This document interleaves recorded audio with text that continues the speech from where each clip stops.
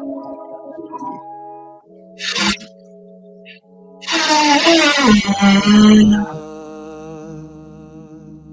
my shepherd, I shall not want.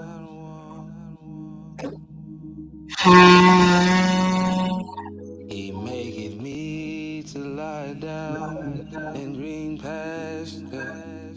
He leadeth me beside the still water.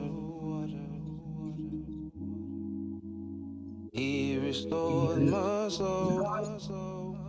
He leadeth me in the paths of righteousness for his name's sake. Yea, though I walk through the valley of shadow of death, I will fear no evil, for you walk with me. Your rod and your staff, they comfort me. You prepare a table before me in the presence of my enemy.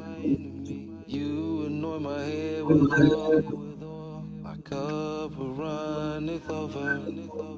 Surely goodness and mercy shall follow me all the days of my life, and I will dwell in the house of YAHAWAH forever. YAHAWAH is my shepherd, I shall not want, I shall not want.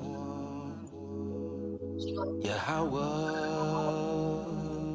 is my shepherd, I shall not want, no, I shall not want.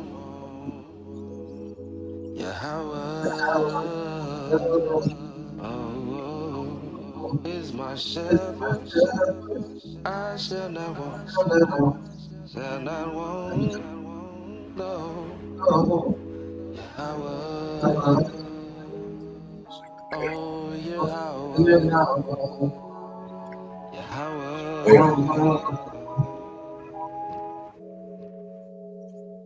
Judge me, oh YAHAWAH, if I have walked in mine integrity. I have trusted also in the Allah, therefore I shall not slide. Examine me, O Yahweh. Yeah. Prove me. Yeah. Try my way into my heart. Oh, you know what? That Allow glare me ain't to coming shine from this that. light before mine eyes, and I have walked in thy truth.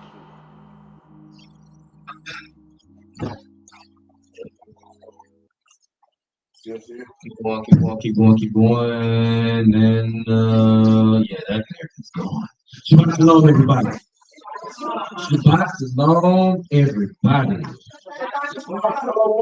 And Shabbat shalom to our Facebook family. If you are part of the inheritance of the seed of Jacob, and this is specifically for you, I am the mouth of the south, Nagayana, aka Ina Yasa'ala, and this happy brother on my left right here is my the hard called Banya Hawada Banya Yasa'ala. He takes the mic real quick. So I'm going to still see the right. I don't know why I'm seeing that anyway. You ain't gonna be able to get rid of that. That's gonna be good. One praise and love to the Most High Shabbat Shalom.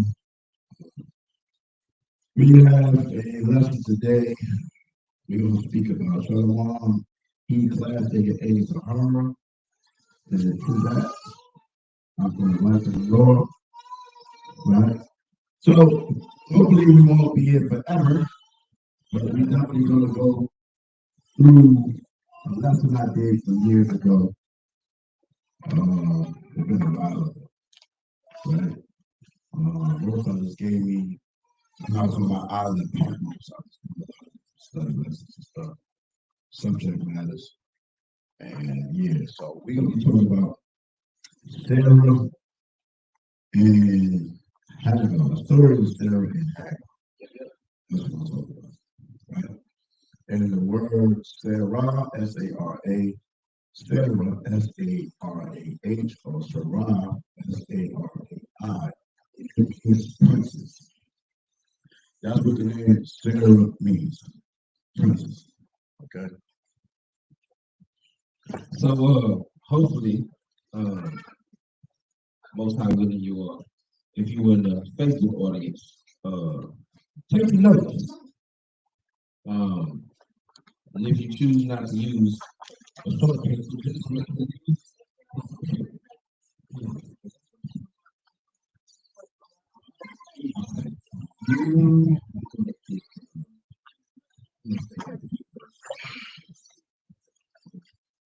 Where's the remote for the TV? so let's see.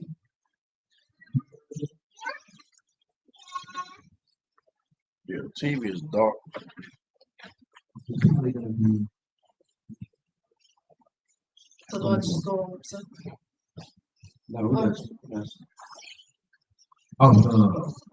If you have a copy of your Bible, we are going to go to the book of Genesis, chapter 10, in the Hebrews Israelites.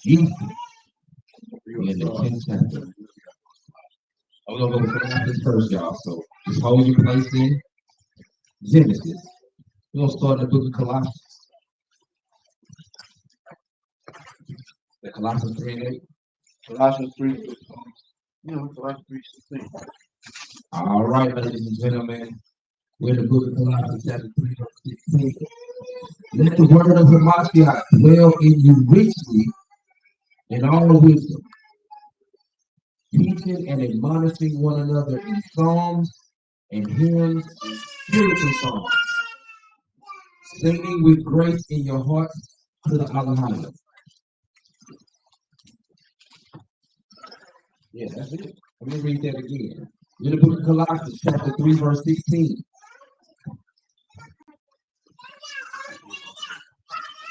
Okay, let the word of the MASHAYACH dwell in you richly in all wisdom, teaching and admonishing one another in psalms and hymns and spiritual songs, singing with grace in your hearts to Allah. Verse 17, and whatsoever ye do in word or deed, do all in the name of Hamashiach YAHAWASHI, giving thanks to Yahweh and the Father by him. You say read all these right here? Oh, okay. Yo, we jumping over to the book of Ephesians real quick, chapter 4. Still in the New Testament. Ephesians chapter 4. Everybody say Ephesians. We're in the book of Ephesians chapter 4. And we're going to start at verse 12.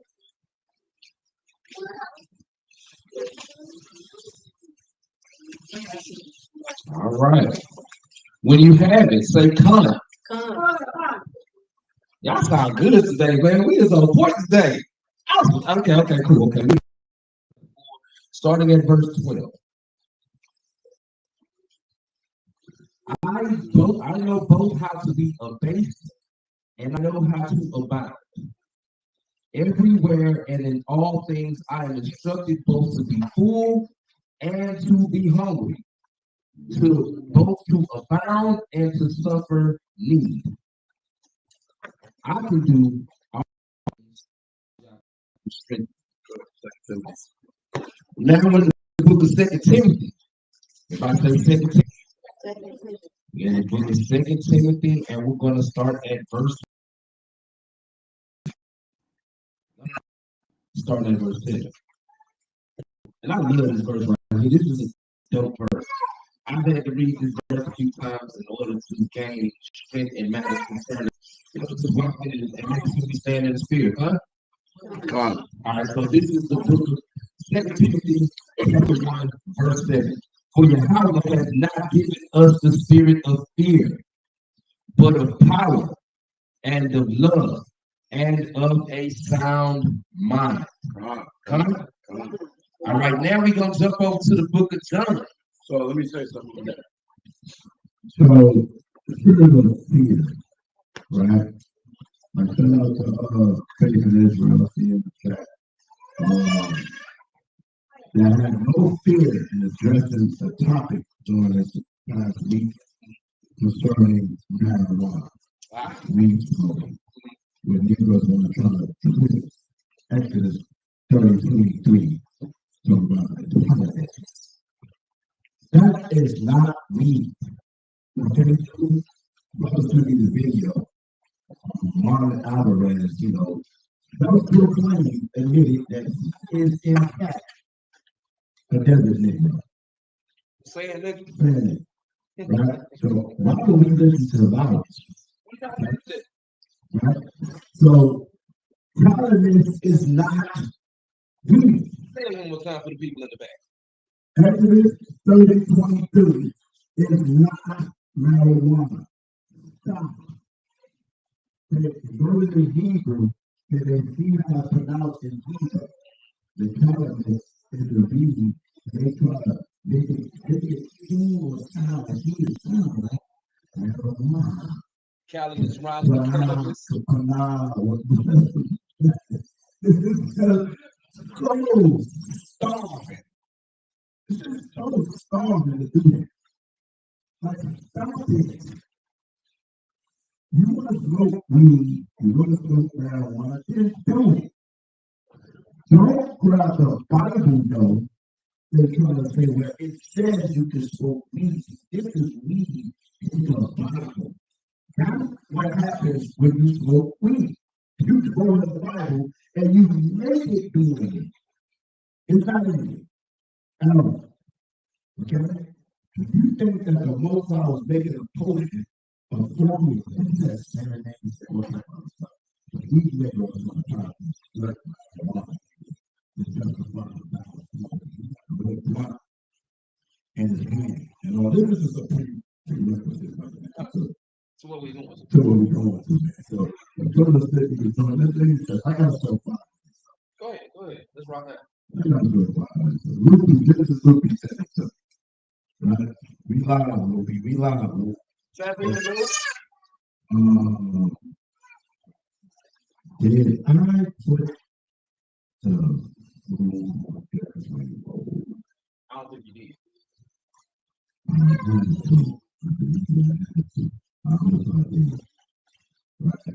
Nobody can be calling me. All right. It's on my Facebook, man. All I do is go get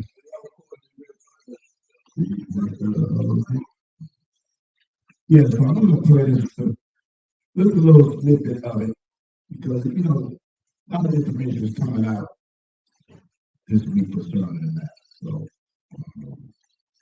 let me just put it as well. Yeah, so send me this video. Okay. Real quick. So, pause it. My dad, he's watching this. You hear that? Oh, maybe I should go from here. Let me go from here. Hold on. Let me go from here. Oh boy, people so stuff. So the most I give us a spirit of fear. That means we're not afraid to address the hard topics because you get it. No. My dad watching this. Now you go. We had a conversation today, me and my pops, tripping on me because I smoked ganja in the video. And I told him, I was like, look, we had a conversation today, me and one of the things that our people instructed to do. Down right now. Did you hear this man go say instructed to do? I gotta go back. Hold on, wait a minute. Let me just go back to a whole second. Hold on.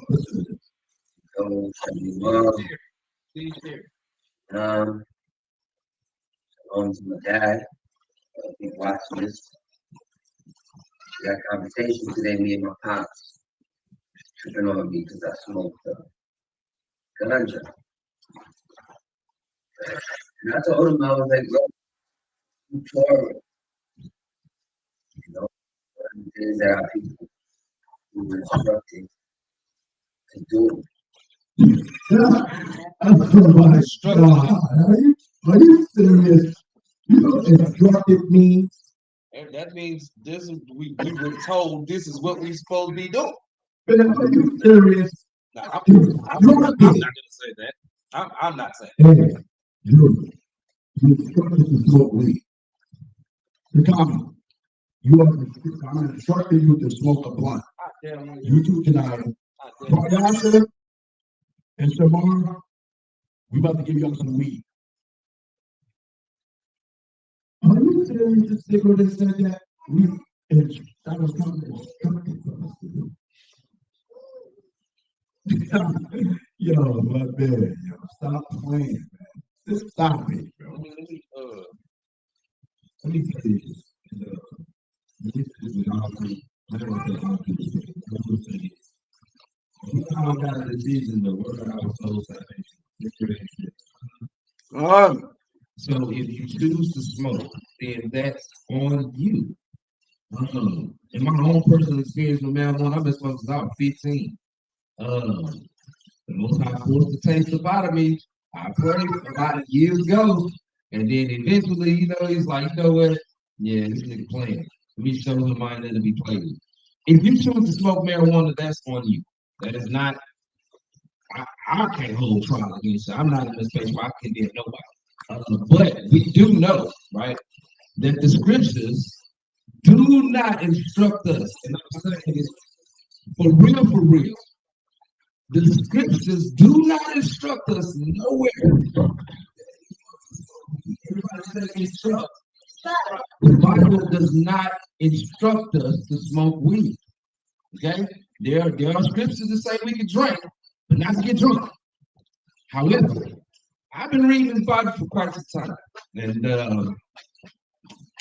gotta tell you, I've never seen you as a person to smoke marijuana. Book that verse. Present. Definition of instruct. Come on, go ahead. To give orders to God. I don't know what kind of plan we use, but you're out of your damn mind. Israel. You believe me? I'm about to break it down right now. A lot of scriptures. I'm gonna read it in the Hebrew straight up. We gonna go get a house right now. We gonna get cushed up. You gotta prove it. Read it in the English also. You got to prove it, baby. Hey, I'm gonna tell you right now.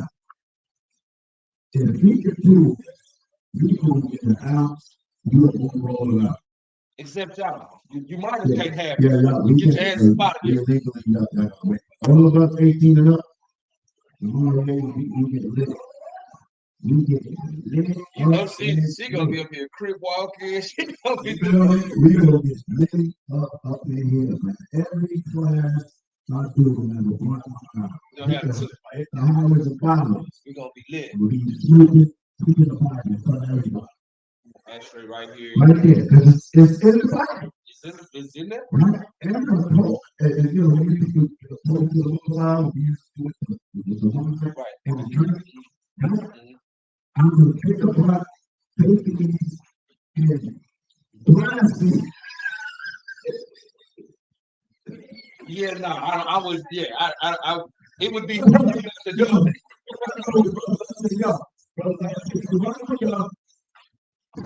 Get the drink in there. Oh, praise to the king! Oh, praise to the king! I said, praise to the king.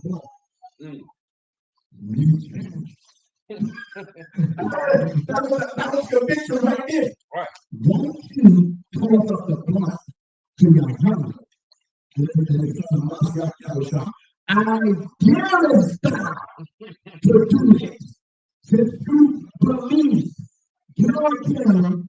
Like the fat one up, facing east and toss it up to the moment like I dare you. For all the Popeyes out there trying to justify it. I triple dare you.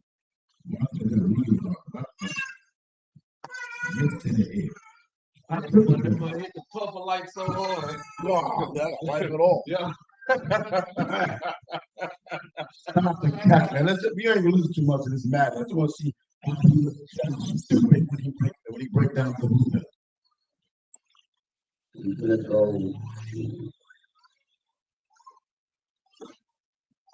I'm going there right now. Verse 23. Right down the street.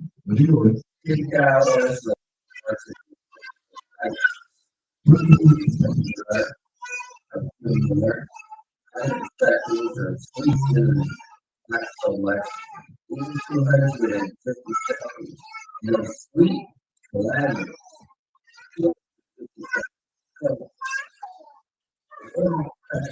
Now,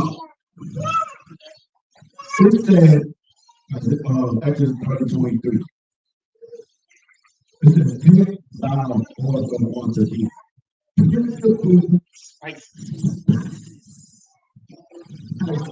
I want to see what let me see what spices. Spice. Okay, spices. Spice. Spice. Spice. Where's food? What's wrong? This is food. This is learn. So we can learn. People are going to tell you anything. They'll say anything out their mouth. So if you cannot read and comprehend, your mind will fall for anything. For this game. The finesse game is serious.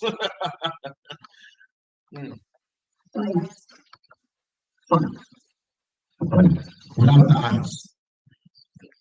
Any of various pungent aromatic plants. Let me see. I just got to hear that say. Okay, thank you. The linguistic man right here. Thank you, brother. Aromatic. Everybody say aromatic. Aromatic. Plant substance such as cinnamon, nutmeg, marijuana. Any of various aromatic plant substance such as cinnamon or nutmeg, or use the flavored foods or beverage. These substances considered as a group, something that adds zest or interest to season with spices. Right? Let's see. We have some examples of spices. Examples. Sounds good. Anybody else? Ginger. Anything else? Any more examples of spices? We got some right there on the screen. We got right there. We got.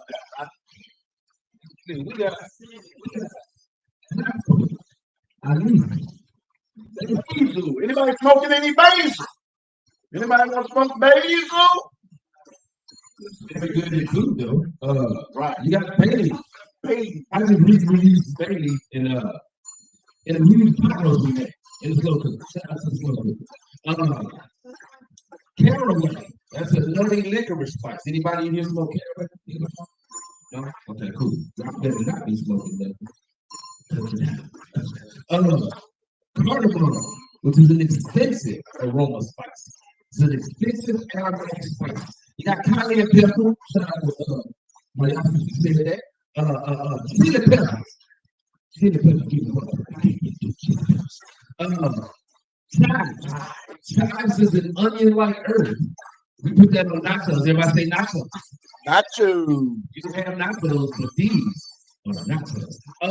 You have dill. Oh, I went past that one. Clove. Cinnamon, clove, cumin. You have dill, fennel, fenugreek, galangal, garam masala, which is used in chicken masala, right? Garlic. We love garlic. Garlic is in the Bible, right? Right. Israelites say, well, what you stacking Egypt? So we eat the fish and the flesh, garlic. We get the ginger. We have grains of paradise. I wouldn't mind smoking that. We have horseradish. We have horseradish in the refrigerator.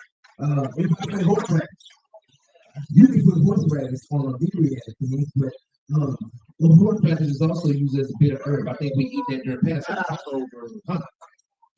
Let's see. We don't smoke. No, we do not smoke pork. I wish the nigga would buy some horseradish. You likely to lift your eyes up in here. Let's see. Jalapeno is a mild spicy pepper. Juniper berry. Citrusy flavor berry. I say juniper. You got marjoram. It's a flavorful herb spice. Mustard seed. Y'all know about the mustard seed, right? Mustard seed. You can take them out and remove it to the seed. It's a tiny small seed, but it packs a lot of mustard. Nutmeg. Everybody say nutmeg. Nutmeg. Then you have oregano, which looks like weed, but it's not. Great on pizza. Great, delicious on some doggone pizza. Everybody say oregano. I know marijuana gotta be up there. Are we looking? I mean, you looking, right? I'm looking. And I know y'all looking. Y'all see this? Okay, you're trying to see it. Punch Balan, which is an Indian spice blend. You got paprika. Everybody say paprika. Paprika. Which is a mildly sweet spice. You got black pepper.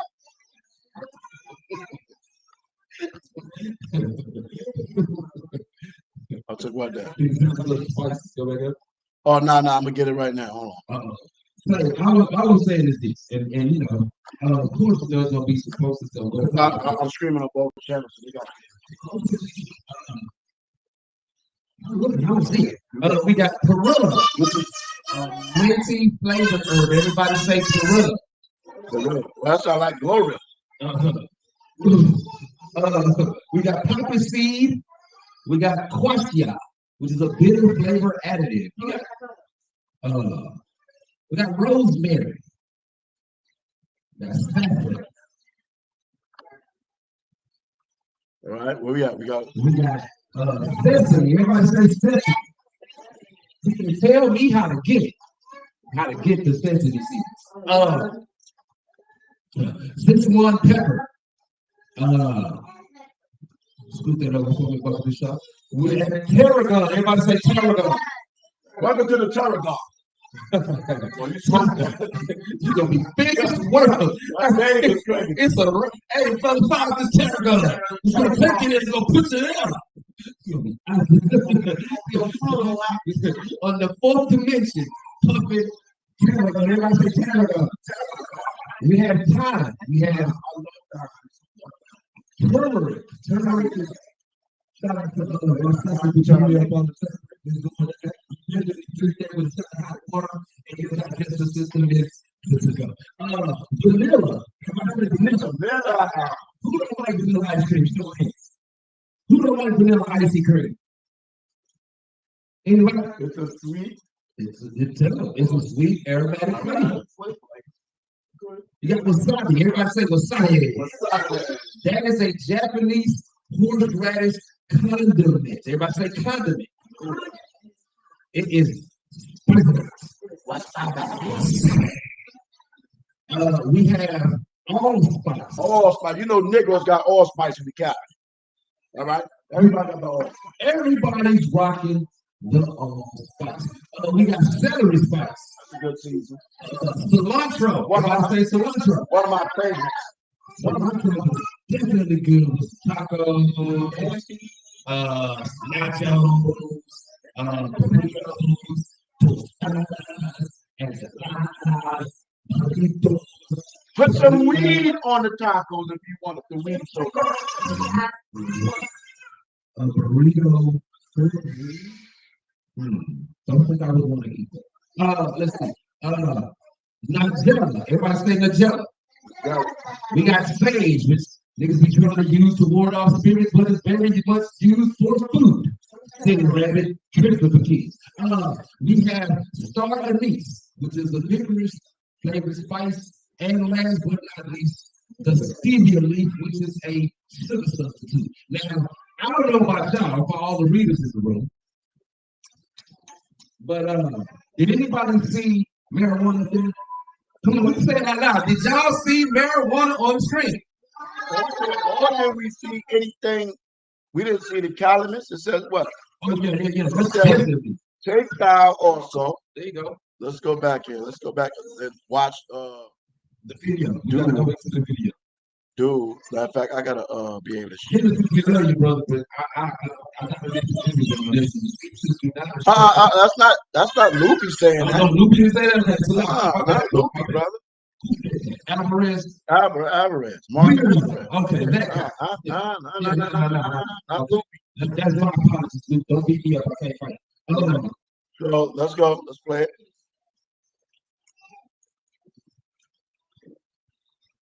The sweet calamity. Let's go. Exodus 30, verse 23. And in English it reads, Take thou also unto thee principal spices of myrrh, of pure myrrh, 500 shekels of sweet cinnamon, half so much, even 250 shekels, and of sweet calamus, 250 shekels. So before he brings forth his doctrine, I want to look up what calamus is. Everybody say cannabis. Mine is cannabis, but not so much cannabis. I mean, anybody can make it sound like cannabis, but what if it's not cannabis? Now we got the word cannabis. Of course, cannabis in the Wikipedia is also called sweet flag, sway, or muskrat root. Do that look like weed to y'all? Does that look like marijuana? Right on the screen, sweet calamus. What the hell is this brother talking? That's the calamus. That's like when it's growing right outside. That looked like the joint that's by the Pond some damn way. By a pond. Right? This is the sweet calamus. Right? Right? Right here in the world. When I was in the Ozark, we down in the Ozark at the pond, that's when we were cut down. And I knew that was the marijuana road. We would have stayed down there and still on that long. And get lifted. Get super lit. Well, that's me. Man. That's when we cut down at Robert's Land. By the pond, in cannabis. If it was marijuana there, I'm sure them fellas would have cut it down and packaged it in retail, wholesale retail. You get about the whole land. They was like, what are you talking about? Sitting on the gold mine. Sitting on the gold mine. And it's legal there. That's it. Right? So yeah. We're looking up what calamus is. And you know, I mean they stretch the world. It says Corvus calamus, commonly known as sweet flag, is a perennial herbaceous plant native to Asia, Europe, and North America.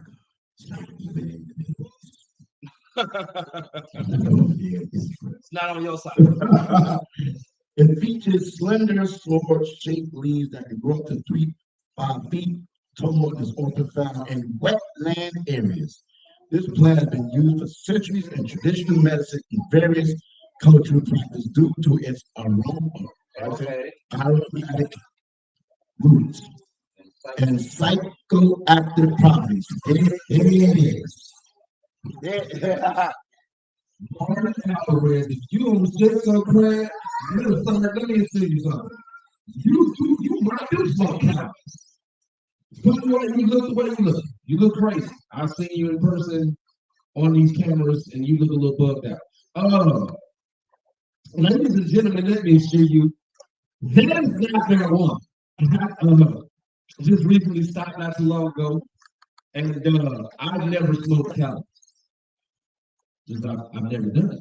Has anybody here ever smoked cannabis? No? Right. The baby is answering like here's the thing.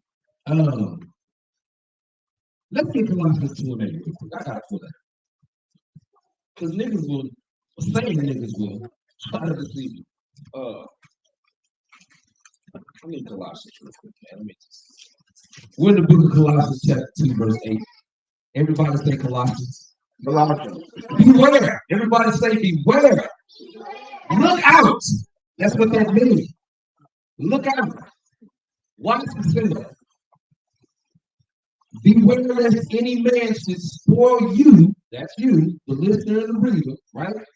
Through philosophy and vain deceit, comma, after the traditions of men, comma, after the practices of the world, or the word I see here is rudiments, comma, and not after HaMASHAYACH. So basically, the scriptures tell you, don't be listening to these weirdos, what they talk about and how they practice things, because they follow what the world's talking about.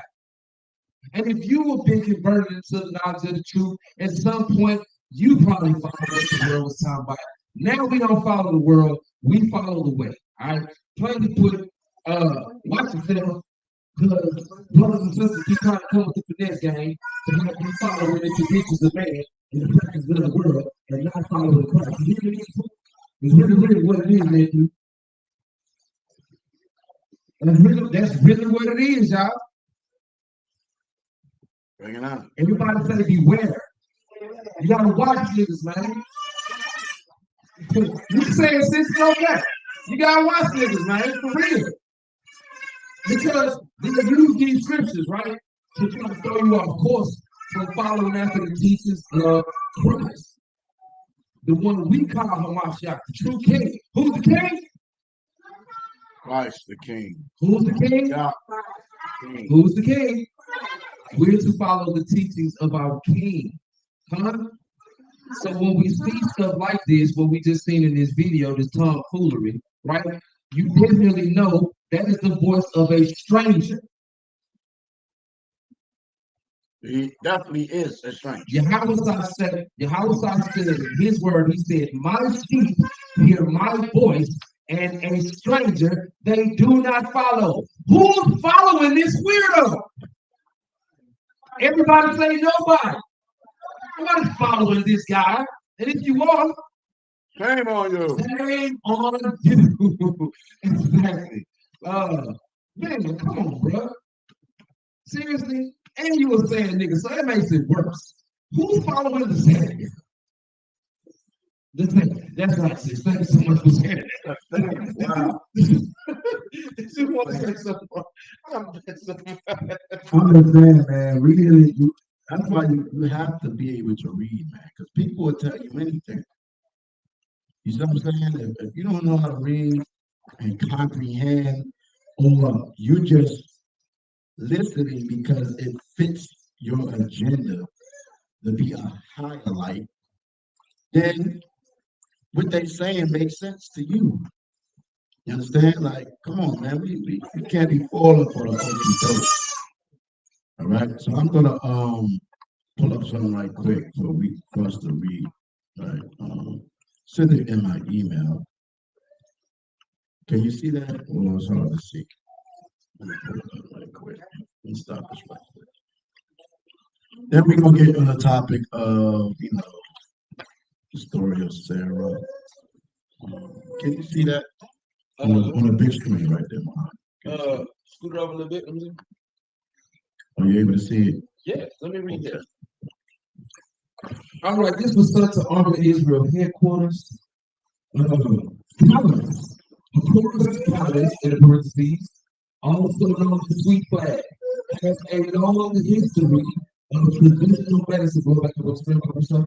Oh, my bad. I went to the wrong thing. My bad. Have a long history of use in traditional medicine and some reports of psychoactive properties. Some report.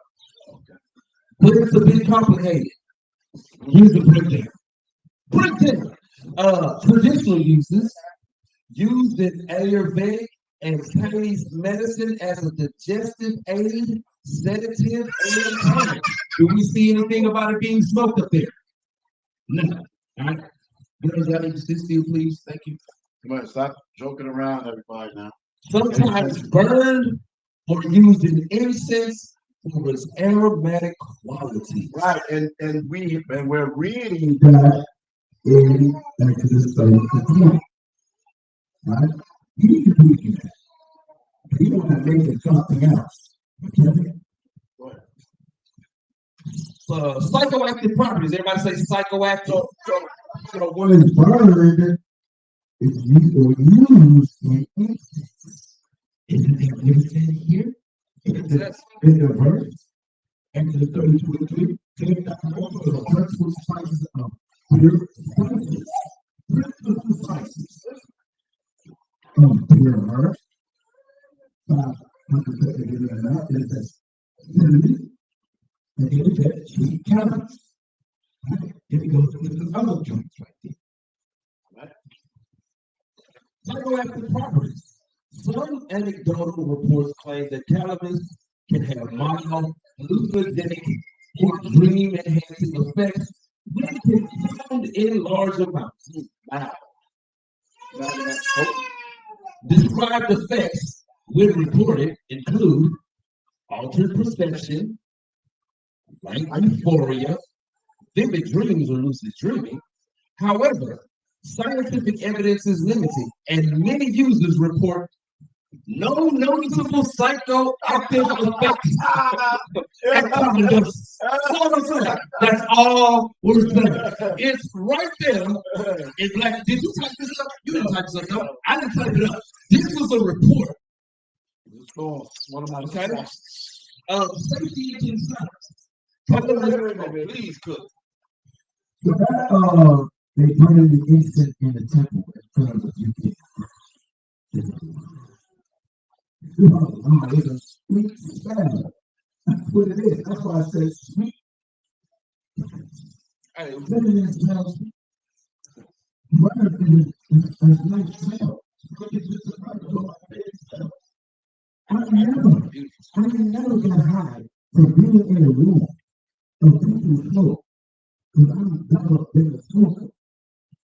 I never been high. Smelling the smoke from the so when the Negroes say they burn incense in the temple, they try to make the incense marijuana. Because they want to push up this verse. We're about to go into the detail. We're about to talk about it. Is this a crazy insertion? That's all it is. We're inserting in the scriptures what you want to put in. Because however, it's a safety concern, cannabis contains data. Safety and concerns. I'm chewing this pistachio. It's good pistachio, by the way. Cannabis contains beta-acerone, a compound found to be carcinogenic in high doses in animal studies. Animal studies, people? Animal studies. Right, yeah. The amount of beta-acerone varies by plant variety. European and Indian varieties typically contain more than the American variety, which is often considered safer. Because of these concerns, this is the point we need to hang on to right here. Because of these concerns, the FDA, the Food and Drug Administration, has banned cannabis oil and its extracts from food products in the U.S. It's not even in the. Here's the summary. Everybody say summary. Summary. Say it again. Summary. While some people claim mild psychoactive effects from cannabis, obviously he got to be talking about that. Because it's not marijuana. Especially in traditional or spiritual contexts. Life and death. Exodus 30:23. Scientific support is scarce, and health risk may outweigh the potential benefits, especially due to the presence of beta-acerone. Now, ladies and gentlemen, for those that know reading fundamental, what did you just read? What did you just witness? Cannabis, you don't smoke. I did a song a couple years back called "Smoke in the Temple," and the potheads went crazy. I wasn't even talking about smoking weed. I was talking about how they lit these spices in the temple. When you read in, what's that? Exodus 30:23. No. We talk about when Solomon dedicated the temple to the Most High, and there was a smoke that filled the temple.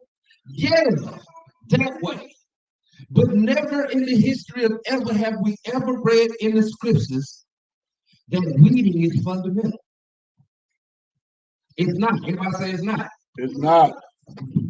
You cannot show us a biblical precept, instruction, that shows that we are to smoke weed because Yahweh said so. That's not written in the Torah. The person who was trying to present this information to us ain't even of the tribes. Why are we listening to him? He's not even of the tribes. That wasn't a question you can ask me. But she's in the spirit, though. Okay, well, go ahead. Say it again. She said no. She's in the spirit. Why do we listen? Why do we not listen to him?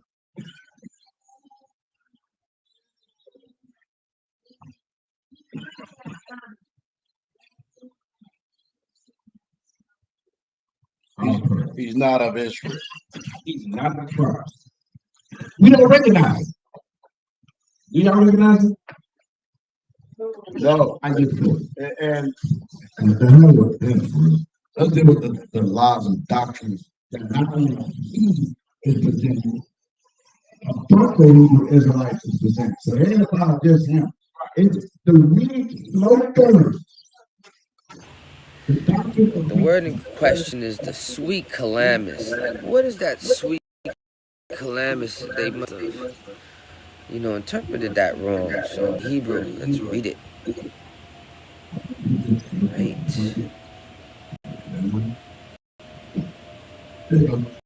Look at this. And calamus.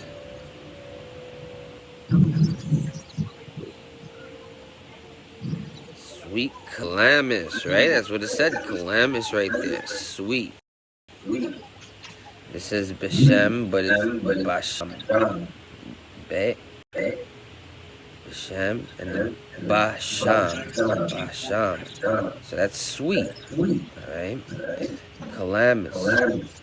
Let's see, what's that? So let me pull up the blue letter over here. just below that, Bosa. I don't know, maybe they could have heard that on Facebook. Can anybody was able to hear that? So that way I don't even have to do all this extra stuff. This is so you gotta be the dumbest person on the planet Earth. I'm just gotta be disrespectful. Because you're disrespecting the most High word by sitting over here trying to insert your ideology in the Bible. It's crazy. 14. That's good. That's good.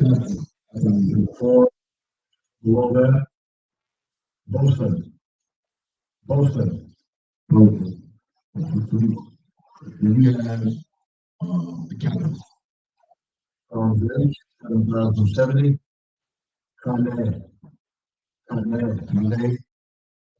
Pumpkin. Tonight, both of them.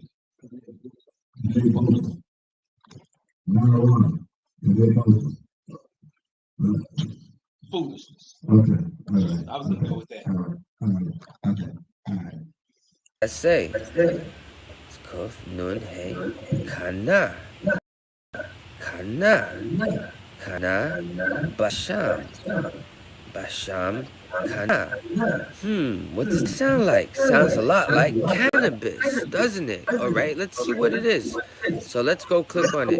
Strong's H7070. What does that sound like? Sounds a lot. Let's see, what's that say? It's Kuf Nun Hey Kana. Yeah, like he's coming some stuff.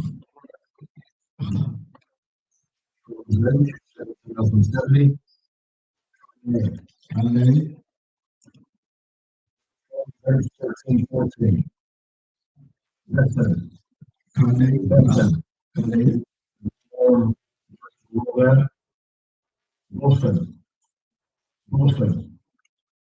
Okay, let's go back to the Kana, Basham. Basham, Kana. What does that sound like? Sounds a lot like cannabis, doesn't it? All right, let's see what it is. So let's go click on it. Strong's H7070. Opens up. Kana. They pronounce it Kone. Many ways to say that, you know. Comes from the root word Kana, right? That's strong info. A reed. By resemblance, a rod, especially for measuring shaft, tube, stem, a radius of arm, beam, a steelyard, balance, bone, branch, calamus, cane, reed, spearmint, stalk.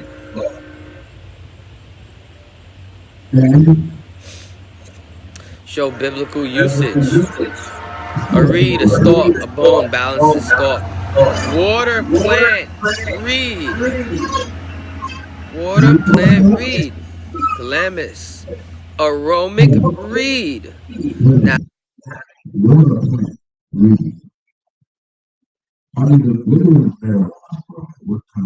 You can grow it in water. You can grow it in the ground.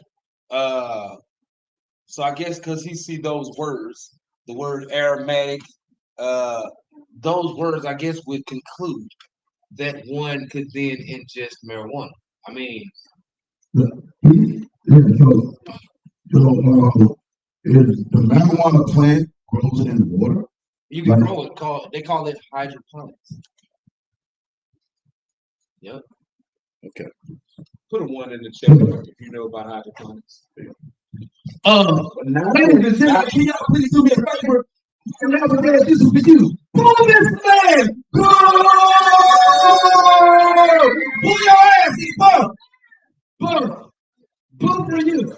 Martin Alvarez, I hope you watch. Yeah, we just wanted to make sure we get that. Ladies and gentlemen, please be not deceived. The Most High is not mocked. For whatsoever a man sows, you can read that. So read it, yeah. So definitely, to all the mockers, the attitudes, and the takers away from the word, your day is coming. We ain't got to bang on you. We just know your day coming. Scripture says. Revelation 22 and 18, one of those. You're going to get that work. Taking the Most High word and using it for your personal gratification without edification of the body. Right, Fat?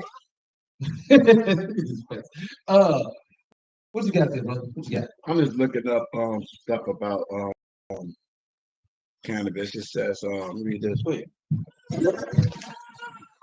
Cannabis is a pretty adaptable plant, but it definitely thrives best in certain soil conditions. Here's a quick breakdown of what makes it ideal. Right? Let me copy it so people can see it. Right? And this is just off the fly, not planned. This is one of the, oh.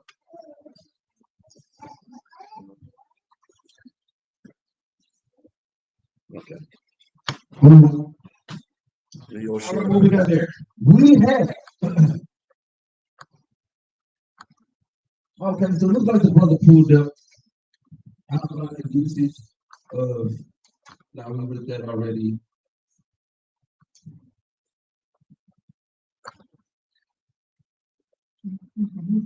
All right, here we go, y'all. Everybody say weed. Weed are plants, adaptable plants, but it definitely thrives best in certain soil conditions. Here's a quick breakdown of the idea of cannabis growth, right? Best soil type for cannabis, loamy soil is the gold standard. It's a balanced mix of sand, silt, and clay. offers excellent drainage, aeration, everybody say aeration, and nutrient retention, easy for roots to grow. Key characteristics of good cannabis soil. pH levels ideally between 6.0 or 7.0, slightly acidic. Well draining the roots. H-carbon conditions can lead to root rot. Rich in organic matter, compost, worm casings, background, etc. Lightly fluffy texture helps the roots to breathe and spread easily. Nutrient rich, but not too hot or over fertilize young plants. Avoid soils that are heavy clay, very sandy, pre-fertilized potting mixes. Scroll down about the stuff. Pro tip. If you're growing indoors and want more control, you can custom mix your soil. A starter blend might be, and you know why we're reading this? We're not reading this to give you these ideas, okay? We're just giving y'all an understanding. There are ways to grow it, right? So because people will take certain words out of the scriptures or use the Strongs to get context or to get a foundation in which to build their doctrine. That's the point we're trying to do. But there are more than one way outside of soil that you can grow wheat. How do I know this? Because I was a marijuana farmer at one point in time. And shout out to my partner back in the city, but he taught me how to grow marijuana in a controlled environment. And so through a couple of feeble attempts, I eventually started growing marijuana and said, that's how I would say that even though Wikipedia, is that where you got it from? Wikipedia? Even okay, we're not sharing the source so you can see here's the thing. You will have individuals that's gonna come along and they're gonna try to justify iniquity.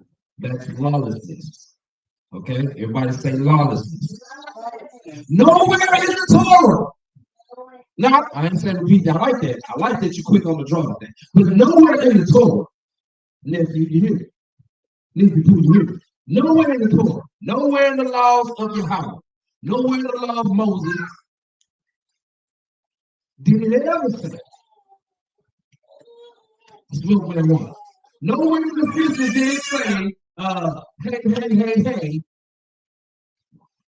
smoke weed every day. It didn't say that. No, it didn't say that. No, you're not going to find that. We got some more. So we got more there. I have to.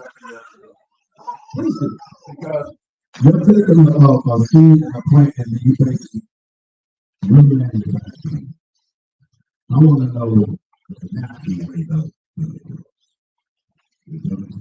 I'll look up this way.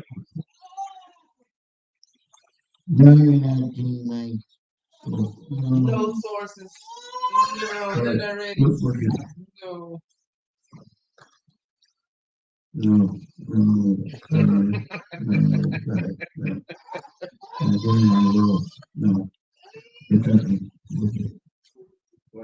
All right, then. Now we're talking about natural environments. Where the sticky inky grows. Not you, Martin. Right. For the drug peddlers, this is not for you. Okay? We're not. Natural environments where cannabis grows wild. Everybody say wild. Central Asia is OG home. Wow. That's OG, original. That's the original concept. The original word. Countries. Afghanistan. Everybody say Afghanistan. Afghanistan. And see, I see why he can probably relate to this because he's a fan. Right? So I get it. I definitely get it. Afghanistan. I saw that.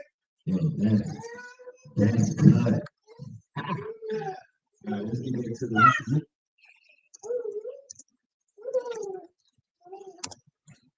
Oh. Can you see that? I'm looking. It says Sheba. Sheba is a deep. Anybody know who Sheba is before I say it? Read this fundamental. I like that. He's he. Oh, it's a he. But he looks like a woman. We call it a tranny. That's what it is. Straight tranny. Sheba is generally thought to have originated from Ruth, a god worshipped in the Indus Valley during the Vedic period. Exactly. Rudra was a hunter and a storm god, lowercase g, and was very fierce in his ways. He was one of the main deities in the Vedic pantheon. Right? Is this YAHAWAH? I don't know, there's 27,000 people up in here. Is this YAHAWAH? Do we follow the voice of the stranger, y'all? Gold star for all of y'all, man. That's so right. Hey, man, this is dope. All right, so look, I want y'all to understand something. We're going through geographical information as well. The Indus Valley, right, which is close to the Hindu Kush, or the Indus Valley civilization, close to the Himalayas. Basin of the Indus River, Pakistan, South Asia. Let's look at that map. So the Harappan civilization, or ancient Indus, if you will, let's have a look at it. Let's have a look here.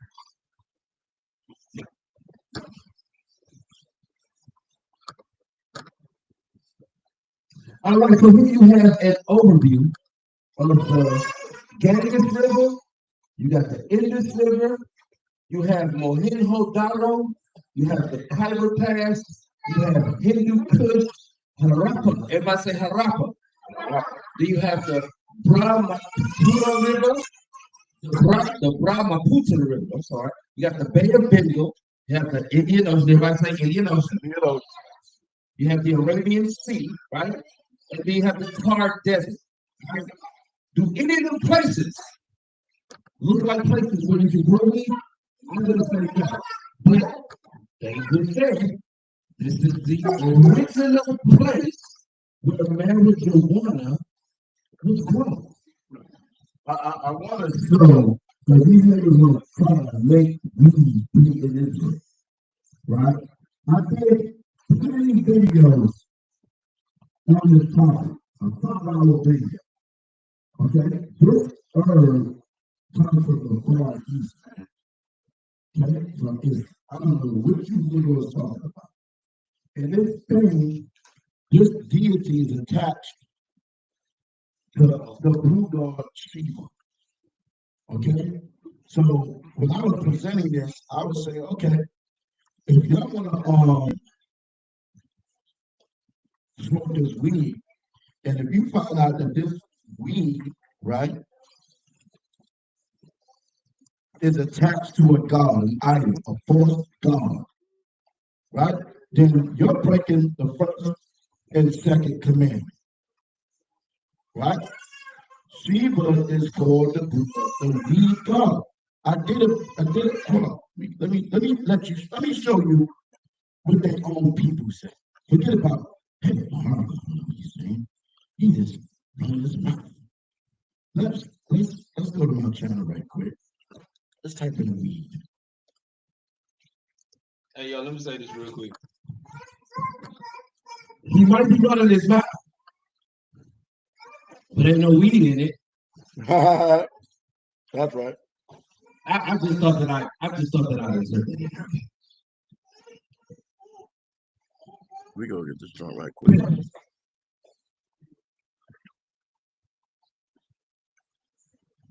Yeah,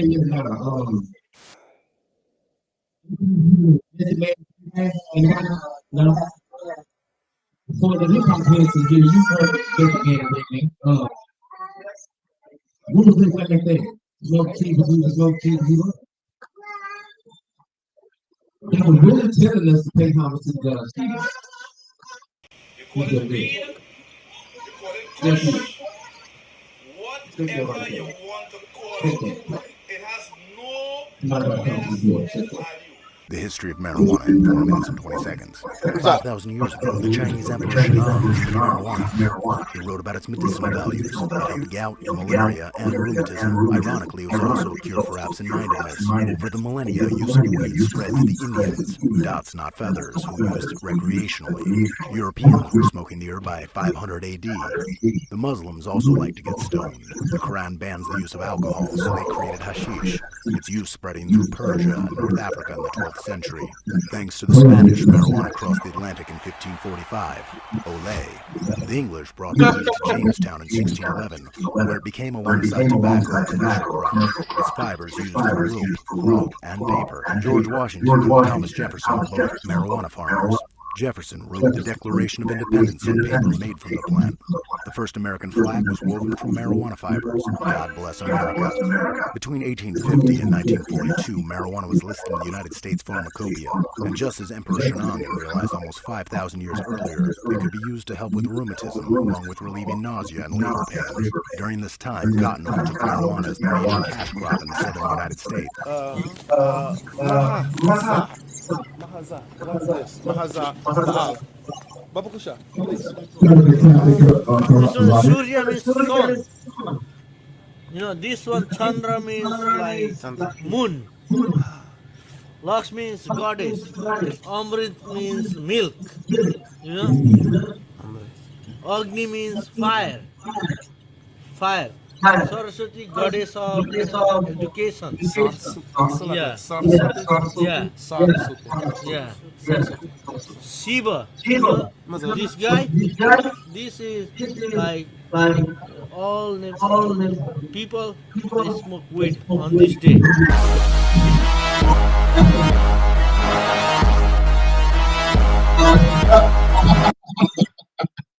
Oh God, let's go to the full video. Hold on, let's go. Let's go. Means goddess. Amrit means milk. You know? Agni means fire. This is the people. This is the enemy. Talking. The enemy talking about their culture, their God. Right? I don't give a damn what you Negroes talking about. Okay? We get it from Jeremiah 10. Oh man, can we pull Bring it it up? up. Oh, Bring it up. man, in the spirit, brother. I'm over here thinking that you said. You said. You're not making this up. But that's the feeling to Israel. Real quick, young man.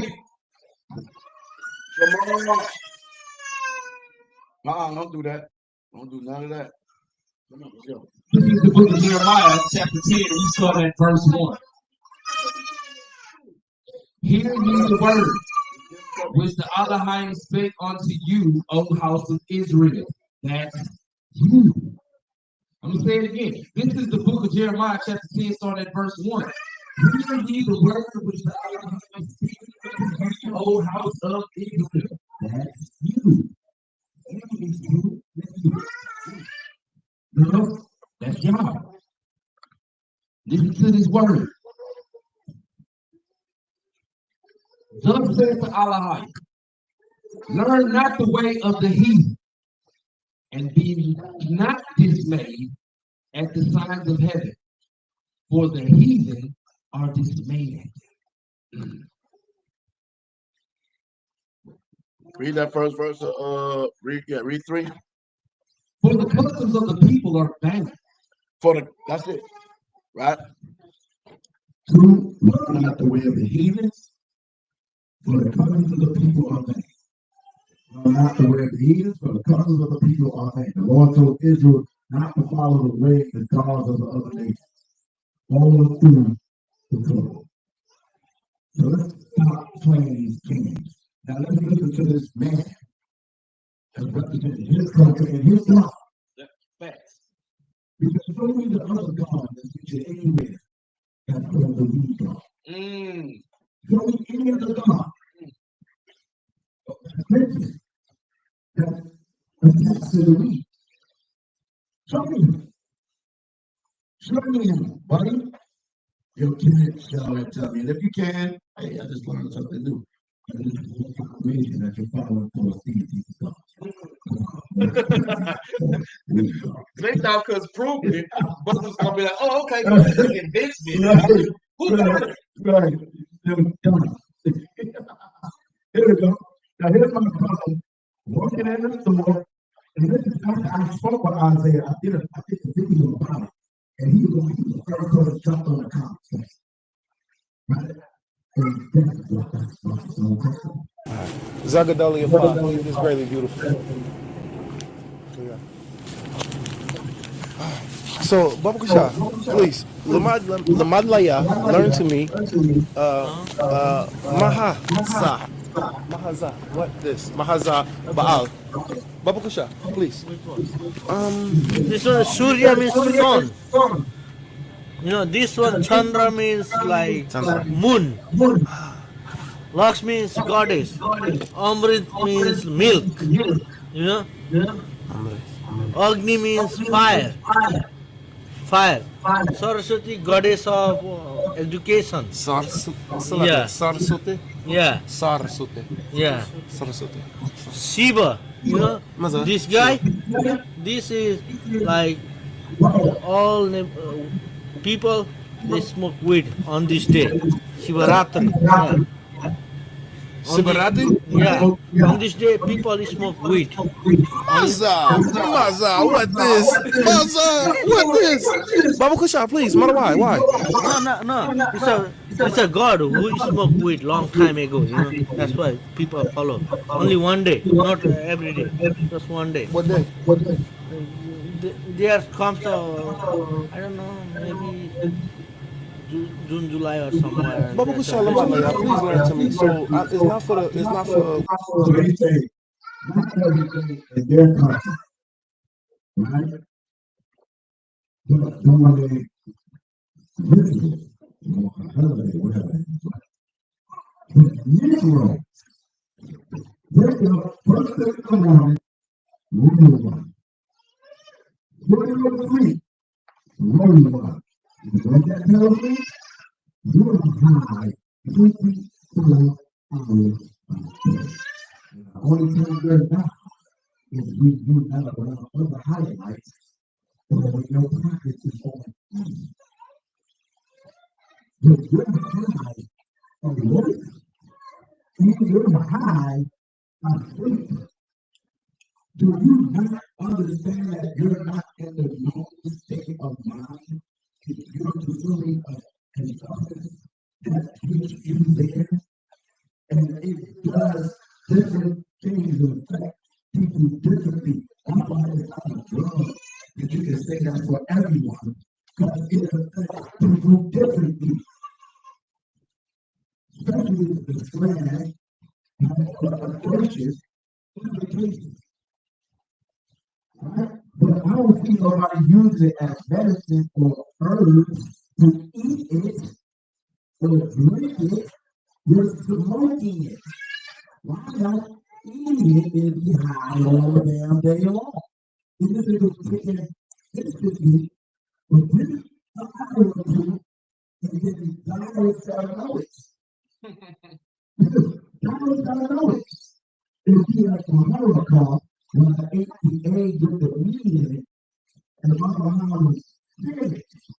Right one night, I woke up, high, in the middle of the night, bugging out, tripping out, with a whirlwind, pulled my brother's son to the school turned to be the grocery store, the supermarket. I was bugging. I'm cool, and I'm eating. I was tripping with eating. I thought the ambulance was outside for me. I was driving this daisy going like 5 miles per hour. Wow. I was driving like that. Anybody know how I drive? I'm gonna feel like with 2 hands on the steering wheel. Hey, grandpa mode. Wait, I never wait till. I never wait till it's like. I'm slow motion. I pull it up. We was out there, we was drinking some Crown Royal. We called Crown Royal. They barbecue last week. We tried to eat barbecue. Super Day came through it. And she's like, preach your tongue. You know, my husband got a drink like that. I'm like, oh, Lord. We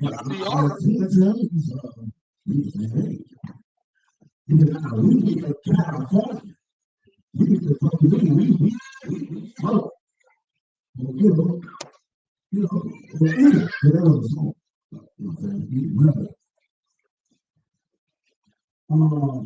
And I was like, okay.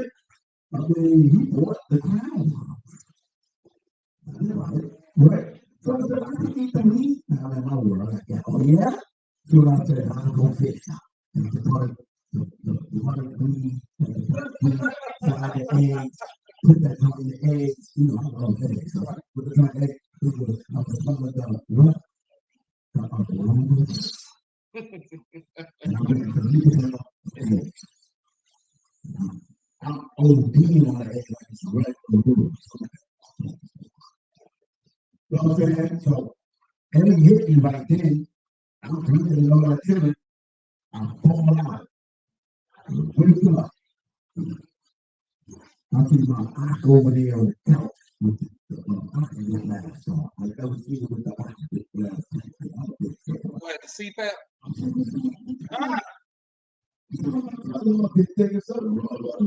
All the emotional world, and all that kind of stuff. Now I'm reflecting. I'm thinking about peace. I'm thinking I'm thinking all that stuff.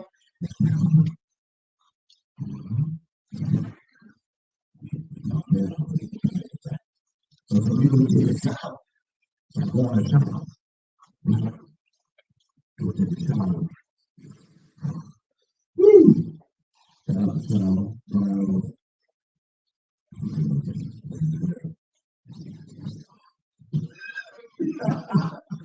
as I come through the door to come out the bathroom, this time popped up. Take me along. Let's go to the arm and try out stuff. What? I just thought I just brought it. So I used to talk about I said, you got your house. So I'm sitting there. You keep seeing like you keep coming back and forth. Like, you could take you to school. He said you could take you to school. Yeah. You didn't have the handlabs outside. I'm tripping. Calling myself out. I took 2 showers and it helped. It's not gonna help. My son only came out and call myself. You were getting to us. I think so. When I said, I didn't see him. So I was going to call. You know, I'm a bit for this. Instead of me going fast, I'm behind the right. I'm driving with both hands on the steering wheel. I want to finish right that takes forever. I usually bust the right, take 3 of turn. I'm standing at the truck like this. I'm all in my mind.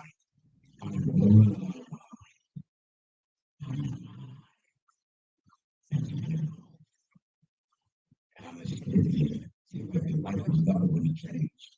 I was beginning to get the gas. Boom. I hit the joint. Finally, the light finally turned on. Boom. Get the light. I took it into school.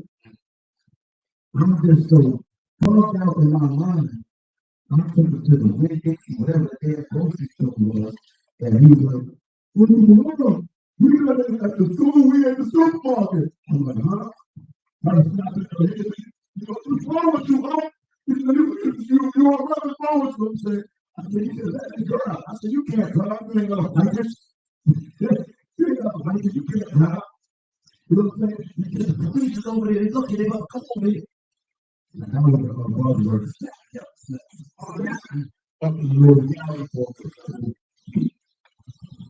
That'll start me up real quick. The P word. Back to the crib. To the house.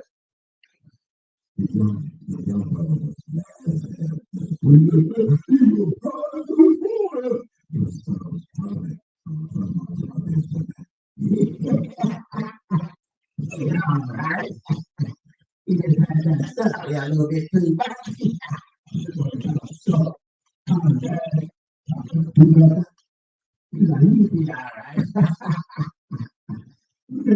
yeah, I was so stuck. I had to go find something to do because I didn't work that day. So I called this guy to do a hustle, right? I was doing the city of my mind. I was thinking my mind. So I was work to do so. Y'all stuff, putting down the trees and all that. It was just boom.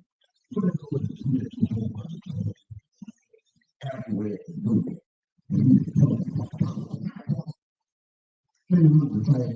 Every damn thing. You can get up probably about these people and all that. He ain't doing it. He was but always be the that comes back to the forefront.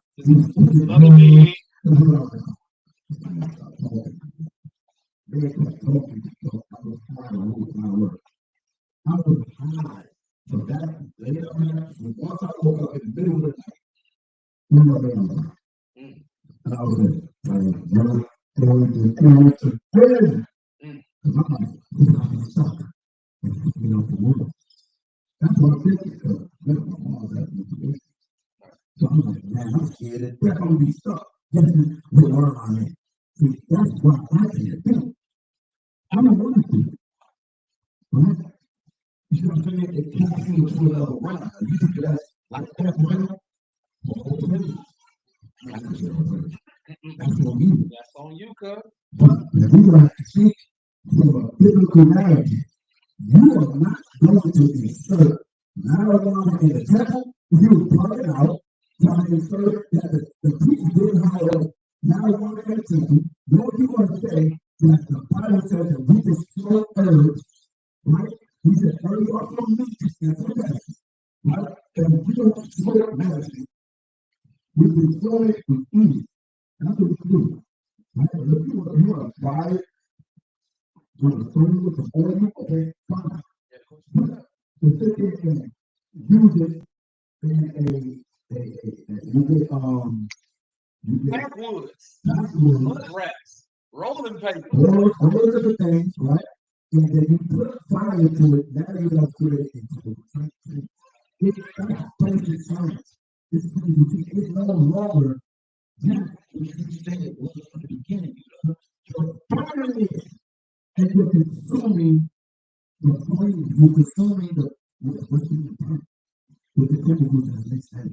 That's what you're doing. It's the chemical change, huh? So the whole purpose of us having this conversation is this is going on all this week, right? And I want to show some references that this is the heathen practice. I don't care what you're saying, and we have a heathen that tells us what our brothers, okay, and you can see they God versus the town, versus the town. And so they have all the other gods attached to this thing. And the blue God, so what do we got? Wickedness, I want to know. It's for wisdom. No, it's the wisdom. So, And one day in a year is fine, but every day is not. One day in their time was a time, but not every day. You see, Negroes are being all wicked in the wicked, too obedient in the wicked. He said, one day is fine, but not every day. hallelujah. All praise the God of Abraham, Isaac, and Jacob. Hallelujah. MASHAYACH, YAHAWASHI. Cut. Well, my You know what I said that? Because I had to get that video. Right? And I was talking about the attached to a force deity and a force God. So when you're looking at, then you get knowledge to this damn ancient damn deity from the east, the north, right? And we're looking at the maps and things of that nature. So do what you want to do. But when you come outside and try to attach it to YAHAWAH and the Bible, then we've got a problem. We've got a problem, my friend, and we're not going to allow you to do that. I just want to put record. Ladies and gentlemen, one of the worst alvarez. Boom this man! Boom! Boom! Stop! No one hear that. The motherfucker never instructed us to smoke no weed. Yeah, I said it. And I was a weed smoker. The Most High Yahweh never instructed the children of Israel nowhere in the Torah to smoke Sheba. All our priests. And the never told the Levitical priests, never told David or Solomon, Josiah, not even King Ahab. Nobody ever in the history of ever, and thus said Yahweh, was ever instructed to smoke Sheba. Niggas is going on. How you doing? My brother just told this very, very complete story of the incredible edible egg. I gotta tell you, that was a good story. You know, man, real talk. I want you to finish looking at that thing right quick, though, when you finish. We looking at, and it's just one word. You know that word is called rebellion. Yep, it's called rebellion, y'all. When we go against the scriptures, we're rebelling. No other way to put it. Okay? You say you believe the word of the Most High. He gave laws, statutes, commandments, judgments, precepts. You don't believe, then I got to repeat what my brother said. Put the Bible down. Just put it down. You don't want to do anything, put it down. You say you love your mother, right? Huh? Oh, what? Martin is Martin Alvarez is in the building. These are things about the temple. We are not to speak about. We are not supposed to speak about what happened. So, therefore, why are you friends with him? You can only have friends of the people you consider your kids. There's no need to have no conversation and get to action. I don't have no friends on my business. Israelites or Chinese. I don't have no other people on my Facebook except for people that looks like me in the United States of America. That's who I'm liking. Black Hispanic today, America. So Martin Alvarez, you can unfriend me if you question me. There's no need to have any association with people that you don't feel is your people. And I won't make you I only know this. If I'm in hand, Mike, and I'm breaking down your court, what does that show to you? You don't even know your own court. You're lying. Together, and the Bible speaks of Martin Alvarez. Okay?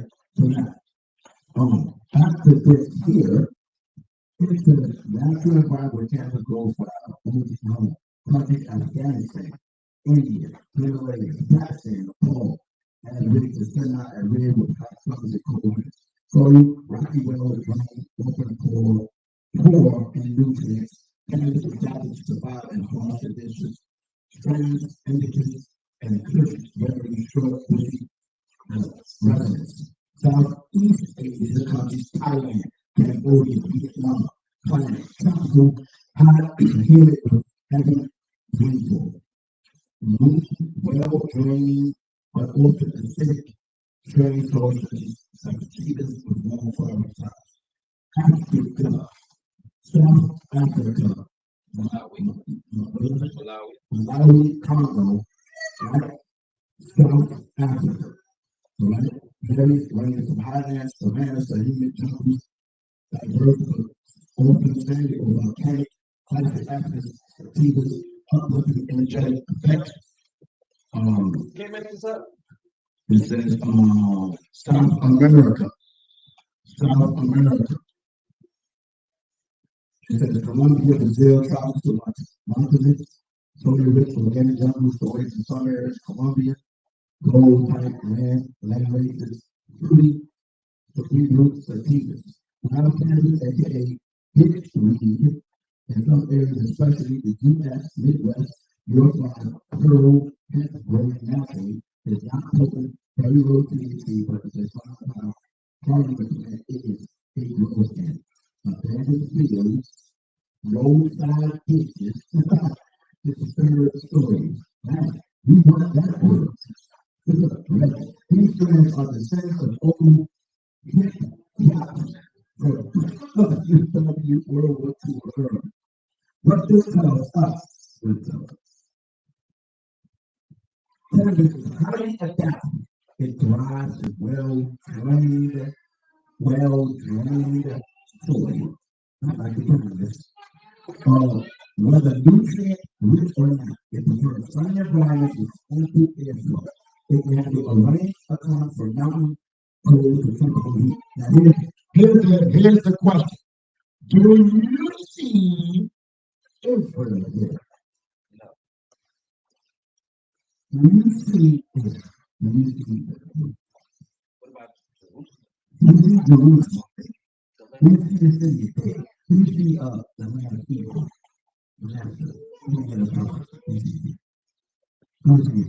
But you people who started in search, we have an export of time because this is how I make it. He can't ever see silence.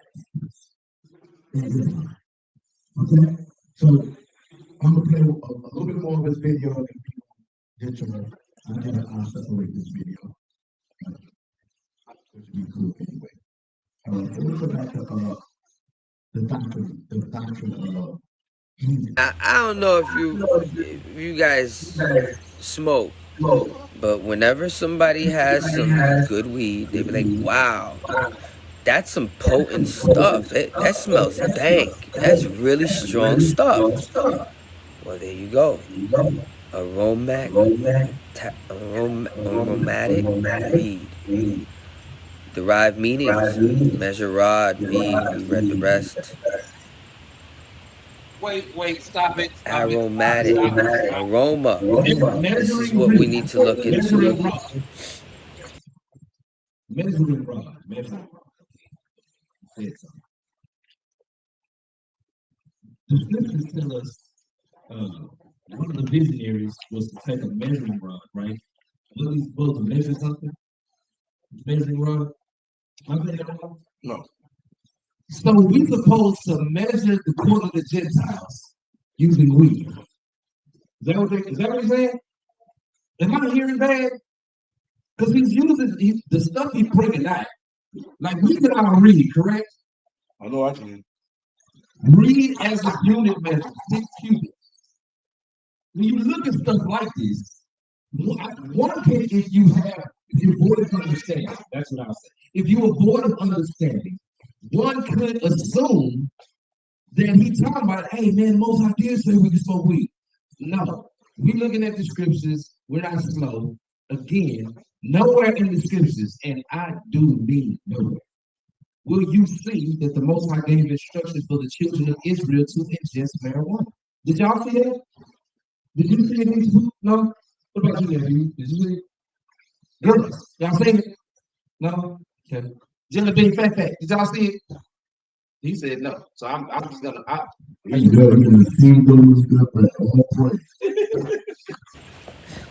read it over here. So I mean we ain't got no time. Yeah. Nobody gotta keep talking. It's crazy, it's madness. Get this guy for the little yellow bus. I'm gonna watch this bonus video. I'm gonna watch the bonus video. Let's get the rules with the and everybody needs to be independent. Everybody needs to be independent, right? We're gonna go over the story of Sarah and Hagar because it's very important. He's the forefather of the nation of Israel. Okay, right? So and closing on the heed thing, if that's what you want to do, that's what you want to do. People smoke crack all day. So people on heroin all day. They smoke meth. They smoke flocka. Hell, they even smoke turkeys. So the thing that we can smoke it out? Yeah, but you still don't see it in the scriptures. So if you prefer weed, then I can smoke. I don't know what that is, but I've heard. You can smoke heroin, right? Yeah. Right? Poppy plants, which you get the opium. Right? So why do you this fact is not doing that? Just smoke all the drugs if you want to. It's open to everybody. Why just limit it to marijuana? The cannabis plant. See, that's when you know it's a lie. Because they're not going to smoke nothing else. And then if there's spices, and you tell them it's syrup,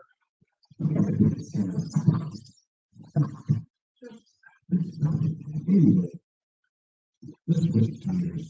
Can we do that with some kids? Let's do it. All right, where we at? Genesis 10. We're going to go to Genesis 11. Genesis 11. Anybody know who Sarah is? What that is, Sarah? Sarah is the father of Abraham.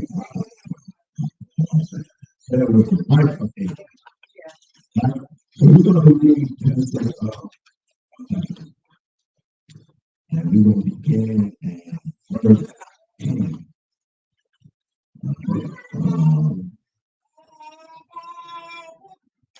Let's not go Context, right? Yeah. You read that. Okay. Genesis 11 and 10. This is the birth of the children of Israel. All right? Okay? Thank you very much for the compliment, man. Shout out to our parents.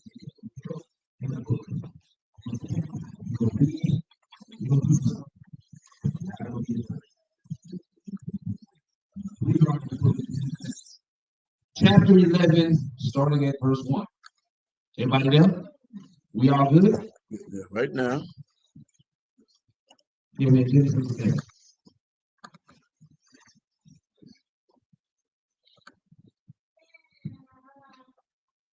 And the whole earth was full of one language and of one speech. And it came to pass, as they journeyed from the east, that they found a plain in the land of Shinar, and they dwelt there. And they said to one another, go to, let us make brick and burn them thoroughly. And they had brick for stone, and slime had they for mortar. And they said, go to, let us build a city and a tower, whose top may reach unto heaven. Let us make a name, lest we be scattered abroad upon the face of the whole earth. And YAHAWASHI came down to see the city and the tower, which the children of men built. And YAHAWASHI said, behold, the people is one, and they have all one language, and this they begin to do, and now nothing will be restrained from them, which they have imagined to do. Go to, let us go down, and there confound their language, that they may not understand one another's speech. We said on that. For all you YAHAWASHI, right? YAHAWASHI sits on his infinite throne, and he has his sons, the angelic beings, who exist here on earth. Languages? Yes, right? that's right. So, what if, and which is a reason, each one of these angels had a language, was a language spirit, right? They come down and inhabit this man for this number of years. So it's beginning to different languages, right? So, before that, the language was dropped. We got the Hebrew. Verse 8, and so the YAHAWASHI scattered them abroad from thence upon the face of all the earth, and they left off to build the city. Therefore is the name of it called Babel, because the YAHAWASHI did there confound the language of all the earth, and from thence did the YAHAWASHI scatter them abroad upon the face of all the earth. These are the generations of Shem. Shem was 100 years old. We gotta get Ham. Please get Ham for. Please put his hand for one. Because he was sitting there saying that, right? These are things about the temple we are not supposed to speak about, right? We're Hamites, right? Or we're considered Negroes, right? Niggas, right? You remember, right? I've even heard him refer to somebody as a nigga. Right. So let's see. That feels weird. And he is a designated. All right, we're in the Zondervan Compact Bible Dictionary. And we're under the H's, H-A, page 213. And it reads Ham,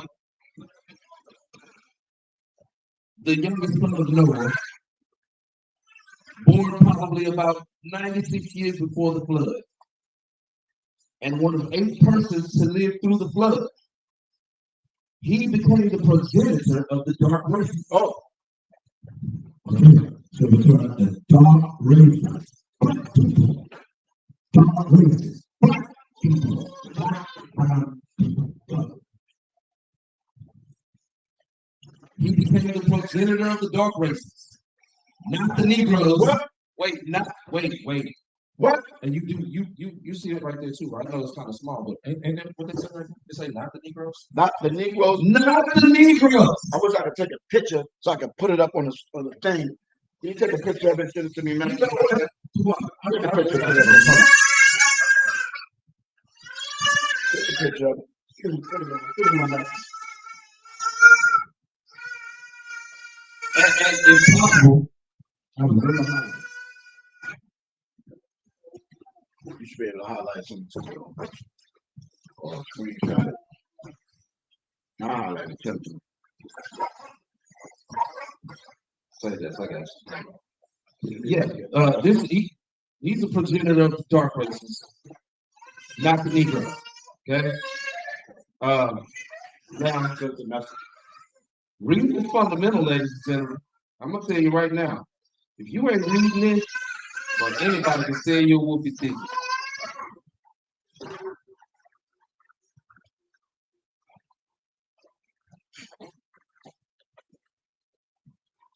That's the message. He became the progenitor of the dark races, not the Negroes, but the Egyptians, Ethiopians, Libyans, and Canaanites. Genesis 10, verses 6 through 20. His indecency, when his father was drunken, brought a curse upon Canaan, city east of the Jordan, the descendants of the original Ham. In these passages, Ham is used as another name for Egypt, as representing Ham's principal descendants. Now, I didn't write this. Up until a few years ago, I didn't know about something. I knew this. Hamites, we are not. Everybody say they're not like us. They're not like us. Come on, man. We got to wake up now. And that was a bad picture. It just wasn't even clear. Oh, They can still get it, though. They can still see it. You have to see if you are a black person or a Negro living in the Americas, you're not African. Please stop smoking the delusion pack. You are not an African, okay? I hate to see how people be so high off of ignorance or rejecting knowledge. Clearly, you know your history. Ham is the progenitor, and it's on the screen. He became the progenitor of the dark races, not the Negroes. There's a semicolon right there. Not the Negroes, comma, but the Egyptians, Ethiopians, Libyans, and Canaanites. Okay? Everybody say progenitor. Progenitor. Yeah, Ham is the progenitor of the dark races, not the Negroes. You see, we keep saying it, right? It's the reason why it has to keep being said, because somebody missed it. And get over somebody's Negro head. I don't know why. Hebrew head. Not Negro head. Hebrew head. Okay? That's the deal with it. That's just what it is. All right? So nobody worry about what cloud is. You're going to know about. Okay? You just think this. Okay? So let's get back to, when we read about sin. We are sinners. We are not Canaanites. I'm not black people in America. And Americans do not mess with you. They mess with our women. Everybody wants women. We just do that on the group themselves. But they don't deal with you. This is the problem. It's not allow any negative spirit in here to move around.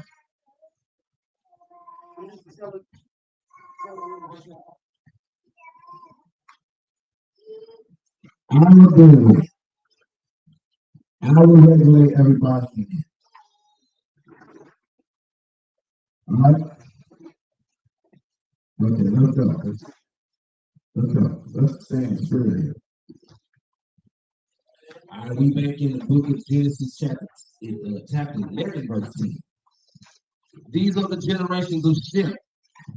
Shem was 100 years old and begot Arphaxad 2 years after the flood. And Shem lived after he begat Arphaxad 500 years and begat sons and daughters. And Arphaxad lived 530 years and begat Salah.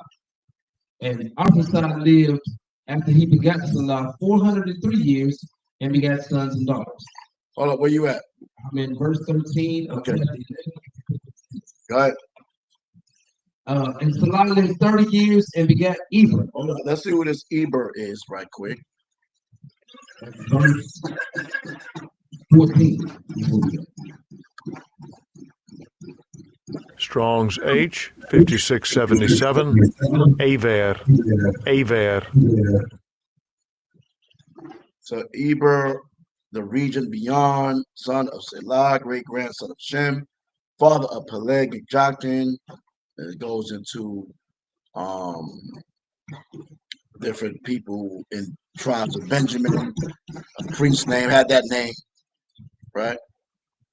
Let me see the mic.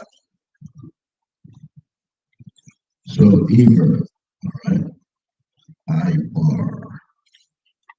Let's see here. Region beyond or across side, region across or beyond side, opposite side. Right. So a lot of what my elders was teaching us that Ibar Eber kept the Hebrew. Remember, the languages was confounded by this time. And so the descendants of Shem is the one that kept the Hebrew. Okay. Yeah. Verse 15, and Salah lived after he begat Eber 403 years and begat sons and daughters, and Eber lived 430 years and begat Peleg. And Eber lived after he begat Peleg 430 years and begat sons and daughters. And Peleg lived after he begat Ruth 230 years and begat sons and daughters. And Ruth lived 230 years and begat Sarah. And begat sons and daughters. And Sarah lived 30 years and begat Nahor. And Sarah lived after he begat Nahor 200 years and begat sons and daughters. And Nahor lived 920 years and begat Terah. And Nahor lived after he begat Terah. What verse you in? What verse you in? We are in 24th verse of the 11th chapter. Okay, go ahead. And Nahor lived 920 years and begat Terah. And Nahor lived after he begat Terah 119 years and begat sons and daughters. And Terah lived 70 years and begat Abraham, Nahor, and Haran. All right. So this here is going into the father of Abraham, Abraham, right? Okay. So Terah had Abram, Nahor, and Haran. Three sons. There you go.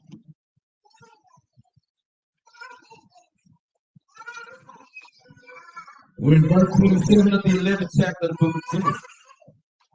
Now these are the generations of Terah. Terah begat Abram, Nahor, and Haran begat Lot. And Haran died before his father Terah in the land of his nativity in Ur of the Chaldees. Okay, so one of the sons. So one of the sons has the right? So we have Nahor, we have Haran, we have what? No, we have Abram, Nahor, and Haran. And Haran died before his father in the land of his nativity in Ur of the Chaldees, right? And Abram and Nahor took them wives.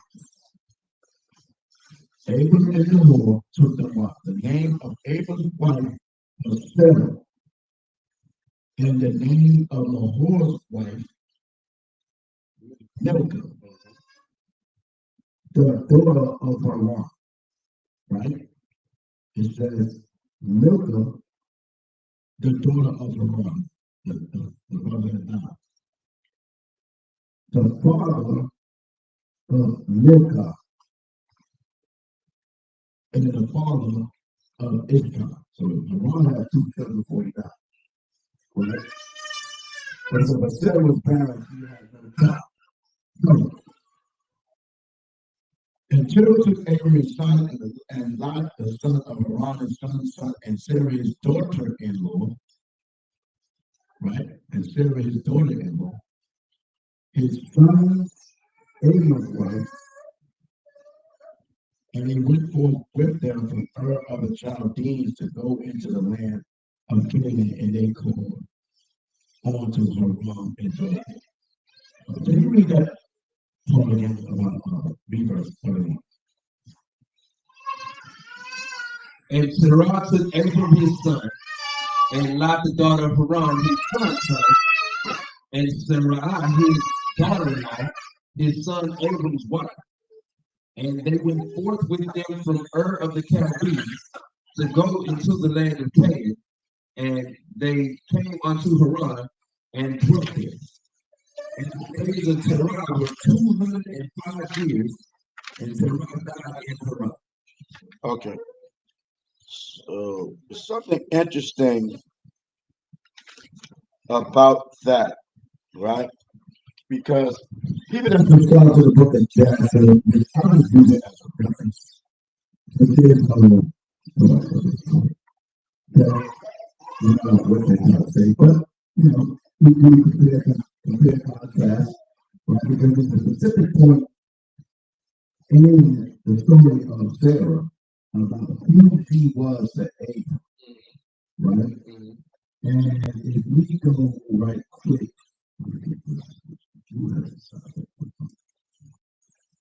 if we go into the story of Sarah, right, where she went to Egypt,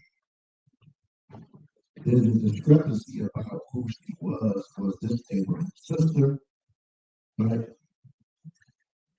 or his wife? Right? And I think that's in Genesis 12:16. But before we get to the end, the book of Jasher, right, and I'll pull it up here. Book of Jasher. All right, let me see. I'm going to go to 12. Book 12.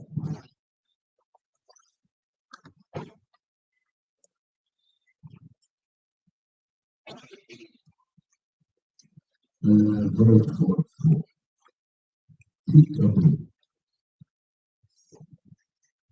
Right, it says, and at that time the Lord and Abram took unto themselves, right, themselves wives, the daughters of their brother Haran, the daughters of their brother Haran.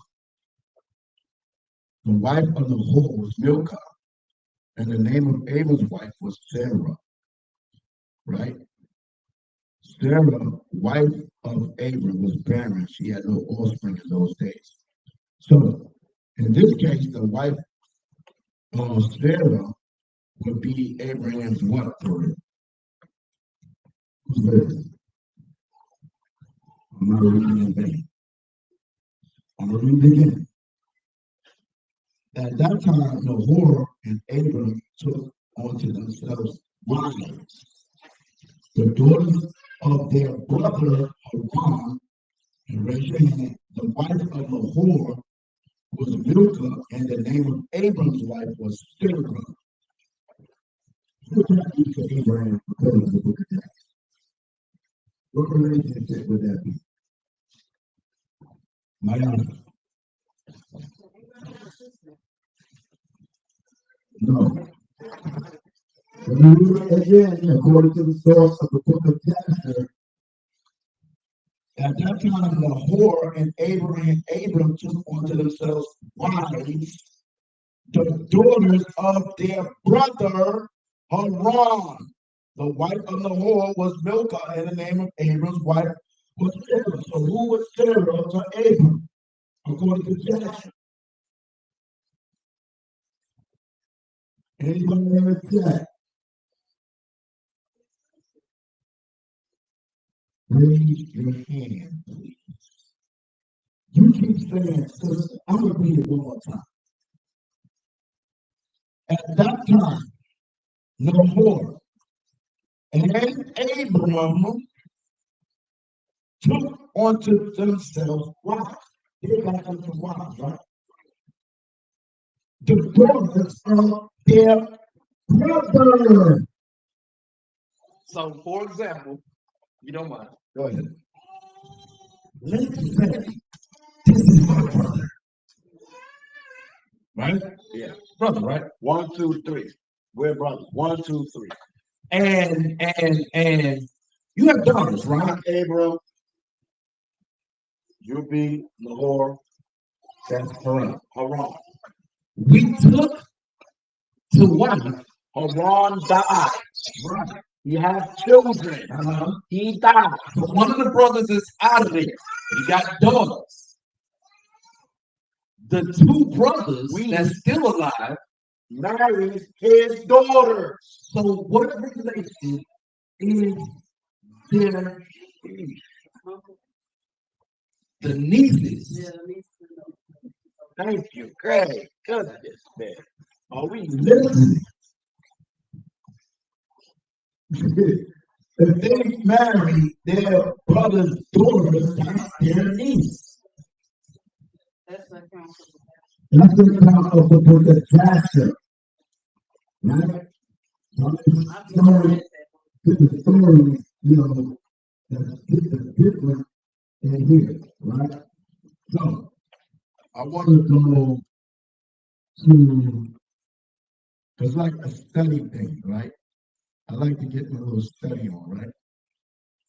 So let's go here. I'm gonna let you cook for a minute. We're gonna eat chicken on live. Negro is talking out. Yeah, but chicken, Negro, you can't stop a Negro from eating chicken. Boy, I'm telling you, boy. Let him cook. Yeah, I see the steam coming off the chicken. How Abram, our forefather, went out of the land of Shabbath and lived in the land of now today. Now, Abram had no son of his own adopted. No, we got to go back. Let me go back.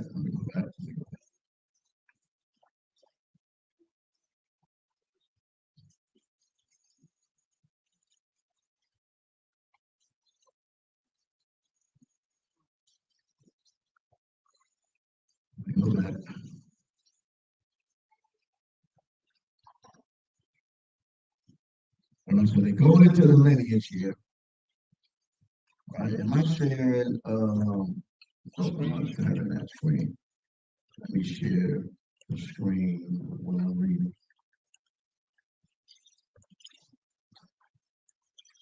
I think I sent you the Jews. Okay. All right. Let me fix the screen so they can see that one bigger. I don't need to see me. Okay. Right. So let's do that. So I'm going to see if it has any it's relating to the Bible some which way. I would now treat of the Hebrews. The son of Peleg, whose father was Hebrew, was like, no, whose name was born of this time was Terah, who was the father of Abraham, who accordingly was the king of Noah and was born in the 292nd year after the Hebrews. For Terah begot Abram in his 70th year. Nahor begot Haran when he was 120 years old. Hagar was born to Sarah in the 132nd year. Noah and Sarah at 120 years old. Noah was born to Sarah in his 132nd year. Noah and Sarah at 120 years old. 135th year of his age.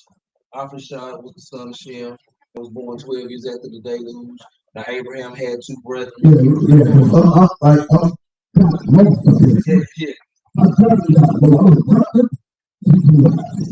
Now Abram had two brethren. Of these Haran left the son Lot, as also Sarai and Milcah his daughters, and died among them. All right, now Abram had two brethren, and these Haran left their son Lot, as also Sarai and Milcah his daughters, and died among the Chaldeans in a city of the Chaldeans. We had three children of God. Right? Two children of God. Right?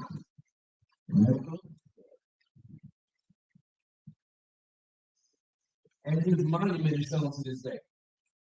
These, wait for it, married their nieces. These married their nieces. These married their nieces. The boy married Milcah, and Abram married Sarah. Right? So that's part of the kid. Right? So Hebrews now says nieces. Genesis says nieces. Haran died, so they had no father. Right? So Terah was still alive. So of course those are his daughters. Right? That would be his granddaughters. Right? That he would take as his daughters. Because they are his daughters and granddaughters. But when we read the Bible, there's something wrong with it. Right. Josephus, book 1, chapter 10. Okay? So we're going to get some background knowledge of what's going on, how these people came to play. And let's go to Genesis 12. We're in the book of Genesis, chapter 12. Everybody say Genesis. It's the beginning, y'all know that, right? Yeah, man. Gotta love this word. Genesis 12. Now Elohim had said unto Abram, get thee out of thy country, and from thy kindred, and from thy father's house, unto a land that I will show thee. And I will make of thee a great nation, and I will bless thee, and make thy name great, and thou shalt be a blessing. And I will bless them that bless thee, and curse him that curses thee. And in thee shall all the families of the earth be blessed. Want to keep going? Yep. All right, we'll keep going. So Abram departed, as the Elohim had spoken unto him, and Lot went with him. And Abram was 75 years old when he departed out of Haran. What verse, man? We're in verse 4 of the 12th chapter of Genesis. Right. And Abram took Sarah his wife, and Lot his son, and all his sons, and in Haran. And they went forth to go into the land of Canaan. And into the land of Canaan they came. And Abram passed through the land unto the place of Sichem, unto the plain of Moreh, and the Canaanite was then in the land. And the Elohim appeared unto Abram and said, unto thee, unto thy seed will I give this land. And there builded he an altar unto the Elohim who appeared unto him. And he removed from thence unto a mountain on the east of Bethel, and pitched his tent, having Bethel on the west, and Hai on the east. And there he builded an altar unto the Elohim, and called upon the name of the Elohim. And Abram journeyed, still going on toward the south. And there was a famine in the land. And Abram went down into Egypt to sojourn there, for the famine was grievous in the land. And it came to pass, when he was come near to enter into Egypt, that he said unto Sarai his wife, behold, now I know that thou art a fair woman to look upon. A what? Okay, so Sarah, now we get in the background story about these people, right?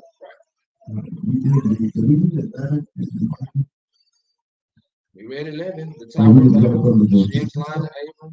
I think you just read from the Josephus. Okay, right quick. So let me just jump over here. I think we read that. We read that. Whether people was one language and the Most High said, go to, let us go down and confound their language. Good. So we read about the birth of Judah. Facts. Okay, cool. So Sarah was a beautiful woman. Right? Beautiful. Fact. Right? So I know some people like to, pull up the 31, 36, even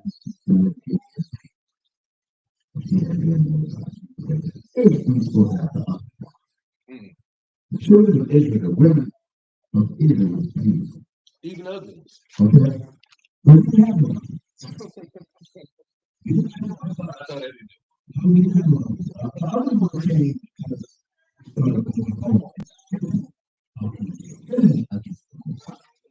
unproven. Because it says Sarah, well, first of all, was beautiful. Let's go in. Let's fair to look at. Let's see what fair look means. 12:13.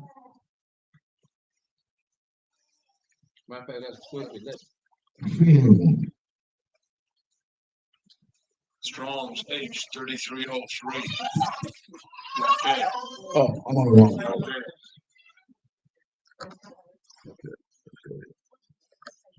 I gotta get my glasses because these glasses is not the ones I should be wearing. These joints got me bugging out over here. Okay, so we're gonna go on fair woman. We want to know about our mother Sarah, man. Was she an ugly woman? Was she beautiful? Strong's H 3303. Yafeh. Yafeh. Beautiful, right?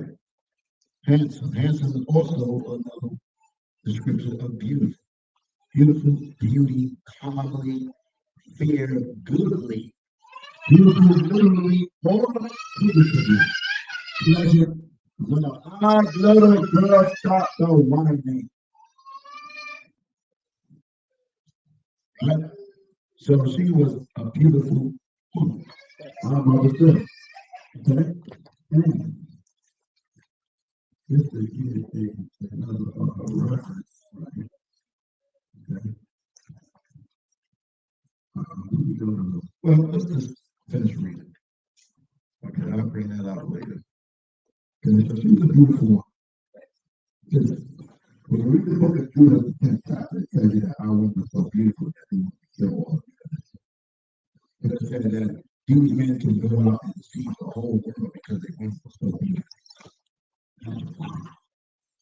They were plot to kill all the Israelite men for our women. And they do that today. Words right out my mouth. They do that today. Let's go. Let's see. Let me go. Matter of fact, I'm going to go. How that black women, the Israelite women. How many do you know? That's what they do. Hello, I'm from this country. Ain't that what the Princess of Munda did? Didn't he leave Zamunda to go to New York. We went to Queens to go find this queen. There wasn't enough pretty women over in Zamunda. Right. Zamunda. To come to the queen. Right, to come get the black woman that had a man. And let his soul go. To come steal the damn committed adultery with the Israelite man's wife. Right? And he was doing his thing, you know what I'm saying? They had a little money at the church. You know what I'm saying? But the point is, they had the African man come all the way from Africa to come steal the black woman from the black man.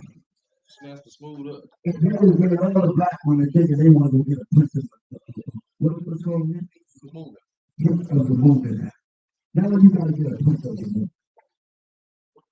The black African man is someone for the woman. That's another reason we didn't like the damn African. I never, in 1988, I came to the mansion. I want to realize the Hebrew Israelites.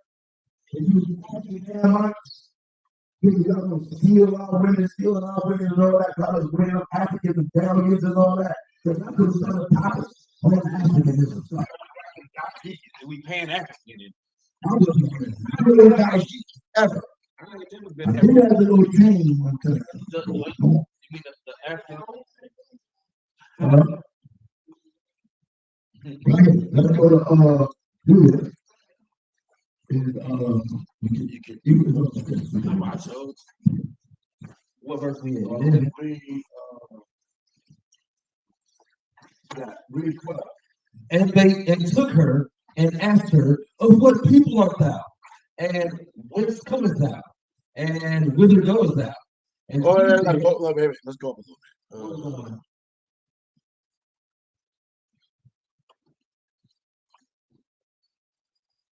Because even the Israelite men was looking at her like she was so beautiful. Go down, read verse 1. That's show you how our women look. Now after that, she had ceased to cry unto the power of Israel. The power of who? The power of Israel. Okay. The handmaiden ending all these words. So, context. The men of Israel was still of the term of the Babylonians, the northern kingdom, because these are northern kingdoms, Israelites. And they were to turn themselves over to Gentiles. He was the spirit of the Most High. And rebuked them for these powers. Right? And so he's about to deliver them out of the hands of the Babylonians that was coming into power. She rose where she had fallen down and had called her maid and went down into the house to which he abode in the Sabbath days. What day? In the Sabbath days. In the Sabbath days. Right sex. Right. And in her feast days. There's the right next. We just had a new moon. Go ahead. And pulled off the sackcloth which she had on, and put on the garments of her widow, and washed her body all over with water. That's right. You got to wash. And anointed herself with precious ointment, and braided the hair of her head. Perfumes and colognes and stuff like that. Right? Right? See? Our women, and even back in the days, the women had all kind of perfume. The baby women see one bottle of perfume. There's no perfume. I mean, There's no ointments. No smell good. They have perfumes, but it's Erica Badu's. It's Erica Badu's Hobah. They have the Erica Badu's Hobah. Don't buy it.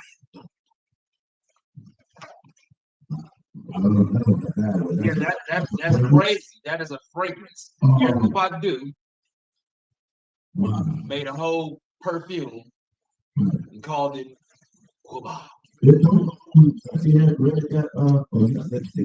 called gonorrhea, syphilis. Yeah. Where's he from? St. Louis. What's the name? No, sorry. Anyway, our women need to have the perfumes of the Christian house.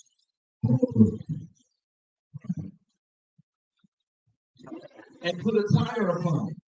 And put on her garments of gladness. Tire. A tire Put a tire upon it. Put a tire upon it. That's a tire there. Yeah, scrunchy. Right? Scrunchy. I just want to say, yeah, the shape as the moon is the tire. I'm trying to say that was the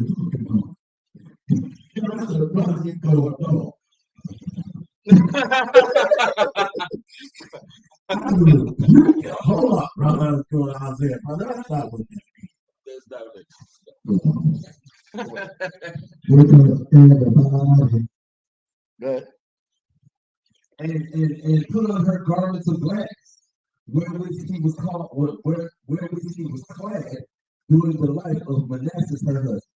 So she was immortal, she was black, she put on her garments of glasses, nice dresses, headbands, watches, smelling good, hair done, everything done. Everything done. And she took sandals upon her feet. Wait. She took sandals upon her feet that they said, I mean, the feet don't have to be immaculate. Everything done. You know, if you got the sandals on, you was day one if your son look at done. No. Right? Got the feet came out. Everything is the world. Right? And put about her bracelet and her chain. So we got jewelry. You will do it. You can wear jewelry. Don't let nobody tell you you can't wear jewelry. That's all right. We put jewelry. And her chains, and her rings, and her earrings, and all her ornaments. Everybody say ornaments. And get yourself bravely to allure the eyes of all men that should see her. Y'all catch that? You catch that? Y'all caught that, right? Pay attention. You gonna act very like important. So she got decked out for a little to seduce the men. Right? From the head to the toe, she was looking good. Hair done, nails done, everything done. Toes out. Open toes, no poker nose. Looking crazy. Go ahead. Then she gave her maid a bottle of wine and a cruse of oil, and filled a bag with parched corn, herrings,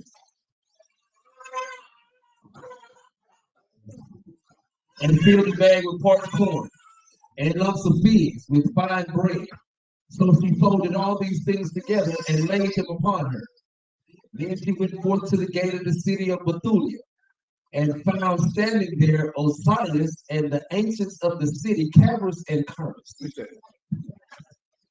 In verse 5, it says, then she gave her maid a bottle of wine.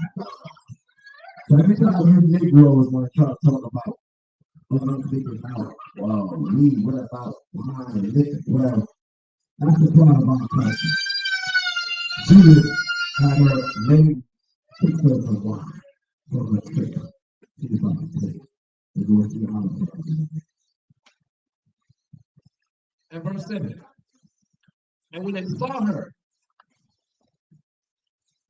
that her countenance was altered, and her apparel was changed, they wondered at her beauty very greatly, and said unto her. So these are the Israelite men that see her in a morning state, but when she dressed up from the Lord of the day, they look at her like, good. Every time you hit the button, like to turn in. Go ahead. The God of our fathers, give thee favor, and accomplish thine enterprises to the glory of the children of Israel, and to the exaltation of Jerusalem. Then they worshiped Yahawah. And she said unto them, command the gates of the city to be opened unto me, that I may go forth to accomplish the things whereof ye have spoken with me. So they commanded the young men to open unto her as she had spoken. And when they had done so, Judith went out, she and her maid with her. And the men of the city looked after her until she was gone down into the mountain, and till she had passed the valley and could see her no more. So they watched her walk a great distance before they couldn't see her anymore. They was looking like They was like, dang, she had money. And I also want to say this.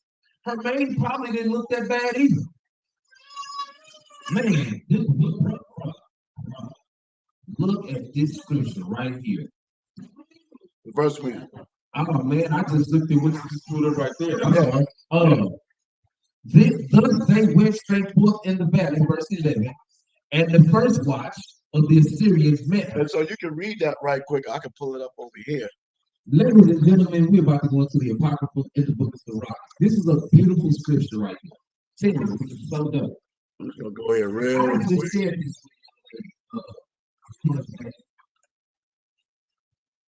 because y'all gotta understand some women, y'all have a power and the Most High gave it to you, but you cannot use that power for evil. Okay? If I say power, you were given a power, women, but if you use it for evil, you're gonna get what you put out. Did y'all understand that? So read that. This is the book of Sirach, chapter 36, verse 22. The beauty of a woman cheers the countenance. Makes a man happy to see a woman looking good. And a man loves nothing better. Right there. So, the beauty of a woman cheers the countenance. Maybe you're man looking mad at her face because you look beautiful. You look good. Right? Sloppy Joe, Chicken sandwich.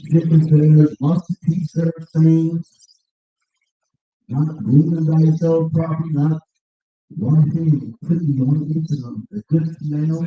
Hair not done, nails not done, Everything everything not done. everything's not done. And you keep walking up the one side of like, give me keys. No. No. I don't want to get loud on this. You go talk to God. You want to do it. That's what you're going to do. That's live. Do a do. No. Do the truth. Do the do.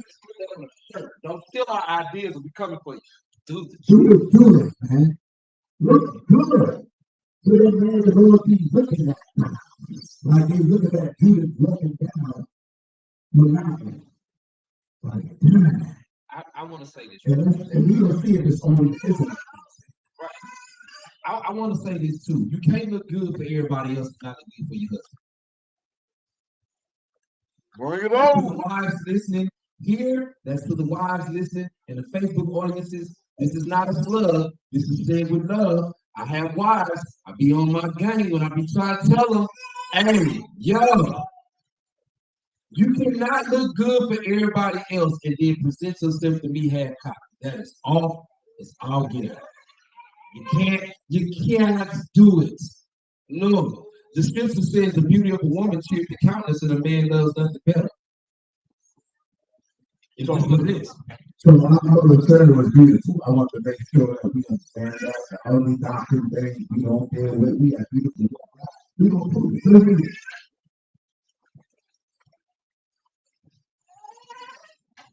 Oh yeah, we gotta go down.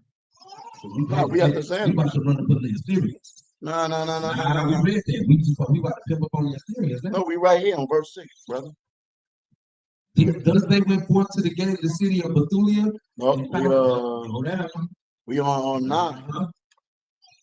Thus they went forth to the valley.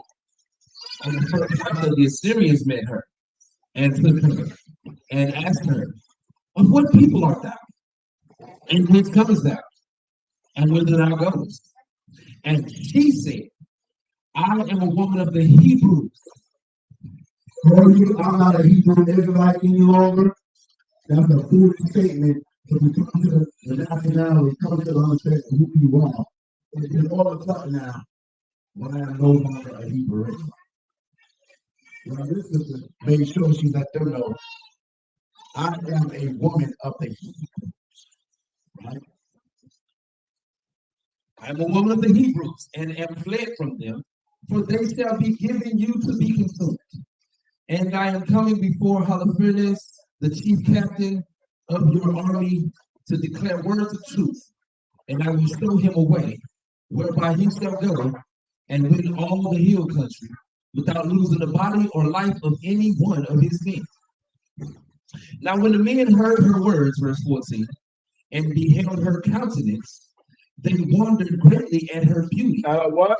They wondered greatly at her beauty. Beauty of a woman cheered the countenance, huh? And said unto her, Thou hast saved thy life, in that thou hasted to come down to the presence of our Lord. Now therefore come to his tent, and some of us shall conduct thee until they have delivered thee to his hands. And when thou standest before him, be not afraid in thine heart, but show unto him according to thy word, and he will entreat thee well. Then they choose out of them 100 men to accompany her and her maid, and they brought her to the tent of Holofernes. It took 100 men to pick this one woman to keep walking. Was he that fine that 100 men had to go and sort her to go to keep Captain Holofernes? That's how bad, Judas was. That's A.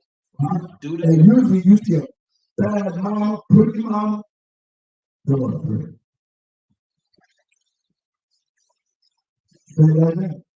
It's just facts, as is mother, sons, and daughter.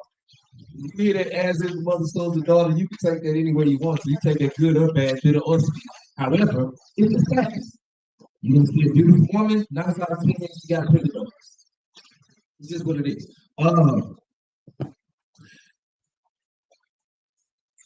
There was a concourse throughout all the camp, verse 18. For her coming was noised among the tents. Oh, see, hey man, I see that pretty Hebrew woman walk through here. Right. And they came about her, and she stood without the tent of Holofernes, till they told him of her, and they wondered at her beauty. It's like 4 times we just say that. This woman is fine. She's bad, Go ahead. And they wondered at her beauty and admired the children of Israel because of her. Admired the children of Israel. Wow. They admired the children of Israel, our people. They admired us. They admired the children of Israel, like they do, like they do now. They admire. Right? What does that word admire look? Look at that right quick. Free dictionary, that's one of my favorite sources. What it says here. Admire. Admired. That's the speaker. Yeah, that's the speaker. Hold on.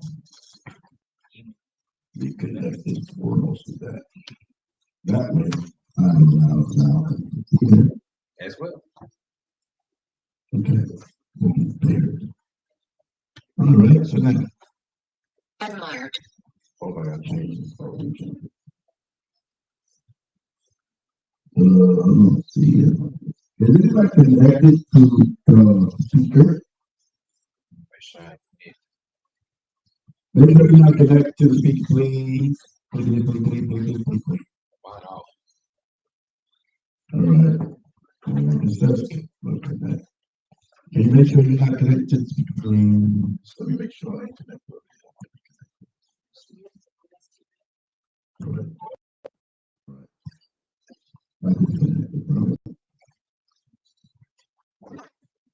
Now.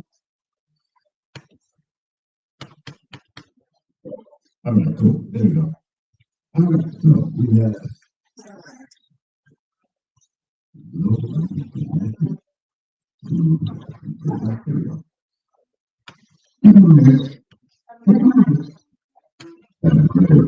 it says to regard of pleasure, wonder, and approval, to have a high opinion of esteem or respect. Okay? So read that again. And they wondered at her beauty and admired the children of Israel because of her. And everyone said to his neighbor, Here it go. who will despise this people that have among them such women? Surely it is not good that one man of them be left, who being let go might deceive the whole earth. Look at that. Wow. They said, we that kill the men of Israel and take them. And they wanted out her beauty and admired the children of Israel and because of her, right?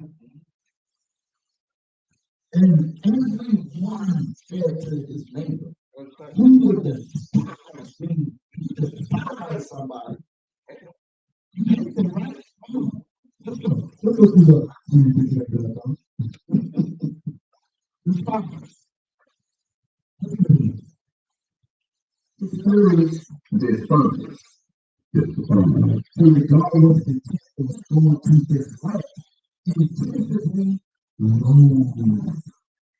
Loathe. Right? You know what that means?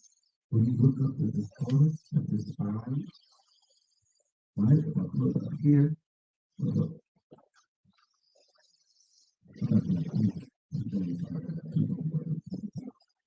Right? In order to the word abhor, which goes to hate. Right? So who will hate or despise this people and have among them such women, beautiful women? Surely it is not good that one man of them be left, who being let go might deceive the whole world. And that's what happened to our bro. He was deceived by the beauty of Judah. He kept his head clean, finished. When he finished reading the story, he was so stuck on her beauty, and he slept on her, got twisted off and got it gone. And he chopped his head clean off. Then he was able to escape out the tent and go back to the children of Israel and show their head. This is one of the great stories. Shout out to our sister Judith, man. Bad man to come up. Yes. Right? And so not only her, they said, hey, right? So it's not in the retrospect of our women being beautiful, but it's something happened. Right? When we go to Isaiah, let me show you this right quick. Let's do this. Let's do a companion contract. Let's go here. A lot of women started being out of order. The Most High say He's going to strip you from your beauty. Did you know that? Did you know that? Right? Isaiah 3. Check this out. Even in speaking still when I went down, Isaiah 3 and 16. Let's read Isaiah 3 and 16.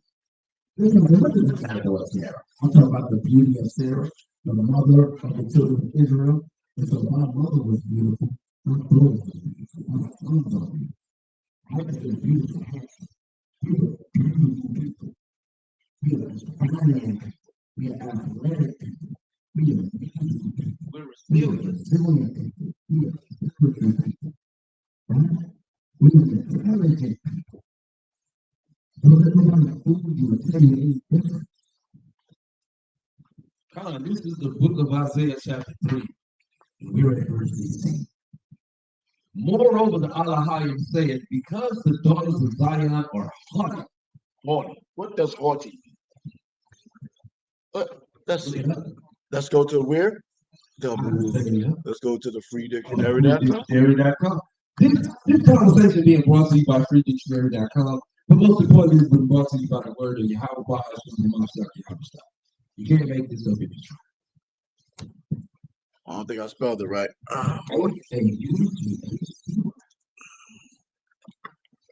Haughty. Oh, I can look it up right here. Yeah. Yeah, let me do it. Okay. What are they looking at here? Oh, let me stop that right quick. Haughty. Let's go.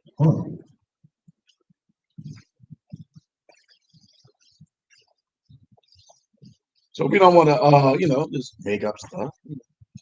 I'm gonna ask a question to the listeners. What does fair mean? What does fair mean?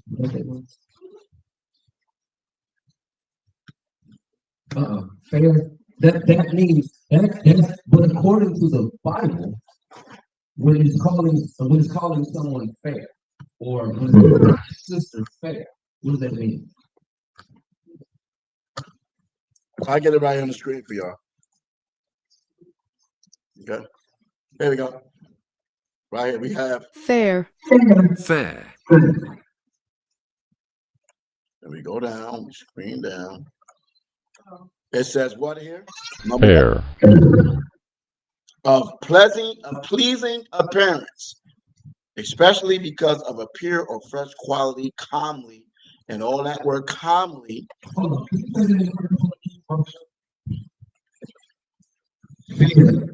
Fair. Pleasing appearance, especially because of a pure or fresh quality. Calmly, right? That's what it means. And we're reading in the context of what? Beautiful. She was a fair woman. The source.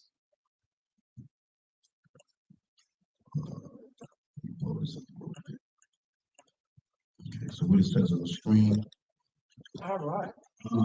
We have what's that?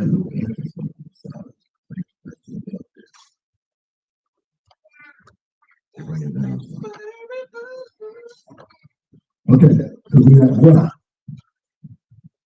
Here it goes to fine, or fine, right?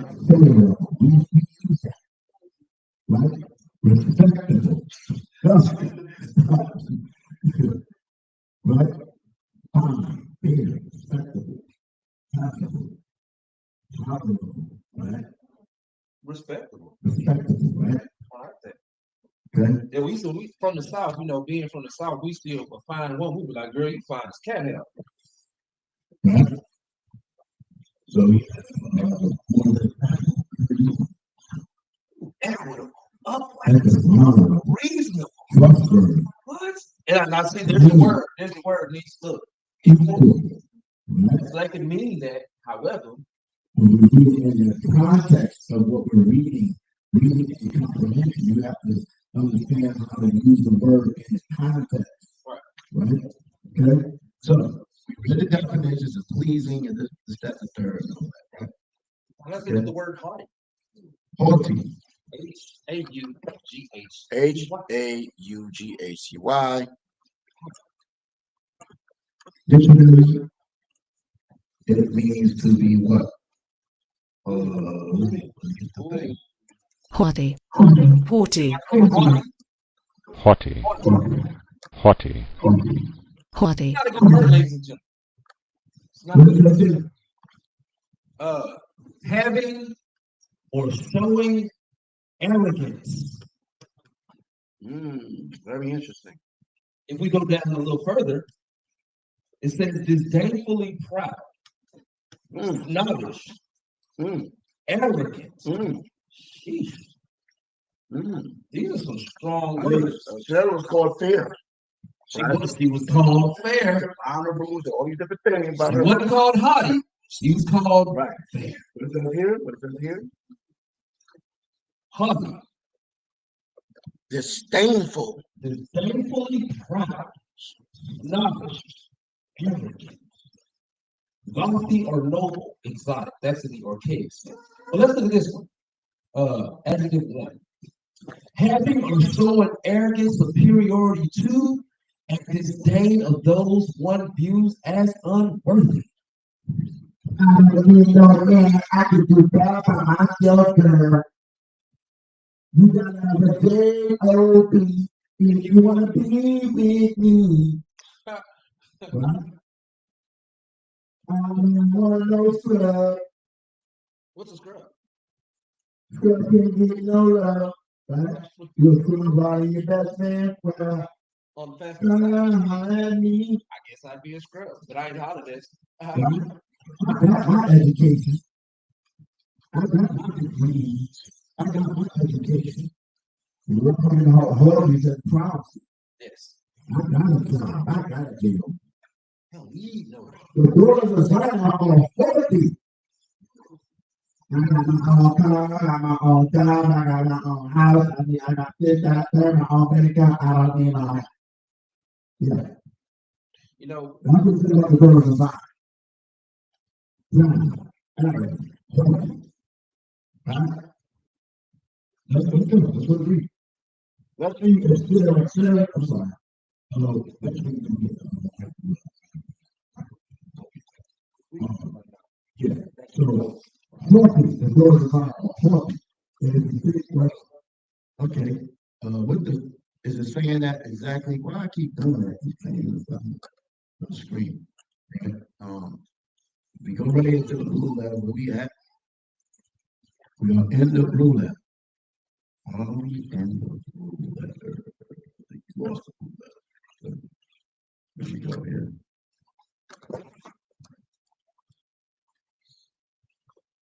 Blue letter.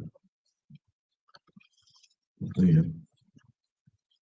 Isaiah 3:16. Wait a minute. Judas wanted to denounced. Okay. Haughty. What is that? What's that? Haughty right here. All the bells and whistles right here. Haughty. Strong's H 1361. Gavach. Gavach. They say the Gavach, but it's a pop. The Gavach.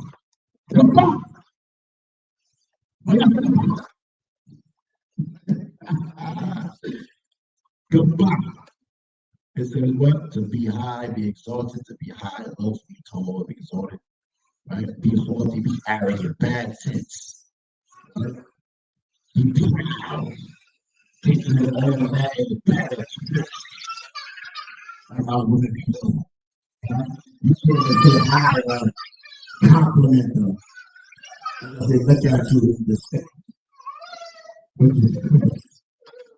Right? The daughters of Israel, the daughters of God, are haughty. Strong's H 1361. Come on. And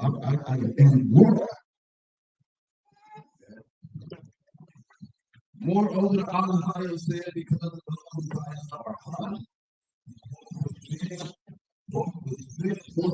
Stop. What does walk with stretched forth next mean?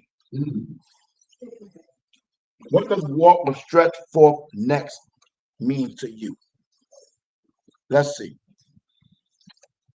What you said? What you said? Raise your hand. What you said? Stretch out, extend, turn, influence, including moral deflection. Is this another term? This is another description of term. If I'm haughty, I'm walking with my head held high, right? Above you. I'm doing all the little faces y'all be doing. How you doing? All the little faces. Yeah, I'm gonna go on that for it. Don't do it. I'm gonna go on that for it. I'll talk about it. Yeah, but I ain't doing other stuff. All right. Happy, stiff neck, proud, arrogant. We can't play with you. You know, we've seen it in a lot of movies in the early movies. The ugliness of a woman. because that's how they view y'all. See, this is not a diss, all right? This is a reality check.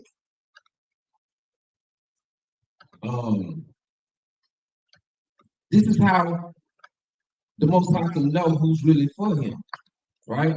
Because it can look good on the outside, but it'll show in your character. It'll show in your behavior patterns. It'll show. It's something that is commonplace in Israel. So we can't say the Most High lying, right? If we got the world through movies and TV being able to try to depict, all you gotta do is go to BET Plus. You want BET Plus? No, anybody watch BET Plus here? If you watch BET Plus, look at the programming and look at who they have in the dominant roles. You have the black women in these dominant roles, all right? And they got the high-paying jobs. They're rubbing elbows with the white man, smiling, giving them the utmost respect. But then they deal with the men that are of their tribes. And they give these men the most weakest, I'm trying to choose my words. These niggas are weak. And the women, because they don't like to be corrected or told, hey, no, wait a minute, hold up a second. Their necks are stretched. If you got cable or you got Roku, just go to BET Plus. You can't make this up. This is how they view us. This is how they say the men are weak and the women are haughty. That's how the world views us. They depict us as subservient to the women that are haughty. This is. Oh, that was a good definition. Can you pull it up? No, I'm about to get that once you read the scripture. Yeah, I'm trying to read the scripture. So let's go right there.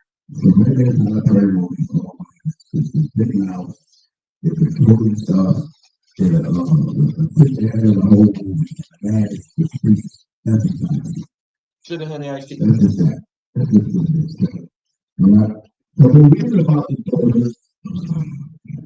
And yes, we know Jeremiah says, speaking to the women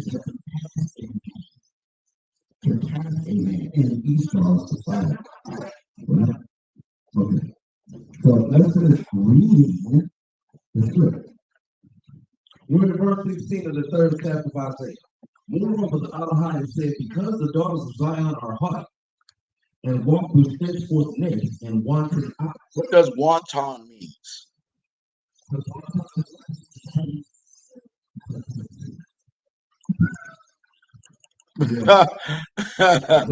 Here go the jokester. Wanton. Let's see. Let's look up the word. And it says wanton, wanton, Wanton. lascivious or promiscuous. What? Used especially, I gotta read that. You just take it back. Lascivious Wanton. or promiscuous. Usually, used especially of women. Exciting or expressing sexual desire. wait a minute. The Bible says love women are daughters to I like that play on words. Yeah. get married. Unrestrained, excessive, luxuriant, overabundant. She's carnal-minded. It's all about material things.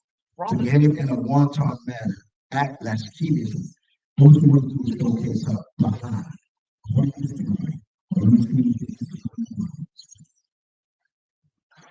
Everywhere, everything is about her blueprint. Her butt, her feet, look, her leg, her thigh, her back. What the daughters of Israel are doing now. You're not the daughters of Sarah. You're being the daughters of Satan. Because Pharaoh wasn't holy. We don't read about that. That show went on Instagram. Right? It was on Instagram. Facts. Right? A lascivious person, especially a woman. What is that? What is that? What is that? Licentious. Lacking moral restraint, especially in sexual conduct. Man to man to man to man to man. Oh, she a pole dancer.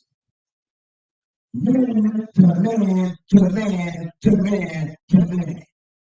Don't say Pin cushion. not because of a man who passed away, died. Not because a man abandoned her. Because she don't want to follow the precepts. She don't want to stay under his control, his leadership, his leadership. She doesn't bow down and do what she doesn't do. But he ultimately laid with her. And then after the lady had a play, all of a sudden, he was back again. And she don't want to stay. And then once he took the time, so we could get to see if he's a good person. Right. If he's a family man, did you need his family? Did you need his father, mother, aunt, sister, brother, cousin, anybody? Did you go? Did you have his job? See if he was did you see if he had any drug paraphernalia anywhere around? Did you go to think better about it and run his name? You don't even do that. Did you get his He mindset? got a terrible record. He could been a job, a restaurant, any damn thing out there. Just because he looked good, he got the new clothes, he go up the days, he pulled up. Right? The Bible says, in Proverbs 8, and wisdom, a man that he committed according to his wisdom. Wisdom 9:6 says, so a man never be so perfect by wisdom, it's not wisdom.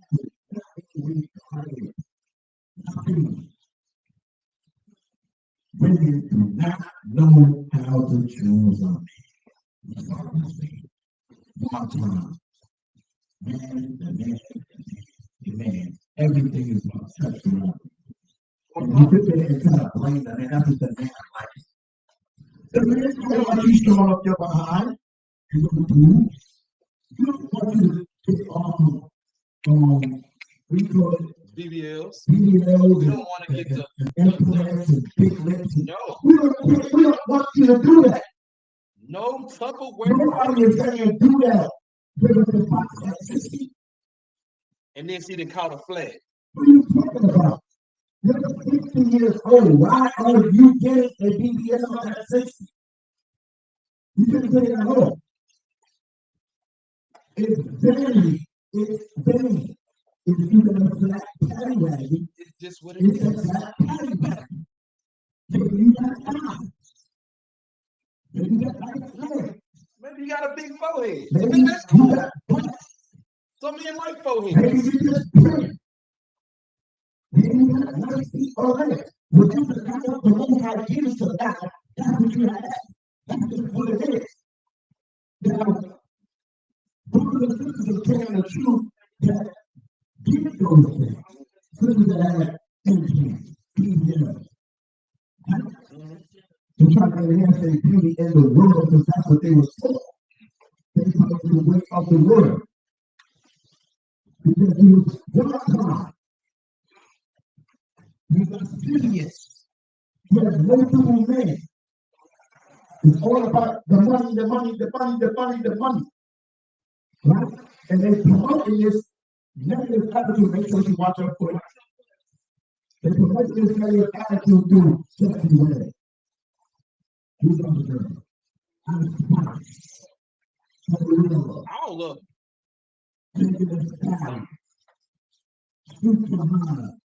Even stories of New York start looking for like a beautiful girl. Scarlet. Right?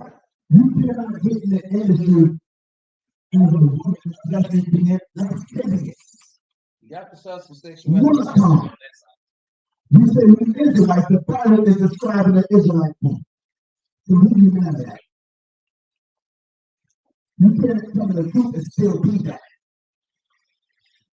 But they are that.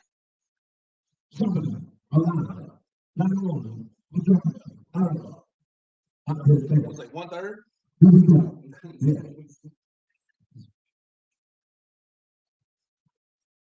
Okay, let's go back. Come out of her, my people. Our women should not be using their bodies to disallure men. We did that. Judas did that to kill The enemy. the enemy. That's why they said we must kill all these men. Because if we allow these niggas to live, they're going to deceive the whole world. We don't want it. So if we need an Israelite like you, and you put your soul, God said, I'm going to get all 3 worlds. We messed up in the house. And you know what's This gas, I would got all game. You ain't got to give them no worlds. Just talk to them. Just plant. You are the daughters of Jacob. So plant them. Bring the spoils back to your name. You want to go and deal with Israel and have those Israelite desert babies running around the hood in the community being a wild man. They thinking they Israelites and they building up Gentiles. But we never like babies. Israelite babies. Israelite babies.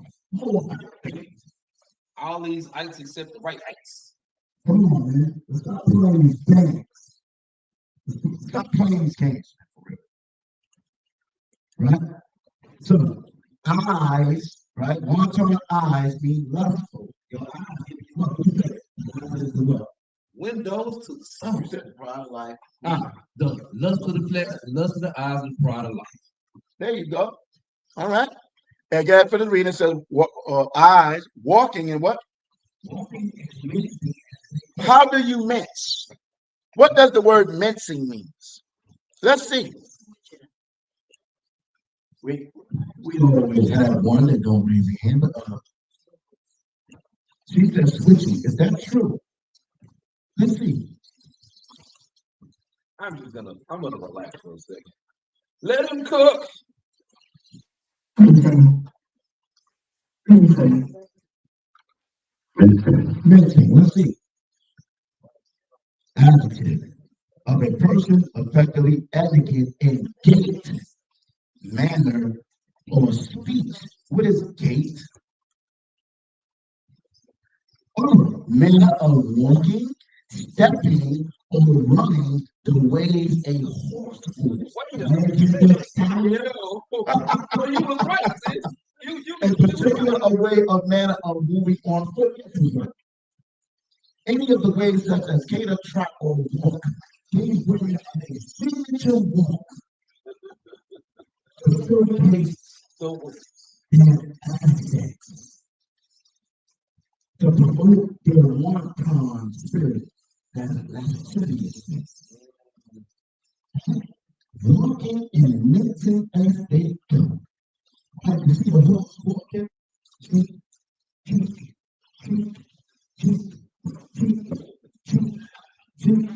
that's what the world do. All over the Facebook reels, the biggest movies all over the place. That's right. I'm not control the biggest movie. You can't even see their face no more. You just see the word. Right? Yes. Heterosexual men with a practice of the feminine of the one. That's a part of it. The love made it look perfect in certain ways. Men don't have that. All right? You can get videos right on your Men don't care. You don't have that. Okay. You got hair with you? I got a bottle here. And so, you don't do that. What? Because multiple spaces down, so we all try to coordinate us and get coordinated. Okay? We don't have nowhere near the percentage of supplies of faith here in the black woman. So it's not the black woman, we you go different. Okay? So you deal with the most constant, not what I say. subject matter. Messages.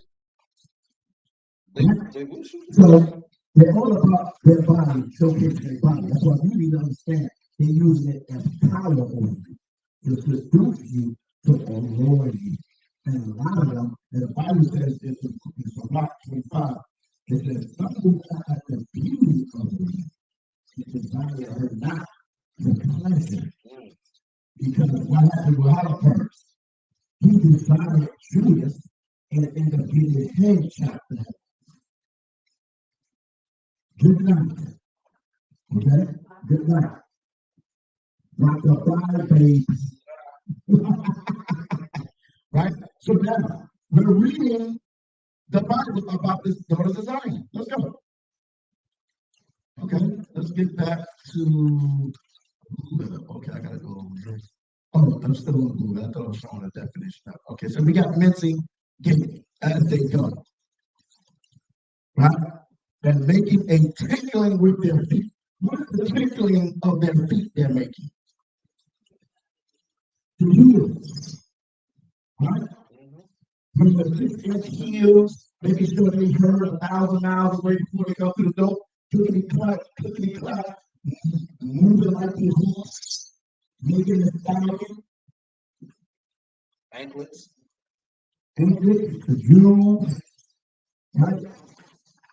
Looking good for the Lord, right? Because what it says here, it says, therefore, the Lord will smite with a scab the crown of the head of the daughters of Zion. What's the crown of your head? Can you stop interrupt the please stop doing it for us? It's not funny. Stop doing it. You're wrong. Can you tell me the crown of your head? You're not necessarily totally wrong. What's the crown of your head?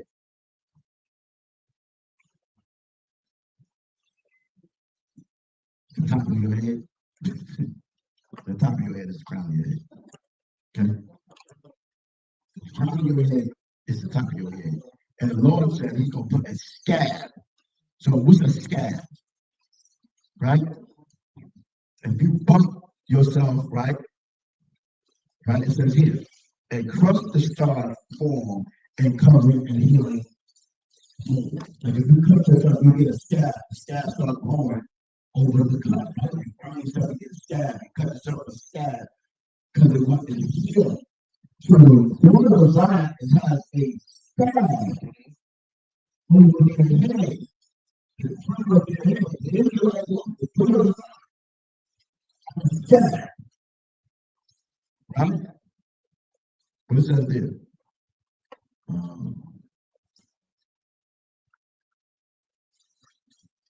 Any of various plan like that. Let's see. What else they got here? The dry, crusty surface of a healing.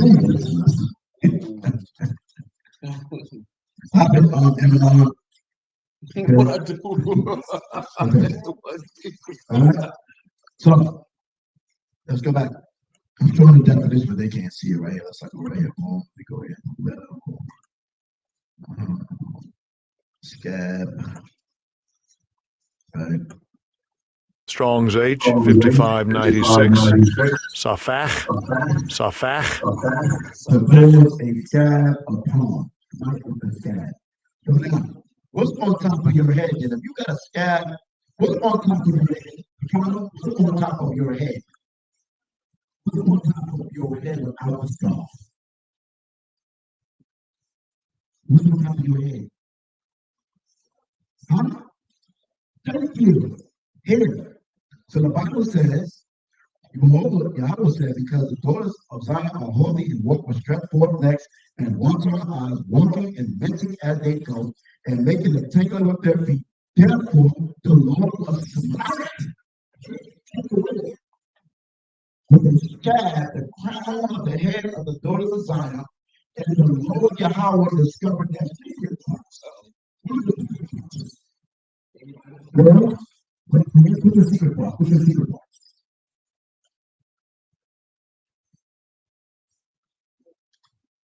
Secret parts. Raise your hand. One thing. Huh?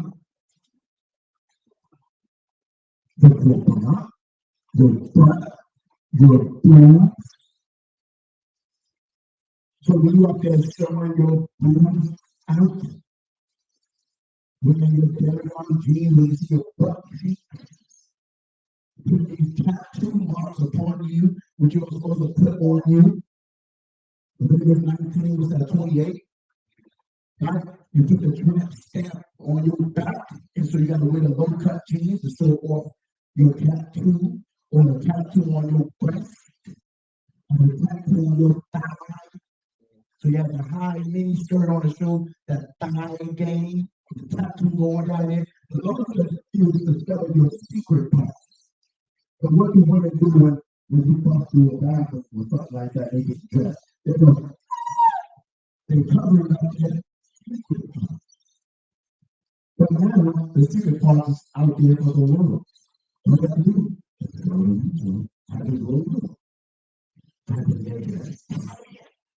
Type in Lotto, sexy, Rihanna, Rihanna, all over the world. Britney Spears, Madonna. We could go on. I mean, that was just damn despicable. Yeah, the one that walked through the store, where's that? I mean, the girl is, I can't put it, yeah. The lady, black lady in the store was pants on, but she has pants, shorts on. And black woman, going in the store, Arab Indian man looking like, What is going on here, buddy? I don't understand what are you doing? doing stuff like this, like people are regular in the store. Go up there And bone and walk out. And the white woman walked into a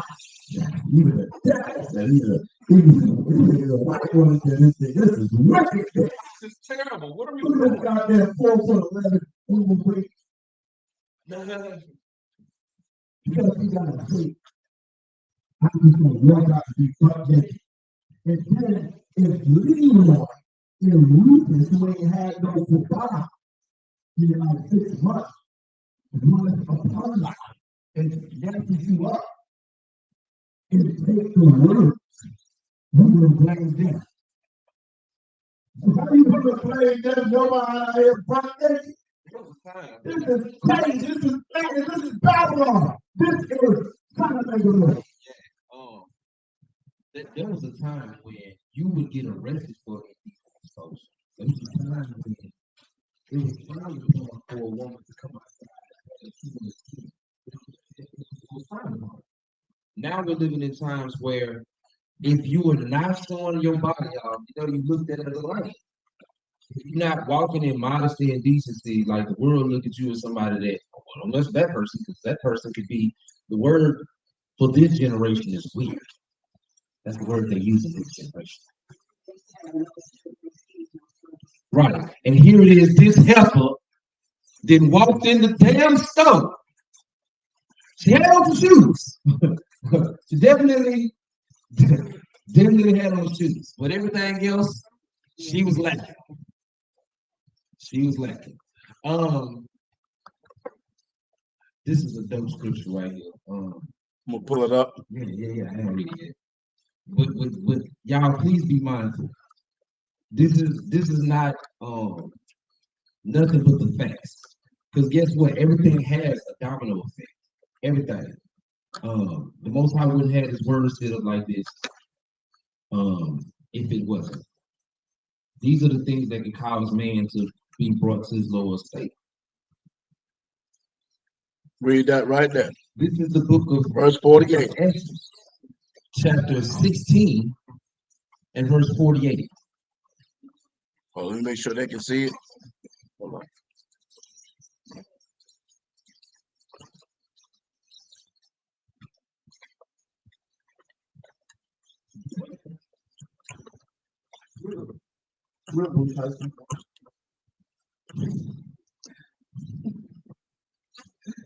Everybody all right? Everybody all right? Yeah. What's on 2? Go ahead, bring it up. This is the book of 2nd Ezra, chapter 16 and verse 49. Like as a whore envies a right, honest, and No, virtuous read woman. the verse above that. The verse above that says, verse 48. Therefore, I will be angry with them for their sins, saith the Lord. Go ahead. Like as a whore envies a right, honest, and virtuous Boom. The Lord said, I will be angry with them for their sin. So like a whore women are jealous of a woman that brings virtues. Like girls that want to be virtuous. They still get virtues. And a whore friend try to teach you, encourage you to go away with weakness because they lost everything. Because they are a whore. And they jealous and envious of you. When the sisters come to the truth and they cancel on their heads when they was once outside, and now they repented and come to the Most High and be renewed in the spirit of their life. And now they cover up their bodies. Right? They're not bringing the club. With a bunch of Negroes in there trying to get some pot. You're a married woman. You should not be in no bar unless you're in there with your man. Why are you not in there with your man? Okay? Now, I'm not going to be the over righteous fool. If you look in a bar with some married sisters and you're just getting a little drink and so together, then I don't have a problem with that. I have a problem with one of the sisters is promiscuous on the low, and they're going to try to encourage another sister to say, oh, he looks good, take his. That's wickedness. Stacey loves me. That's all it is. You know what I mean? So I don't want my wife to be hanging out with that type of person. No, because you trying to encourage my woman to be like Christ. That's wrong. Right? So married women should be with married women. Especially women should even be around married women so they'll know how to conduct and be able to. So that one man, as verse 5 said, let not a woman be caught in the age of 60, being a husband of being a wife of one man. Right? All right, so like as a whore in a right, I'm just in the verse of this woman. So shall righteousness hate iniquity. So we're supposed to hate sin and in comparing whore women hate virtuous women. That's just what it is. A whole woman hates you trying to be virtuous. Why you gotta wear that long dress? Why you can't just come to that secret darkness? Won't you come in and let's go get these surgeries together? So we get in the Lord and Christ's name. Yeah. And you drink dance like this to be provocative. Yeah. Because a virtuous girl or woman will say that's wickedness. And my Father in heaven and my Father in earth will hate me for it. Okay. We can continue. Okay. So righteousness hate iniquity when she decked herself to show accuser to her face. When he cometh that should defend that things he searches out every sin upon her. Okay? So let's go back. I know you're like, what does this got to do with sin? Oh, fucking out. Has a lot to do with sin. Let me tell you right quick before. Let's give you a little preview. Let's get it right quick. I don't think I'm fucking out, man. What is the brother doing? He's all over the world. He's all over the world. I don't understand what the brother doing. The brother's talking out of his And let him cook. Right? Let's go. Right? I'm going back to where I was at. Let me finish my point first of all. No. Let's go back to Isaiah. The Lord, verse 17. Therefore, I was like a scabbard crown the head of the daughters of Zion, And Yahweh discovered his secret parts. We don't know. And that day, Yahweh will take away the bravery of taking ornaments, about their feet, and their calls, and their round tires like the moon, in your head like a nest. The head will be a nest. Not even on they don't buy jewelry no more. They don't buy jewelry, right? They're going to take away the church, right? And their clothes, and their round tires. It was the prophet was talking about. This was talking about the shape world, the booty world. No, it wasn't, brother. No, it wasn't. About their feet and their clothes, right? Strong's H 7636, Shevisim, right? Meaning a netting for here, right? For women's head, right? Something like a bonnet, things of that nature, right? Right? Okay, and their tires like the moon. Strong's H 7720, Saharonim, Saharonim. A round pennant for the neck, jewelry, right? Pennants, right? It had nothing to do with the booty words, no, nothing at all, right? And it says the chains and the bracelets and the mufflers, the bonnets, the ornaments of the legs, headbands, and tablets of earrings, and jewels and those jewels. So you have jewels. The changeable suits of apparel. You got a whole thing of the wardrobe, whatever. And the mantles and the weapons, the Christmas pins, the glasses, the fine linen, the hoods and the veils, right? Right? Let me look at some of these things. We got the mantles. We got here. Strong's H 4595, Ma'atafa, Ma'atafa. All these things what women had, part of their attire, right? Coverings, cloaks, wide cloaks, right? Crisping pins, what that? Sound like to me something to do with your hair. Oh, bag, purse, right? So our women was decked out. They had all the girls, right? So the most I want to tell you about them. But then it says in verse 24, read that. And it shall come to pass that instead of sweet smell, there shall be stink. What? Instead of sweet smell, there shall be stink. Because our women will be funky. Don't be cold. Now the young girls that raised and taught how to deal with the hygiene, they be funky, don't walk or use a deodorant or put the perfume on, don't know how to deal with their menstrual cycles correctly to clean down their all that. Funky. Funky. Back in the days, and it shall come to pass that instead of sweet smell, there shall be stink. And instead of a girdle, a rinse. What's the girdle used for? Right? Right? Our women have nasty girdles. They wear body suits and the girls put the body suits making their damn waist like this small. Right?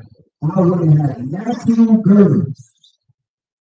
We didn't need a body suit. The body shape you. Right? So that means bellies. Bellies. Our women have wet, their bellies is all over the place. The bellies is in the pants. No words. And instead of well set hair balls. What?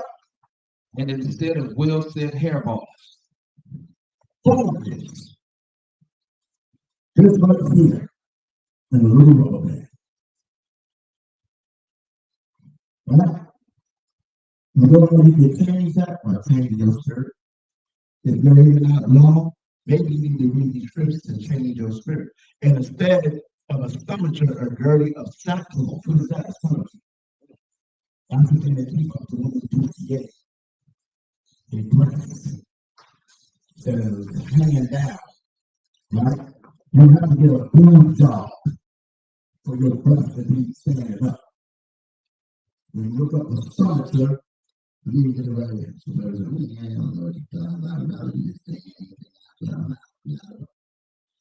stomacher. Let's see. When you look at the old English people, for women, stomacher for women.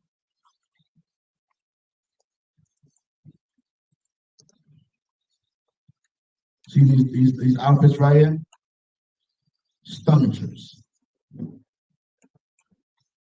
Stomachers right there.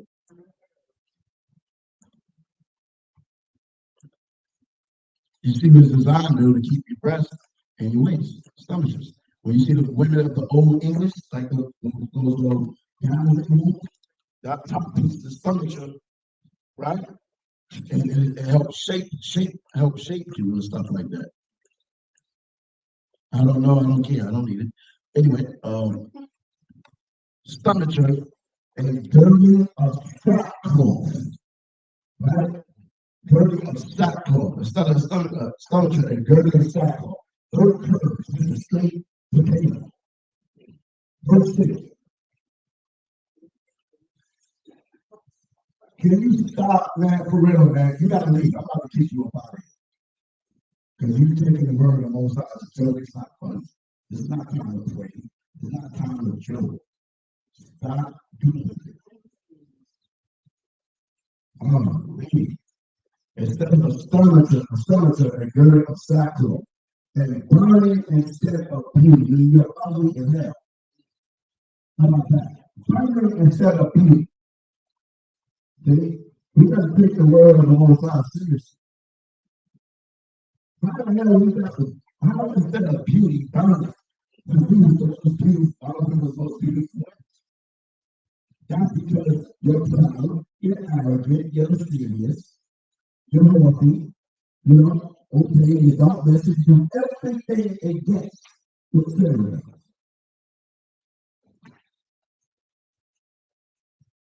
Sarah was a virtuous woman. And so let's get back to Sarah right quick. I want to show the opposite of it. I think it took a little long time. But the Bible says you are the daughters of Sarah. So can you get that right quick in 1 Peter 3? Check that right quick. 1 Peter 3.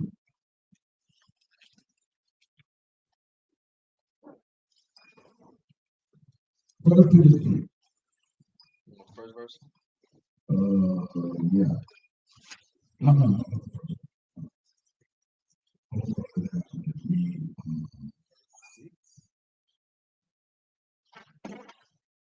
Yeah, read verse, I'd like you read it, verse 1. This is the book of 1 Peter chapter 3, starting at verse 1. Likewise, ye wives, be in subjection to your own husbands, that if any obey not the word, they also may without the word be won by the conversation of the wives, while they behold your chaste conversation coupled with fear, whose adorning, let it not be that outward adorning of plaiting of hair, and of wearing of gold, or of putting on of apparel. Hold up. So finally they talk about these women that's in subjection to your own husband, not Elder Mustafa over there, or Elder Lucas over there. You are subjection to your own husband. Don't want to memorize a man. That's that man's life, right? Right. That if they obey not the word, these men is not obeying the word. But these women are being examples of the word. And also without the word, people have the conversation of the wives. So these men could see that these women are being the most already to a extent to get right. The whole chase conversation. I'm not doing enough. Maybe that is me who take like a second to change my attitude, my move. The government said it be not outward of throwing a parent's hair, ring of gold, or throwing on a car. It doesn't matter about the outward appearance in terms of if your outward appearance, you look like you is not as virtuous this morning. But then your mouth is off the hook, your door is held, your position is on the low, you're stuck. You do all these different things with the other battery. Put the other battery out of the room. And come on, go get the other battery from yeah. So it's about the spirit. That's what it's about. Okay? That could be the hidden woman in context of the heart, and that which is not corruptible, even the ornament of a meek and quiet spirit. Meek and quiet spirit. That is an extreme hard thing for a lot of our women to deal with. Being quiet and meek. Right? The scripture also said that the woman learned and what? Silent. To keep silent in the what? Church. I need the battery. I don't need that. I need the other batteries. There's other batteries. Oh, it's right there. Put it out. Put it out.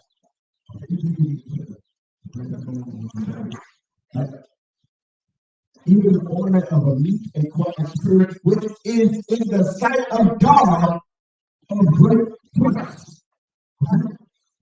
So we gotta be mindful what we're doing when the Most High word is coming out.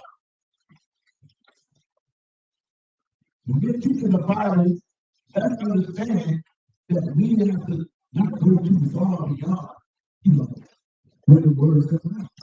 Period. Even myself.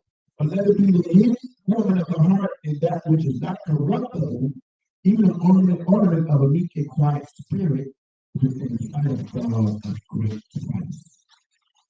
And after this time in the old time, the holy women, instead of not women, right? Also, who trusted in Yahweh, or throwing themselves being in subjection unto their own husband, even as Sarah obeyed Abraham, calling him Lord, whose goodness ye are, as long as ye do well and not afraid with any amazement. Sarah called Abraham Lord, and whose daughters ye are. Right? So we learn the characteristics of Sarah. One is beautiful, he's fair, he's honorable, respectable. Right? Okay? Right? Here is the Most High. Right? Be quiet, spirit. Right? Because all this is going to lead up to Sarah. All of them lead up to Sarah. Right? Standing in the spirit of the Most High, even if her husband is not believing at the moment, like Abraham didn't believe that he should let his son Ishmael go when Sarah said, "Send Hagar and her son out." She didn't hurt him out. She didn't disrespect him. She didn't go crazy on him. But Most High intervened and told him to listen to your wife. Right? The Most High intervened. Okay? So we're reading about how, let's go back to Genesis now. Okay? So I know we went around for a bit, but it's all okay. It's the Shabbat. I'm good. I can end the class and just go do whatever. You know what I'm saying? And forget about, what we're here for. What we're here for real. Right? And you gotta be able to take corrections without getting your back in your feelings. Especially if you know you're going off. We're in the 11th verse of the 12th chapter of Genesis. And it came to pass when he was come near to enter into Egypt that he said unto Sarah his wife, Behold, now, I know that thou art a fair woman to look upon. Therefore it shall come to pass when the Egyptians shall see thee, that they shall say, This is his wife, and they will kill thee. But they will say, you alive. Say, I pray thee, thou art my sister, that it may be well with me for thy sake, and my soul shall live because of it. So now they traveling throughout Egypt where the Hamites are at, right? And they're Semitic, and these other people are Hamite. He was like, hey man, listen, baby, you look too good, you're fine. When we go up in this city, they're gonna talk Hamites. Right? And if I tell them that you're my wife, they're going to kill you. Say you are my sister, right? And you can't act like this in reality because people in this world right now get into confrontations or fatalities over their women. Because you got some people who are disrespectful, don't care, and will try you for your woman. Yeah. Because you look good. Right. Right? So this is why women should be dressed a certain way, a modest apparel, versus you wearing those tights and you know you pervious. That's the word. Curvaceous. And you got the tights that's showing every inch and crevice of your body. And then when Rufus and Junebug see you walking by, and they go, bam! You know, bam! And now you as a man, and if you as a woman gonna look at you, she's on that type of time, like you ain't gonna say nothing. No, I'm not gonna say nothing. And I'm gonna be like, no, I'm not gonna say nothing. Because one, it's the truth. Two, you showing your assets out, which is my assets. Three, what the hell you want me to do? You want me to get killed because you being rebellious and off? Or you want me to kill this man? Or you want me to kill this man because and then my freedom gone, and you out here for what? Nah, hell nah. I remember a young lady, and I'm not gonna say it. It was a young lady who actually was like, hey, say something to this dude because he keeps objectifying. That's the word I'm gonna use. I said, I'm not gonna say anything. Why would I put myself in harm's way, or why would I injure this man when it is difficult for you to follow instruction? I remember before we stepped out the house, I told this young lady, please do not go outside dressed like that. You belong to me. I don't mind you wearing clothes, but come on, you talking about wearing these clothes that could probably be worn here in the privacy of the house. Why would you want to go outside publicly and have all your personal business out? So when I stayed at the house and this young lady walked outside, it wasn't a good 20 minutes after I had left that she was like calling me on my cell phone. You know, they used to call me on my cell phone. And she goes, hey man, I need you to come meet me, blah, blah, blah. This dude saying something to me, and I hung the phone up. I don't want to hear that. If you had followed the precepts that I gave you, you wouldn't be in this predicament.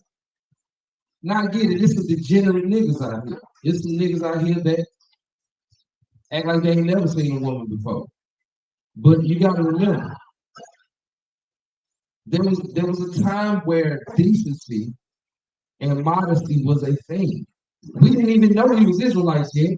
We just knew that if you wanted to be treated with respect, you need to have it packaged respectfully, right? When you find yourself in these situations where, and this is me talking to the men real quick. When you find yourself in these situations as a man, you have to question, why did this happen? And then think about the solution that allows you to make it home safely. Because here's the thing, nobody just wants to die and nobody wants to go to prison. It's not what we want to do for defending rebellion. Me personally, if it don't apply, you let it fly, right? Here's the reality. As a man, knowing that you have a wife that is presenting herself to the world, you know, it's a dangerous thing because at the end of the day, most men don't try to defend the honor they want. You know, if you ever watch the Five Heartbeats, what they do say, every night I got to fight to prove my love. How much of a he is to defend his woman's whoredom? Because that's what it is. It's not, it's listen, man. This thing, these scripts, this is real time. This is real life. This is speaking directly to the heart of us as a people and why we need to present ourselves holy and blameless to the Most High. Yeah, the scriptures tell us don't be over righteous, right? And because it's for good reason. But the other side of the game is this. You want to be counted as righteous? You got to walk this walk, man. You can't be pump faking with this. Everybody say no pump faking. No pump faking. Yeah, you can't be no pump faking with the Most High. I would think you're getting a pass. Read that right quick in second. First Ezra 4 and 26. Matter of fact, start with 23. First Ezra 4 and 23. And verse 23. Yea, a man takes his sword. Matter of fact, hold on. Let's show you the power of this type of woman, right? Okay.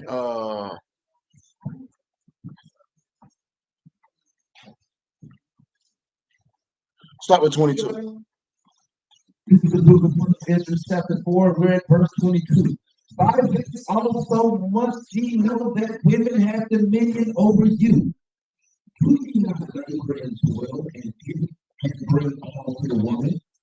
Yea, a man takes his sword and goes his way to rob and steal, to sail upon the sea and upon rivers, and looks upon a lion, and goes in the darkness. And when he has stolen, spoiled, and robbed, wait for it, he brings it to his love. That is crazy. How many movies and TV shows have we seen like that? Look, my favorite show his wife back in the day was called Spartacus. He used to be on the Star Network. And Spartacus, according to Roman mythology, was a warrior that he was from Thrace, and he was sequestered by the Romans to go and fight battles in these other countries against these people who wanted to take their land. And eventually he broke rank to go home to be with his woman. When he got captured by the Romans, he was sent to a man who was a keeper of gladiators. And so this man trained up Spartacus to be the most fierce warrior.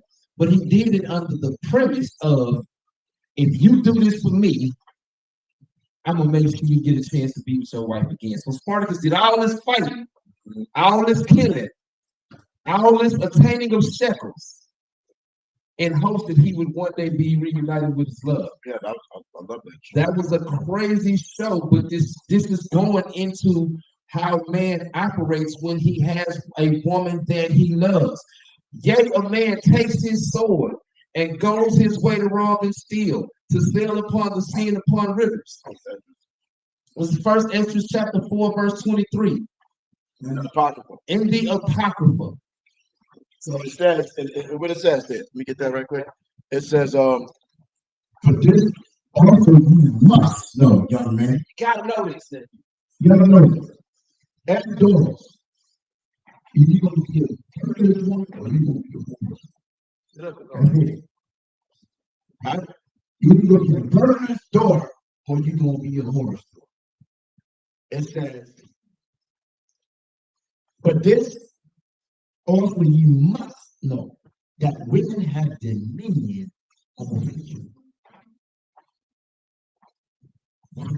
That's heavy. Why? Because it says this. Women have born the king and all the people that bear rule by sea and land. You have 6 months, 9 months, 10 months. That's my mama. It's starts from there. But the first command of a boy is your mom. Your mom. And it's like her. It's just like Rachel, she loves it. Right? Even of them came in. and they nourish them up that plant the vineyard from whence the wine comes. This is first Ezra 4:16. These also make garments for men. These bring glory unto men. And without women cannot men be. We agree? It takes both of us. So I'm going to say, I need no woman. I can do bad stuff. That's going on. What Negro says that? His ribs broke. You must be out of your mind. The inside, outside of your mind. Right? Women, it says these, it says yes. And if men have gathered together gold and silver and any other godly thing or goodly thing, do harmony, favor, and beauty. People have the nice cars, the money, the jewels, and all that, the REA. You're more valuable than all of that. If you believe it, right? And you make it, then you don't do all those things. You do all those things. Even those things I have everything. Without you, girl, my life is incomplete. And how many professional sports guys do? They do it. They spend all day earthly possessions. They go marry these women. None of them, they get a divorce. They find Skid Row. Derek Fisher got to pay $124,000 a month. And no, good for him. You got to smash on Kobe's wife too. All of them is smash on Kobe's wife. You got to do all you want to separate one.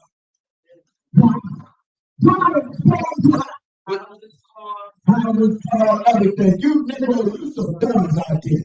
The Most High is so great. You think you escape the curses.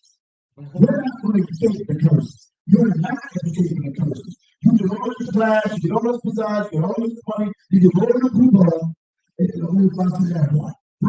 This nigga don't even know how lame he is. What's the girl with that? The light. The light. You said the light.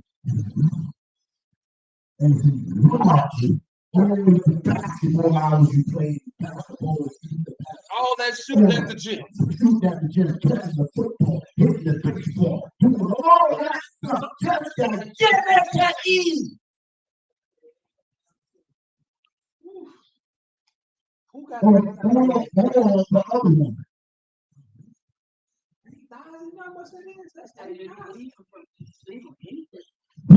If down there $124,000, that means he gonna be playing basketball till he's how the hell does he get this money? He must have saved some money up or something. I know that's what he's gonna be broke by the child's 12th birthday. That's over $1 million. Like 1.67 million a year.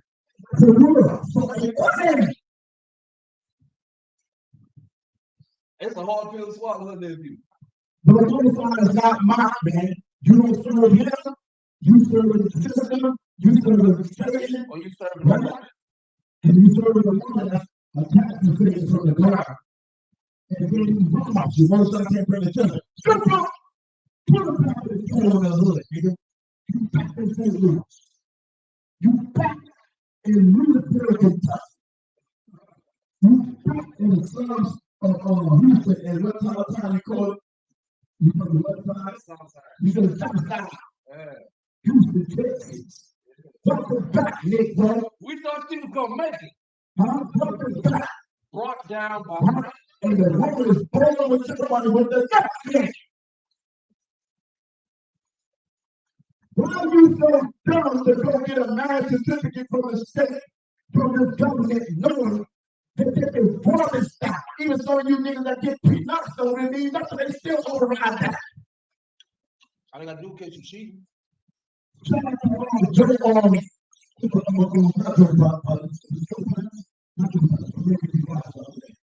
That was Joe Budden. Joe Budden the Joe Budden podcast. Joe Budden's name is Joe Budden. That was about to marry a woman, and she wanted to do a prenup. And he said, "No, not doing that."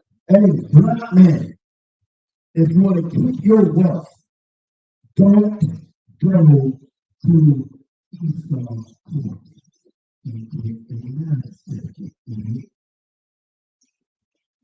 But the Lord, you know, Lord,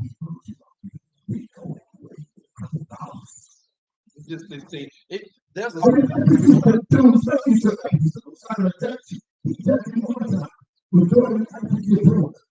you can run that money and you threw it away. You gave it to all of the hood black women. You dumped it all in the strip club, made it rain. Right? You know what I'm saying? You gave it to your entourage, your kids and all that. You know what I'm saying? You didn't know how to invest it. You bought all kind of carnality things and jewels, shoes, and this, that, and third. And the women took it, and the name woman took it home. Here you go. There's a scripture is clear, man. The scripture is clear. Yeah. And if men have gathered together gold and silver or any other goodly thing, do they not love a woman which is comely in favor and beauty? Right? And then it said over there that he give it all to her. Didn't it say over there? And letting all of these things go. They have to give it all to him.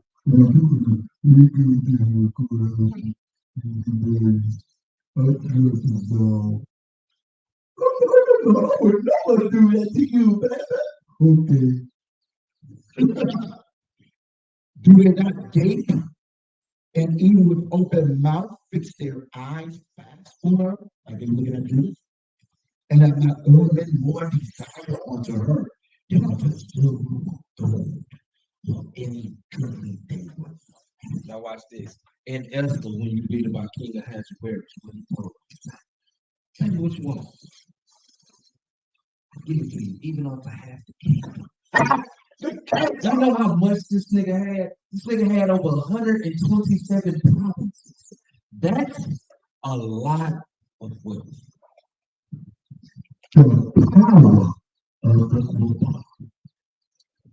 It's just what it is, man. Y'all gotta understand this, man. Y'all had this awesome power among you. You can be fair. You can be fair. Or you can be hardy. It's one, you can't be both. And you can't straddle the fence. It's either or. Pick a side, stay there. You're gonna be fair, be fair. You can be hardy, be hardy. You can't go back and forth. It don't look right. It's off-put. When we're reading this script, I want to get to the main. No, go ahead. Go ahead. You got it. It says, yea, a man taking his sword and goes to his way to rob, steal his stuff on the sea and upon rivers. And looking upon a lion and goes in darkness. Hey, Daddy, it's something I see. I got a big butt. What is it? Every night I got to fight to prove my love. And go down the stairs and run to the incredible. And get the brakes beat off of you. That car ride home is awkward as hell. I'm not getting beat up around. No. You probably will get shot killed you. Because you said you got a big booth. Big booth, whatever the case is. Why do you want the dress up on you? Because it's still going to be big regardless. But you put on pants. On the food parade. Let me see. You never get practice.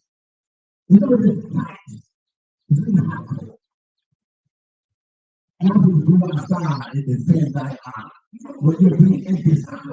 This nigga, he punched like Mike Tyson. I'm not fighting this dude. You be on Friday. What guy? And the tone of singing words, like the man that got beat up in front of his white girlfriend. Oh, and then she cut the shot with the gun. Right. That was on fire. That was all right. But the people that made like down his head,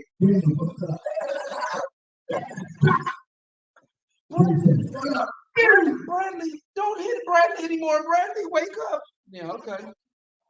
Well, I'm telling you, maybe you guys may think about the intermission.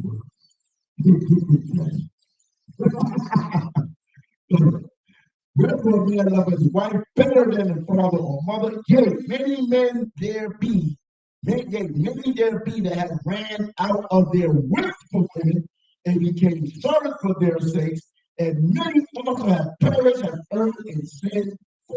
I got a question real quick. Is this the word of Yahweh or is this the word of man? Who? I know it's the people in here. It's true. Whose word is this? Is this the word of Yahweh or is this the word of man? This is the most high word. He trust me. Don't nobody know the creation better than the creator. When he put this in the hearts of men to write this out, you don't think that this was because he knew the hearts of men, the hearts of women? Nobody knows the machine better than the manufacturer. So when it says this, it sounds like it's a slight to man and woman, and it should be. You should take it personally. Because if we're not moving properly, then we fit these categories. You got the story of Samson and Delilah. You got the story of Herod and Solomon. He was smitten at his stepdaughter and was like, hey, listen, what you want? The kingdom is yours. And she said, what? I want the head of John the Baptist on the charger. So this is for real, family. I just like to apologize. I'm trying to navigate two laptops so I can get the screen. Apologies. Okay, so we just want to show you, go back to Genesis 12, right? And we're going to see how this sister conducted herself, right? Our foremother. Let's see if she was using wisdom or how the Most High protected our father and our mother in the land of Ham. In the land of Ham, which Black Jesus, I'm about to tear his head off spiritually in a debate, trying to make these heathen kings righteous.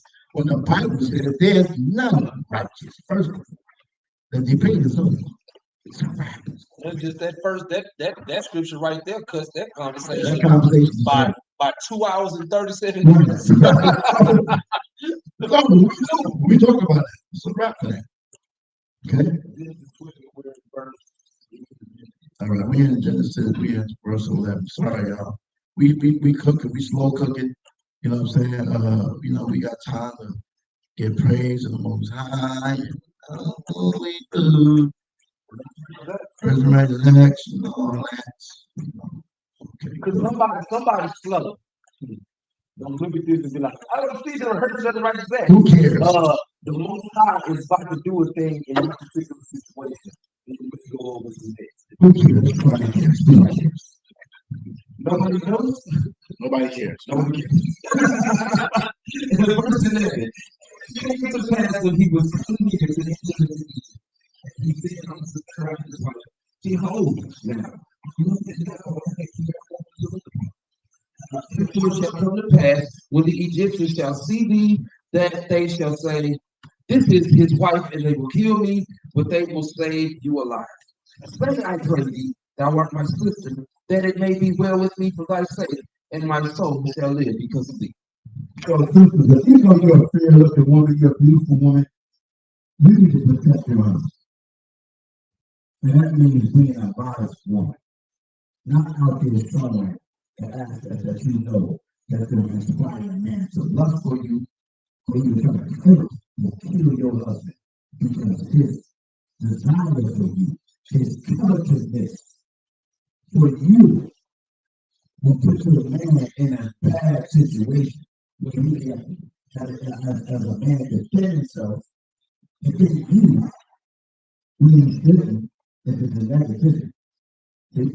We're trying to show you the woman has power. The whole thing is talking about the woman has more power than the wine and the king. So use your power for good, not for bad, not to eat, not to destroy your husband and put him in a bad place. Break that everybody. You want that song? You better stand up. You want some water in your face. Go ahead. Verse 14, and it came to pass that when Abram was come into Egypt, The Egyptians beheld the woman that she was very fair.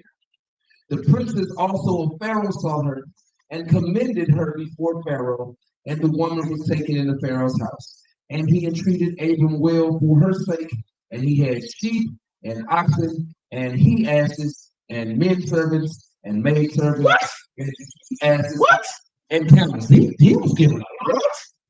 This woman, I told this woman, And it's Daniel. this You would just say that. women, this is to the effect of what you were saying. Women, y'all can go in places we can't. Take it how you want, but it's real. And in your walking in the role in which you're supposed to play as a virtuous woman, daughter of Sarah, you are able to get into places that men can't. Abram didn't go to the Pharaoh, but because of his wife's fairness, Right. he was treated well, and he was given wealth, like wealth, like wealth. Right. Who was this though? What that I don't even want to read it. He went down to Egypt, right? He told his wife, hey, don't say he's my wife, say he's my husband. And because of her, the Pharaoh wanted to highlight her. And the Most High blessed Abraham because that powerful woman. See, I understand the powerful woman. Right? I think I always like talk about this chapter. That the woman has power. It also goes into this account in the Joseph. And I want to definitely read this one day, but I do it back to that. It says the woman is powerful, and we know this. How many black men is in prison right now? How many black men are dead right now? How many black men get to fights and competitions? Every night I got to fight to prove my love. Every night I got to fight to prove my love. Not me for real. Not me for real. No. But if you ever watch Five Heartbeats, that brother, you can tell he got up every night to fight to prove his love. Why is he fighting to prove his love? I think we all got be all do that. I think you do it too when you try to check this with the woman. You got to strong the knowledge of the Most High, the commandments of the Lord. And they reject it. And you have mercy upon them. Even when they go off. And they repent to you. And they still take it. So play the How many times I gotta show you my love? Because I am working. And I am the love of the Most High. Negro, I'm gonna give you your day one. Not like one time. I'm gonna tolerate nothing from you at all.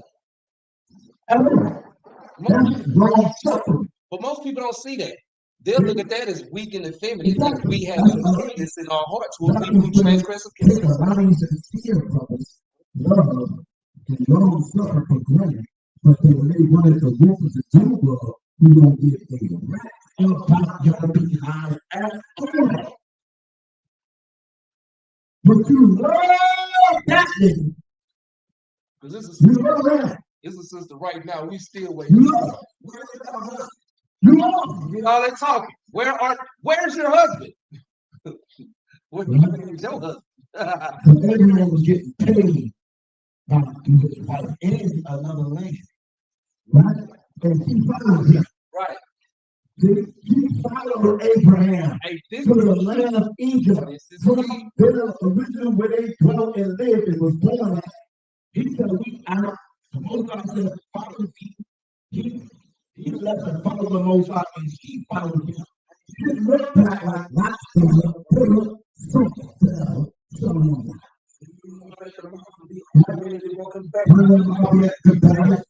If you got a family, you're the prize with him. And true sisters are not the prize. Right? To the men that understand that they are the prize, give me Isaiah 13:12. We know we are the prize. Understand that. Understand that. We are the prize. And you better understand that. Yeah, we love you. We desire your prowess. But we don't desire the real promise. We don't desire you going in your house. So I don't, who am I trying to damn give me the world? Buying brand new whips, coming from Carvana, driving up, all that. I don't spend no bread, $700 to go buy lunch, buy everything for me. Want to buy me jewels and all kinds of rock jewels like that. I don't want to buy me all kinds of rocks. But none of cool. But at the end of that, we need to look at these scriptures differently because you want to hold on to but it's not spiritual. We know the scriptures are spiritual. I know what's spiritual. I know what spiritual I'm talking about. Right. I know the Lord spiritual. I know the word that I speak is spiritual. I don't know what the hell you're talking about. What are you talking about, man? Oh, you don't feel like I'm Adam in the dark. No, I'm a son of Adam, and I learned from the example. Romans 15:4. You're not going to get me. Sorry. You're not going to get with that. You're not going to get with that. You would never pick me about. Some of us out there was anyone to make me leave the house because you don't get your damn. This is the book of Isaiah, chapter 12, and we're at verse 12. We look at the I will make a man more precious than fine gold. Like what? I will make a man more precious than fine gold. About what? I will make a man more precious than fine gold. Go ahead. In the golden wedge. Even the man in the golden wedge of So, do you think because we read that you know how do you they're reading the scriptures at first as it's coming?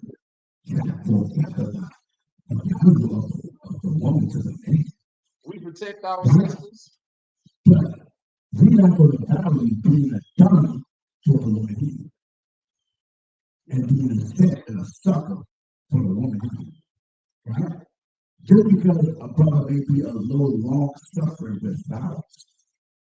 Because most times long suffering with Israel, Israelites. But that But also brought forth judgment upon you, on Israel. Thank you. So we give you a judgment when we speak hard to you, when we do falsehood, we falsehood, it is what it is. You know it. Okay? So now, you got something what to say? I want you to put it in that. After verse 13? Yeah, in Genesis. Yeah, we done with that. Okay. This is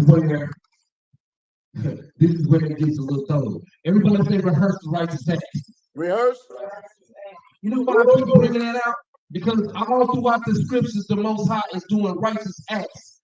And when we read these things, we are rehearsing the righteous acts. But he also did certain things that when he gives us instructions and or precepts, we are to rehearse the righteous acts. Everybody say rehearse the righteous acts. Rehearse the righteous acts. We're about to read the righteous act that was executed upon the Pharaoh of Egypt.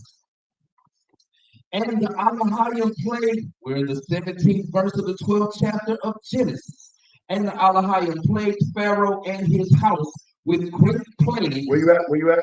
In the 17th verse of the 12th chapter of the book of Genesis. And the YAHAWASHI plagued Pharaoh and his house with great plagues because of Sarah and Abram's wife. Did you wait? Say it again. Slow down. And the YAHAWASHI, because I'm getting a little quick right here. I'm saying this is from Lord God. And the YAHAWASHI plagued Pharaoh and his house with great plagues because of Sarah, Abram's wife. Look at the cause and effect. Because of Abram's wife, YAHAWAH plagued Pharaoh and his house with great plagues. Everybody say rehearse the righteous acts. Rehearse the righteous acts. Everybody. And Pharaoh called Abram and said, what is this that thou hast done unto me? And why did you not tell me that she was your wife? Why sayest thou, she is my sister? So I might have taken her to me to wife. Now therefore, behold thy wife, take her and go your way. And Pharaoh commanded his men concerning him, and they sent him away, and his wife, and all that he had. Chapter 13. And Abram went up out of Egypt, he and his wife, and all that he had, and Lot with him into the south.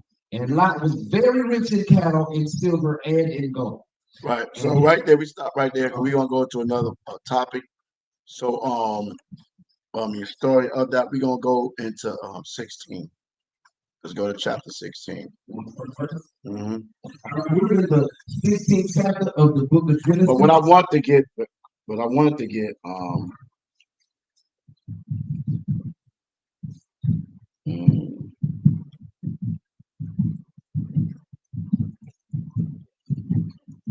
you talk. All right.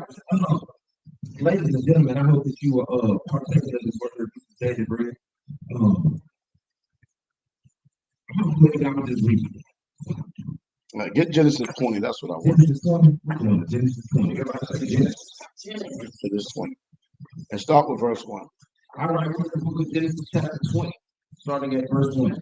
Abraham journeyed from thence toward the south country, and dwelt between Kadesh and Shur, and Hagar in Gerar. And Abraham said of Sarah his wife, notice the name, she is my sister. And Abimelech, king of Gerar, sent and took Sarah. These are two different separate occasions, right? Two different separate occasions.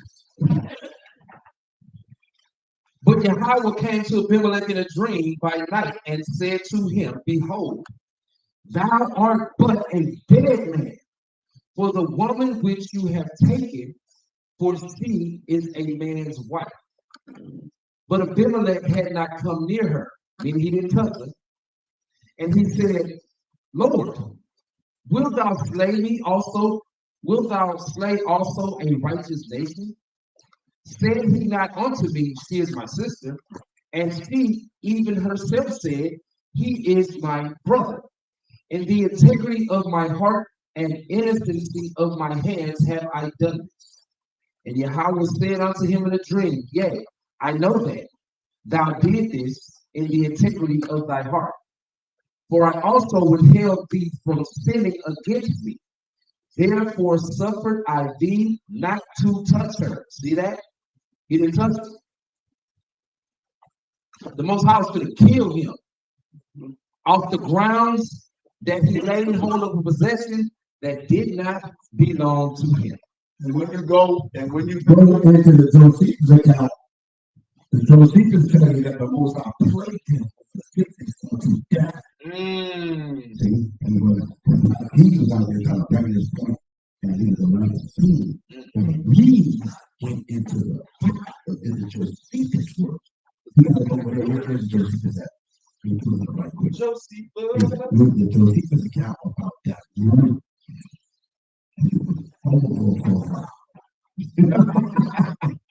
It was over for thou. Let me get it right.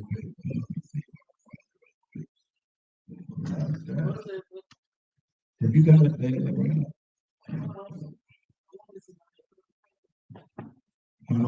From creation to the death of Isaac, Adam, concerning the prosperity of Adam, and the 10 generations from him to the David.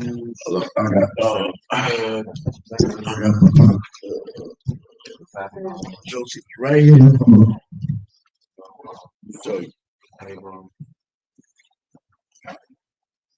Yeah. He thought it was all sweet words.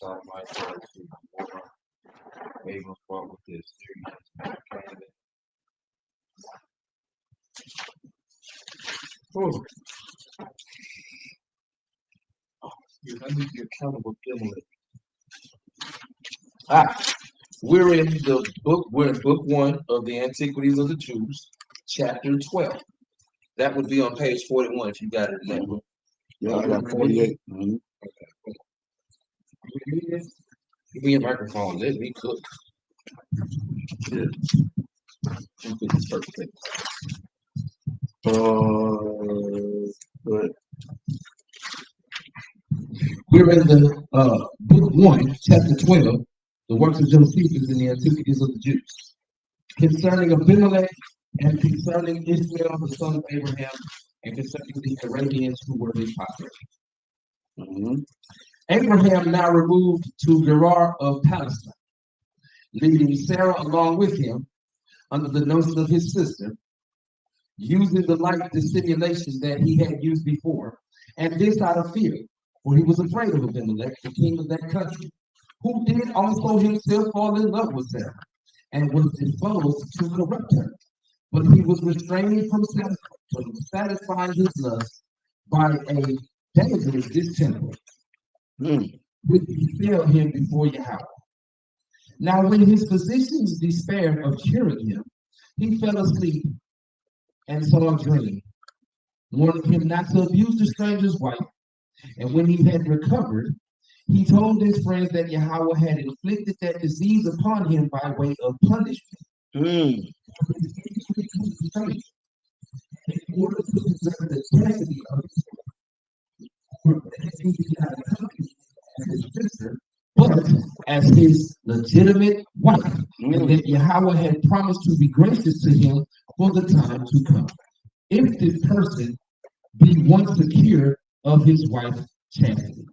When he had said this, by the advice of his friends, he sent for Abraham and bid him not be concerned about his wife or fear the corruption of her chastity, for that YAHAWAH took care of him, and that it was by his providence that he received his wife again without her suffering any abuse. And he appealed to YAHAWAH and to his wife's conscience, and said that he had not any inclination at first to enjoy her. If he had known that she was his wife, since he led her about as a sister, I imputed him no offense. He also entreated him to be at peace with him and to make YAHAWAH propitious to him, and that if he thought fit to continue with him, he should have. He wanted that if he designed to go away, he should be honorably conducted and have that whatsoever supply he wanted when he came hither. Upon his saying this, Abraham told him that his pretense of kindred to his wife was no lie, because she was his brother's daughter, and that he did not think himself safe in his travels abroad without this sort of dissimulation, and that he was not the cause of his distemper, but was only solicitous for his own safety. He said also that he was ready to stay with him. Whereupon Abimelech assigned him land and money. And what? And money. Land and money. And they covenanted to live together without guile, and took an oath at a certain well called Beersheba, which may be interpreted the well of the oath. And so it is named by the people of the country unto this day. The book of Josephus account says that that was the news again there, right? But when we go here to the Bible, it's worded a little different there. Go there in verse 5. It says, oh, we gotta go verse. What we got right now? What was that? We had the first Abraham here. Okay, but in verse 4, 6. I was said unto him in a dream, this in the integrity of thy heart, and also with thee, I also reveal thee from sin and evil. Therefore, I thee back to punishment. Now, therefore, restore this man his wife, for he is a prophet, and he shall pray for thee, and thou shalt live.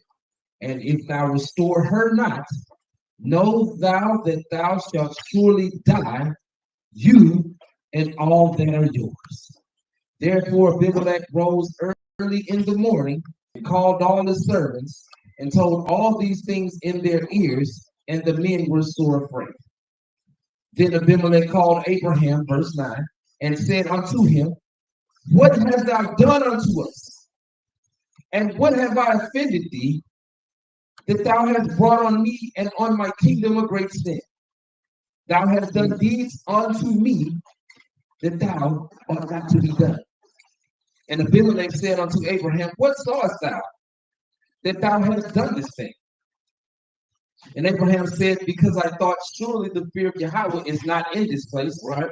And they will slay me for my wife's sake. And yet indeed she is my sister. She is my sister, but what? She is the daughter of my father, but not the daughter of my mother, and she became my wife.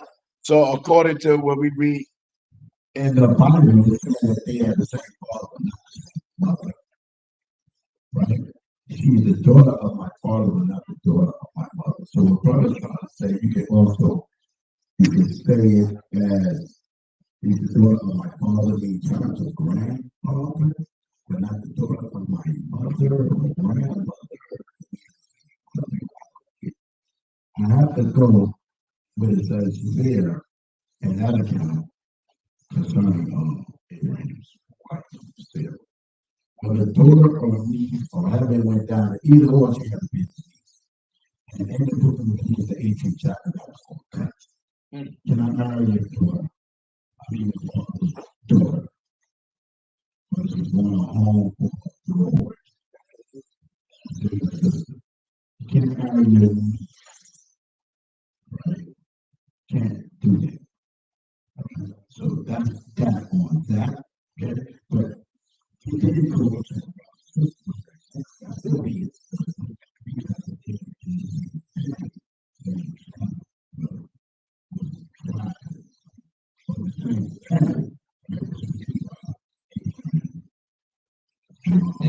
And Nahum. Right? So that's what's going on. So people say, oh, Abraham lied. No, he didn't lie. No, he told the truth. He told the truth. They just didn't read the fine print. Right. Could be fine, but he is fine. That's what he did.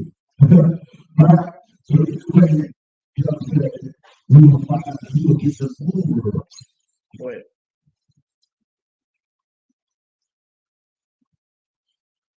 You and it came to pass when Yahawah caused me to wander from my father's house, verse 13, that I said unto her, this is thy kindness which thou shalt show unto me at every place whither we shall come.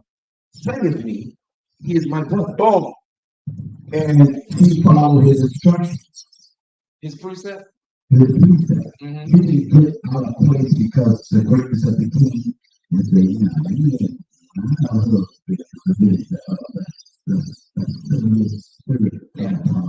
I'm by myself. I'm by myself. No, you're not. I know you got a whole nigga. But he didn't say that was a problem. So he followed his lead, right? Come. Because he realized what it was about. Right?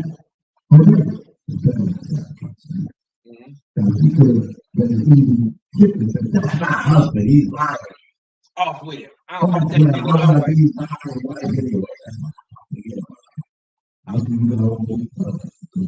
You know, this is your land. This is your 40 acres. Oh, man, listen. He ain't got to fight to prove his love. Just gonna we walking around all kinds of places. He's telling you to hide. Because he never gave a physical address on Abraham, did he? Right?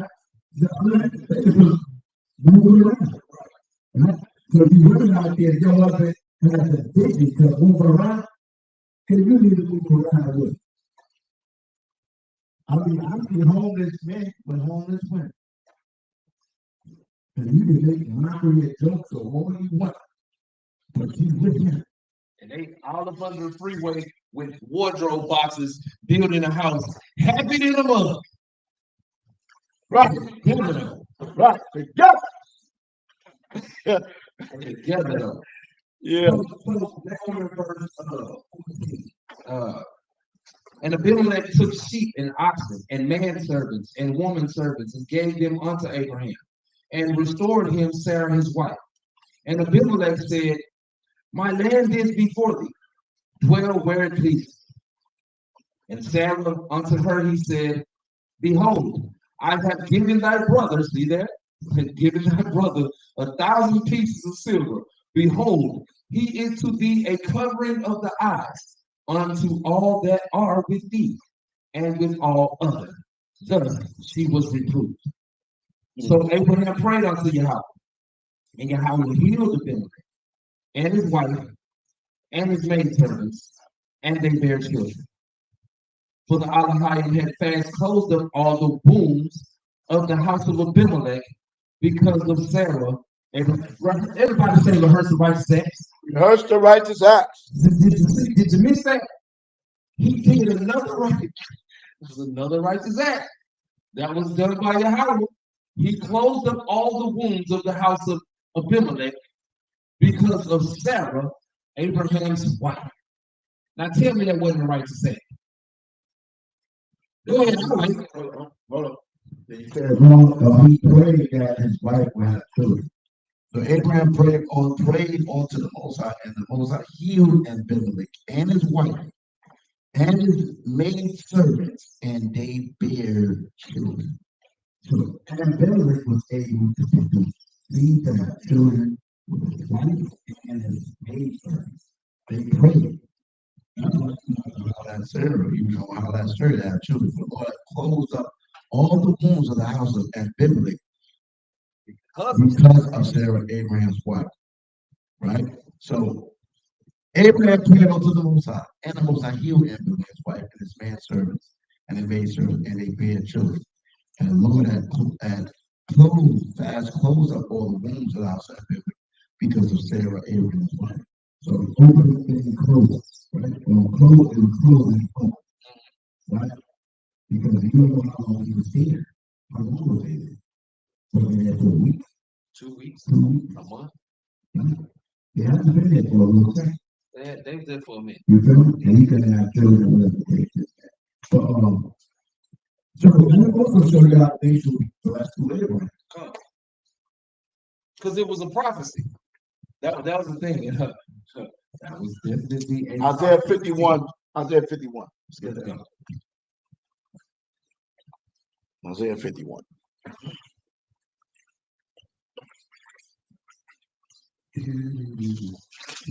And we're gonna do a part 2 of this. We're gonna stop at 7 o'clock. Read verse 1. Me, even follow after righteousness, even seek the Alahayim. Look unto the rock whence ye are healed, and to the hole of the pit whence ye are digged. Look unto Abraham your father, and unto Sarah that bare you. For I called him alone, and blessed him, and increased him. Look at that. Look at that. Right? Look unto Abraham your father, and unto Sarah your mother that bare you. I have called him alone, and blessed him, and increased him. Right? So our parents are right? We're supposed to be wise and cunning like our father Abraham, because he's young. Same thing happened with Isaac with that. When he went down to Egypt. The same story. History repeated itself. When he got an age, he went down to Egypt. He had to say to his wife, right, that was beautiful. Thou art my sister. That's what you tell them when you go into the land. Because Abraham told they won't come to you for your woman. Right? Now, if you got a wicked woman, they don't allow you to be killed. See? But if you got a righteous woman, she's going to make sure she's protected. Right? And then he came out with twice. He got woman there. The power of the woman. The woman has power if you use it correctly for good and not for evil. Because we realize that, we understand that. But when you try to side with the devil, then that's what you are. You're the devil.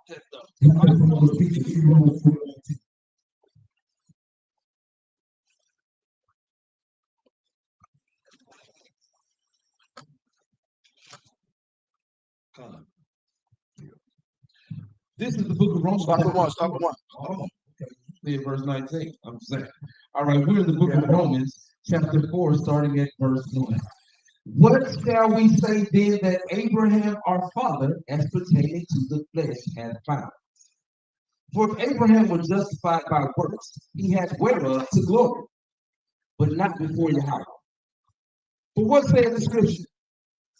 Abraham believed Yahweh, and it was counted unto him for righteousness. Now to him that works is the reward not reckoned of grace, but of debt. But to him that worketh not, but believeth on him that justifieth the ungodly, his faith is counted for righteousness. And we all know that, we understand the faith of Abraham, right? Let's see what else he said about. Let's jump down to verse. Jump down to verse 12. Verse 12. And the father of circumcision to them who are not of the circumcision only, but who also walk in the steps of that faith of our father Abraham, which he had being yet uncircumcised. Right. He had the faith without being circumcised. Right?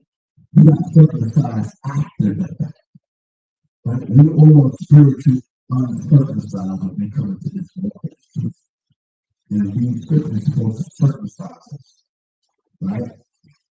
So we come in the truth, we're supposed to be circumcised. Right? Right? But when that circumcision happens, it can happen maybe a year, 2, 3 years. Abraham had faith without being physically circumcised. Verse 13. For the promise that he should be the heir of the world. We're in Romans chapter 4 and verse 13. For the promise that he should be the heir of the world was not to Abraham or to his seed through the law, but through the righteousness of faith. For if they which are of the law be heirs, faith is made void, and the promise made of none effect, because the law worketh wrath. For where there no law is, there is no transgression. Therefore it is of faith, that it might be by grace, to the end the promise might be sure to all the seed, not to that only which is of the law, but to that also which is of the faith of Abraham, wait for it, who is the father of us all. As it is written, I have made thee a father of many nations, before him whom he believed, even Yahawah, who quickeneth the dead, and calleth those things which be not as though they were. Who against hope believe in hope, that he might become the father of many nations, according to that which was spoken. So shall thy seed be. And being not weak in faith, he considered not his own body now dead, when he was about 100 years old, neither yet the deadness of Sarah's womb.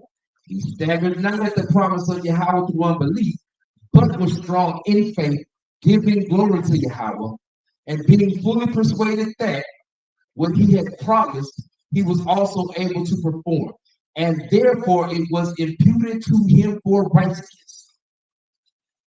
Now that Verse 23. Now it was not written for his sake alone. So I'm going to go back to 19 says, yet the deadness of Sarah's womb.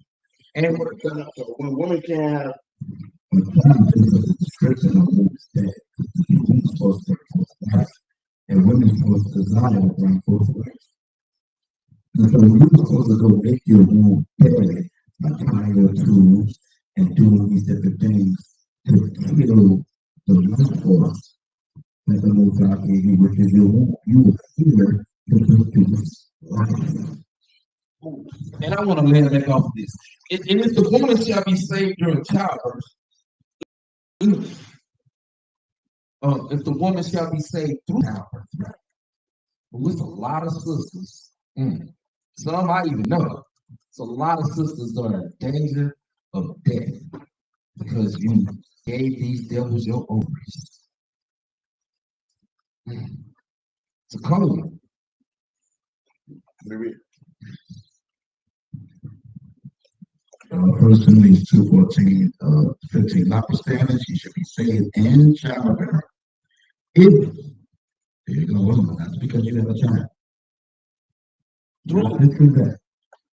Notwithstanding, she shall be saved in childbearing if they continue in faith and charity, holy surprise. So ain't no guarantee you get no guarantee past because you have a child. You got to continue in faith. You got to understand holy surprise. You go to prophet. That's what it's about, right? Okay. So we're reading about Sarah. We're reading about our father Abraham. And through Sarah, he was given Genesis 13:1 2. Through that beautiful woman, Sarah, right?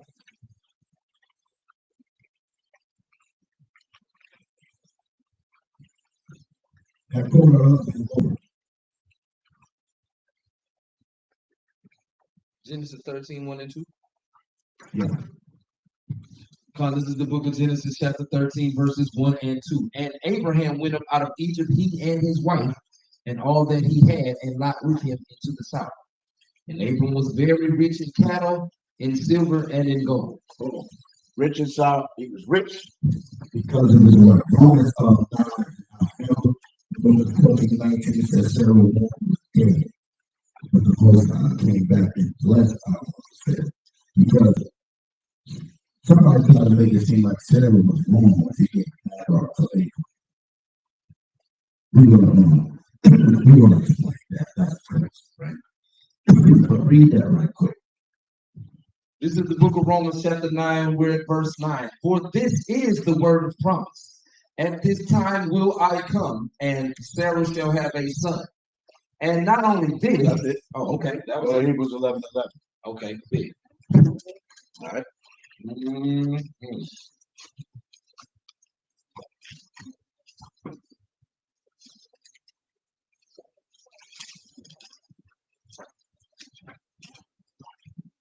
We're in the book of Hebrews, chapter 11, and we're at verse 11.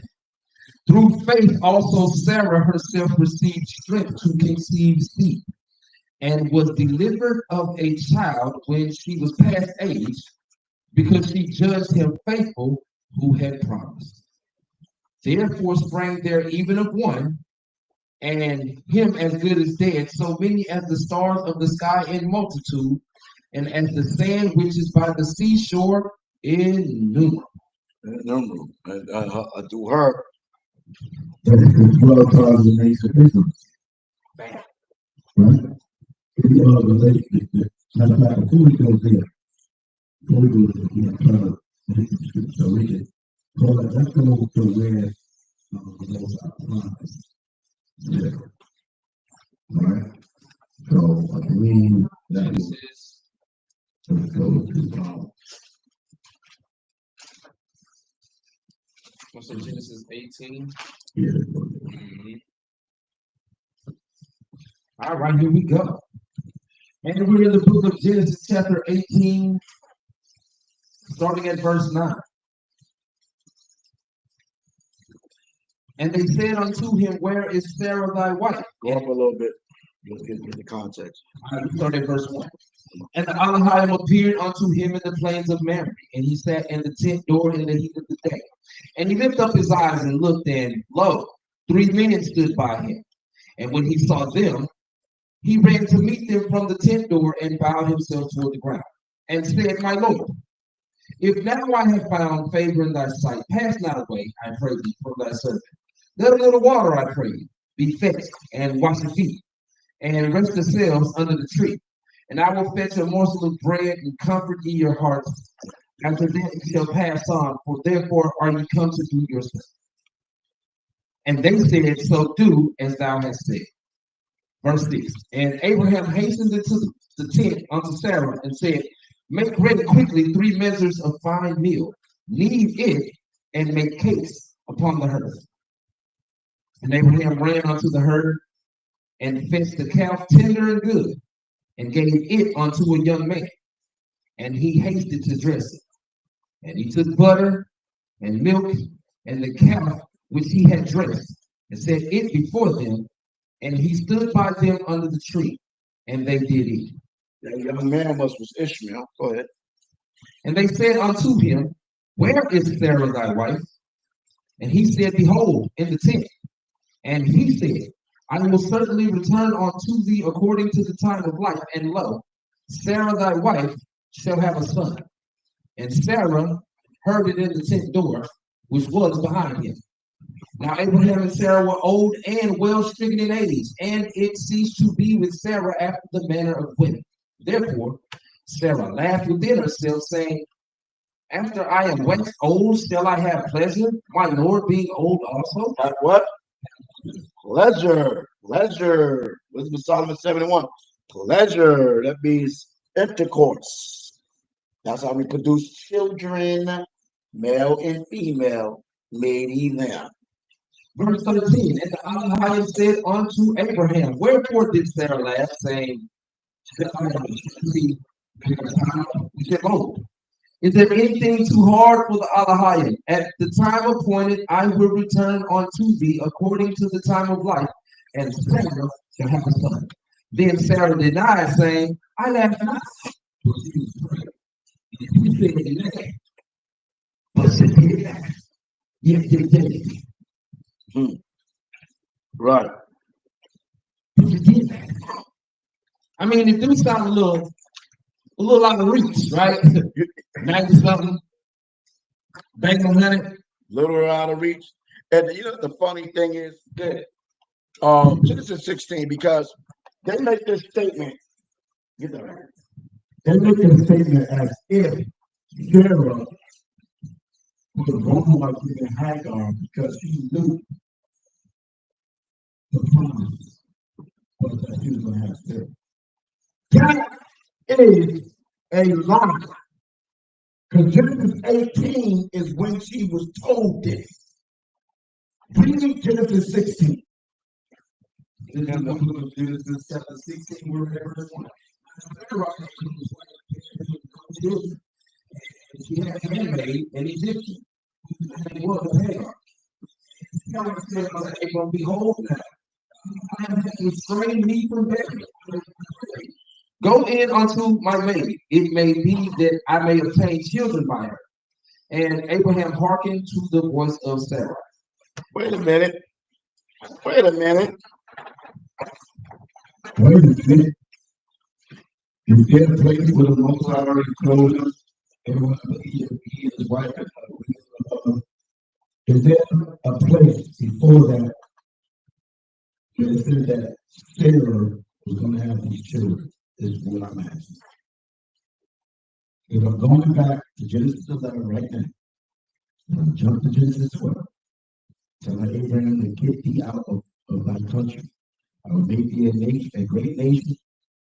Right? And Genesis 12 and 1, and then Allah has said unto Abraham, get thee out of thy country from thy country, and from thy father's house, unto the land that I will show thee, and I will make thee a great nation. I will bless thee and make thy name great, and thou shalt be a blessing. And I will bless them that bless thee, and curse them that curse thee. And indeed shall all families of earth be blessed. So Abraham departed, as Yahweh spoke unto him, and Lot went with him. And Abram was 75 years old, 75, when he departed out of Haran. And Abram took Sarah, his wife, and Lot, his brother's son, and all their substance that they had gathered, and the souls that they had gotten in Haran. And they went forth to go into the land of Canaan.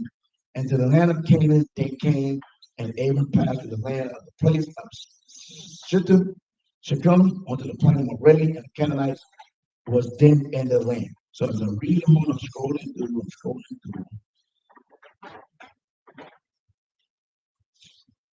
And they going into the Pharaoh thing. Right? So it's not until when we get to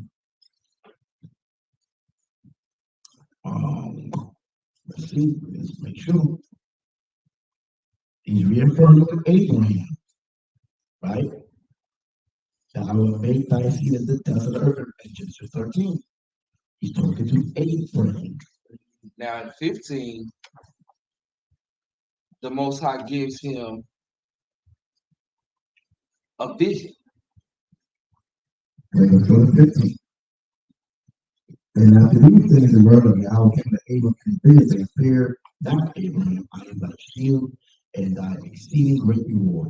Abram said, Yahweh, thou, what wilt thou give me, seeing I go childless? And the steward of the house is Eliezer of Damascus. To Abram said, look, to me thou hast given no seed, and lo, one part of the house is mine ear.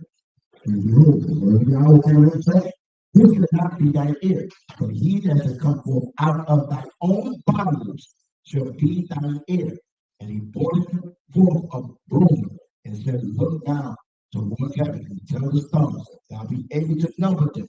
He said unto him, so shall thy seed be. And if you believe him, he counted it to him for righteousness. And he said unto him, I am Yahweh that brought thee out of Ur of the Chaldees to give thee this land to inherit it. And he said, Yahweh, wherefore I know that I shall inherit it. And he said unto him, take me an heifer of 3 years old, and a she-goat of 3 years old, and a ram of 3 years old, and a turtle dove and a young pigeon. And he took unto him all these, and divided them in the midst, and they eat peace one against another, but the birds devoured he not. And when the fowls came down upon the carcass, Abram drove them away, and when the sun was going down, a deep sleep fell upon Abram, and lo, a power of great darkness fell upon him. And he said unto Abram, Lord, that thy seed shall be a stranger in the land that is not theirs, and shall serve them, and they shall afflict them 400 years. That's the Exodus. And also, that nation whom they shall serve by judgment afterward shall they come out with great substance. And thou shalt go to thy fathers and peace. Thou shalt be buried in a good old age. But the fourth generation, they shall come hither again, but iniquity and ignorance is not yet full. So it's going in with the vision with Abraham. He's speaking to Abraham. Then we get to 16. Now, Sarah, Abraham's wife, bare them children, and she had a handmaid in Egypt whose name was Hagar. And Sarah said unto Abraham, behold now, Yahweh restrained me from bearing. I pray thee, go in unto my maid. It may be that I may obtain children from her. And Abraham hearkened to the voice of Sarah. So, from this point on, Sarah didn't have no vision about having no children. But as soon as I had a conversation with, she tried to insert that Sarah was going on because she gave Hagar to her husband Abraham. Right? The moment I was speaking to Abraham concerning him having the seed that's going to be multiplied at the span of the seed. That's Sarah. Sarah at this point in time could get pregnant. I couldn't need a son. So he took my handmaid. She gave her husband a wife. Happy. Is that honorable? Yes. Rachel did the same thing. Leah did the same thing. And they had children. And David actually thought they could have no more children. So when they don't know, when they don't know, you're going to make Sarah go on because you people hate power. That's why I always come up. Right? But this was before she overheard the angels having a conversation about her having children in her old age. So the arguments you could be making, it's just argumentative. It's not even facts. It's not even facts. Okay? And verse 3, and when Amos was to Hagar, and she conceived, and when she saw that she had that she had conceived, her mistress was despised. And when Hagar started to despise and be proud against the rock. And so that was going on. She was acting funny style to her mistress. And so she giving her to her husband. Now she's pregnant. Now she's feeling herself. Now she's feeling herself. Right? So this is what was going on. Right? Like some of these women, they come into a poverty situation, and you come in second, and now you will be proud against the first wife. It's awful. Okay? It said right here in 5. And Sarah said unto Abram, my wrong be upon thee. So Abram now, I have given my maid into thy bosom, and when she saw that she had perceived it, perceived I was despised in her eyes. Yahweh judged between me and thee. So now we in her bad and feel like, man, I gave you this woman, I gave you, that's going to judge between you and me. But if I take this, try to say what she knew, and the Lord was going to in her old age. What are you talking about? Do you even make sense? It's not crazy. Right? And Amos was said, behold, thy name is in thine hand. Do to her as it is of thee. It was very dealt hardly with her. She fled to her face. So Sarah thought being her, doing this, that, and the third her, right? And so now Hagar back, right? And the angel of Yahweh found her by the fountain of water, in the wilderness by the fountain in the way of Sarah. And he said, Hagar, the Lord living, with cometh thou, and whither wilt thou go? And she said, I flee from the face of my mistress Sarah. The angel of Yahweh said to her, return to thy mistress and submit thyself under her hands. There's a runaway woman, a runaway wife. And the angel of Yahweh said to her, I will multiply thy seed exceedingly, that it should not be numbered for multitude. So the Most High was creating another nation through Abraham and through Israel. So stop and exerting irrelevant conversation and thought patterns that just on a bottom scale, the Most High was creating nations. And so Hagar was going to be one of the mothers of a particular nation, which was the Israelites. Right?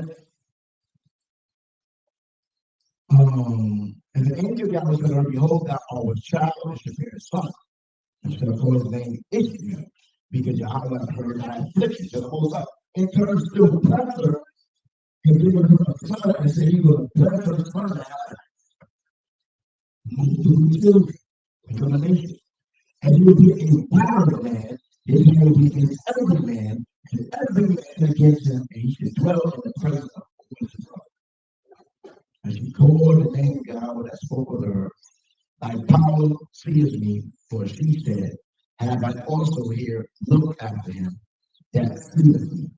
Wherefore the well was full, there we are, behold, is between Kadesh and Bereah.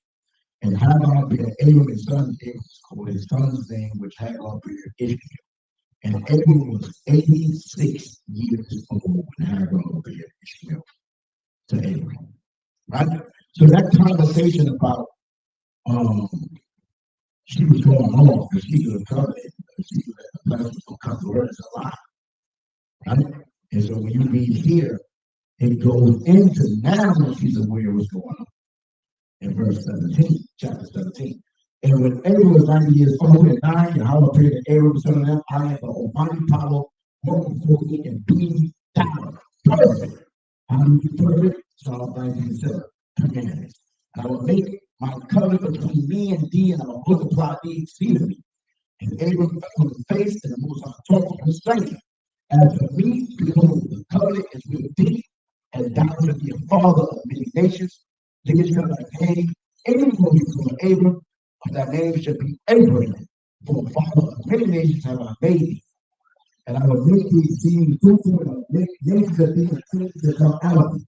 And I will establish my covenant between me and thee, and thy seed after thee, and their generation for an everlasting covenant, to be a power unto thee, and to thy seed after thee. And I will give unto thee and to thy seed after thee the land wherein thou art a stranger, in the land of Canaan, and an everlasting possession I will be their power. And Abraham said, thou shalt keep my covenant, therefore thou and thy seed after thee in their generations. This is my covenant which ye shall keep between me and you and thy seed after thee. Every man child among you shall be circumcised. And he shall circumcise. So it's going into the circumcision, right? And then it goes down to verse 15. And the Most High said to Abraham, as for Sarah, thy wife hast not called Sarah, but Sarah shall her name be, and I will bless her and give thee a son also of her. Yet I will bless her, and she shall be a mother of nations, kings of people shall be of her. Then Abraham fell upon his face and laughed, and said in his heart, shall a child be born to him that is 100 years old? And shall Sarah that is 90 years old bear? And Abraham said on the Most High, so he was a son, and the Most High said, Sarah thy wife shall bear thee a son, and thou shalt call his name Isaac, because of his laughter. And I will establish my covenant with him for an everlasting covenant, and with his seed after him. And as for Israel, heard thee, behold, I have blessed him, and I will make him faithful, and I will multiply him exceedingly. 12 princes shall he beget, is like Israel, and I will make him a great nation. But my covenant will I establish with Isaac, which Sarah shall bear unto thee at this set time in the next year. And he left to talk with him, and Moses went up from Abraham. So 3 years from a year from now, you will have a son. And Abraham took Ishmael's son, all that was born in his house, and all that was born with money, every male among the men of Abraham's house, and circumcised the flesh of their foreskins in the same day as the Most High had said unto him. And Abraham was 90 years old and 9, and he was circumcised in the flesh of his foreskin. He was 99. Right? And so now we final chapter 18, Genesis 18. And where Sarah now gets the understanding. Right? And Yahawah appeared unto him in the plains of Marine, and he sat in the tent door in the heat of the day, and he lifted up his eyes and looked, and lo, 3 men stood by him. And when he saw them, he ran to meet them from the tent door and bowed himself towards the ground and said, Lord, if thou found favor in thy sight, pass not away, I pray thee, from thy servant. That a little water, I pray thee, be fetched, and wash your feet, and rest yourself up under the tree. And I will fetch a morsel of bread and comfort ye your heart. After that ye shall pass on. But therefore when ye come to your servant, and they said, so do as thou hast said. And Abraham hastened into the tent unto Sarah, and said, make ready quickly 3 measures of fine meal, kneel it, and make cakes upon the heat on earth. And Abraham ran unto the herd, and fetched a calf tender and good, and gave it unto a young man, and he hastened to dress it. And he took butter and milk and a calf which he had dressed, and set it before them, and stood by them under the tree, and they did eat. And they said unto him, where is Sarah, thy wife? And he said, behold, in the tent. And he said, I will certainly return unto thee according to the top of life. And lo, Sarah, thy wife, shall have a son. And Sarah heard it in the tent door, which was behind him. So for you to say, Sarah was going on, when she gave Hagar to her husband Abraham, because she could have children, because he knew of the prophecy, is a lie. She overheard it when the angels came and spoke with Abraham. Can you please stop lying on the Bible? Sarah didn't do anything wrong or anything wicked by giving her husband a wife. Perfect. Okay? When she found out later on by only hearing the conversation of the men concerning her having a child. Was going to be the descendant of the 12 tribes of Israel, was going to be the chosen seed line. Right? And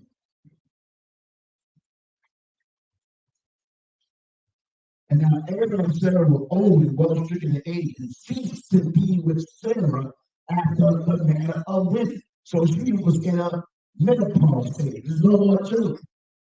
See, that's what we have a hard time with the book of Joshua. It says that Moses' mother was 126 years old when she married her nephew and had Miriam, Aaron, and 10 mothers, and over 126-year-old woman. Praise the Lord. That's therefore, there is a life within herself, right? Saying, I am wax old. Shall I have pleasure, my Lord, being old or you know, we don't have pleasure. And God said to Abraham, wherefore did Sarah laugh, saying, surely, I'm sorry. And God said to Abraham, wherefore did Sarah laugh, saying, shall I of a surety bear a child, which am old? Is anything too hard for YAHAWAH? I like that because when it comes to the virgin birth, it comes to but when it comes to God, nothing is impossible, right? But when it comes to the generation,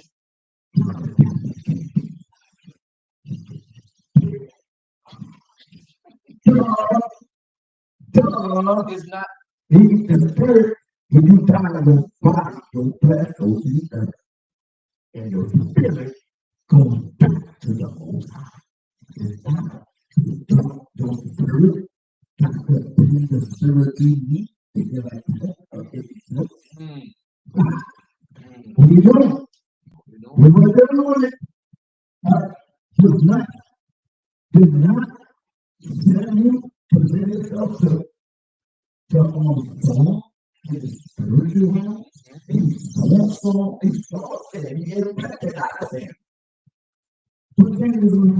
Like, what you waking up out my sleep for? Who woke me up? Oh, there's a spiritual body of power.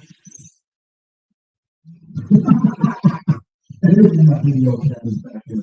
You look just like you are. But is anything too hard for y'all? At that time, I pointed out, return on the deep according to the time of life, and set up to have a son. Then you will be not saying, not. Well, she was afraid, and he said, hey, look down. And then rose up from hence and looked towards Sodom and Abram, went with them to bring them home to win. Right? So, I'll probably do a part two, go into speaks on the same account, get it recorded, information, stuff like that. But to show you, and those things go in and talk about that. Israel was trying to harm Isaac. Right? If you go in those deepest account, concerning, let me try to pull it up right quick. Yeah. So I want to stop at 7. I want to end it. I'll probably do a part two of it. I'll tell you the more background of it. But we want to go into the story of Sarah and Hagar, and we will go into more depth in the biggest stuff. And we can reference and see with just as concerning the point, right? So, we got down to this of Sarah, right? She laughed, she had a little she's talented. But she followed her husband and listened to him. And listened to her husband. And even encouraged him, right? To get rid of Ishmael, which he is not harmed at that time. Right. Because the Lord intervened and told him to listen. Did you hear your husband out? I have a voice. I have something to say. I want to disrespect and say to a man. No. And that's probably part two where we go into all that stuff like that as well. Right now we're at the part where she's going to have a child. Right? And then we get to see the interaction between the two sons and the women and Abraham. And that's part two. So with that, I'm going to praise the Lord to y'all. shot. We done went for like how long we done went for now? Like it's crazy. It says dang, 5 hours. Dang. Time to eat. We gotta eat. I'm good with it because that was the fact here now. It's lit. I have trouble. All the people that call size is trouble.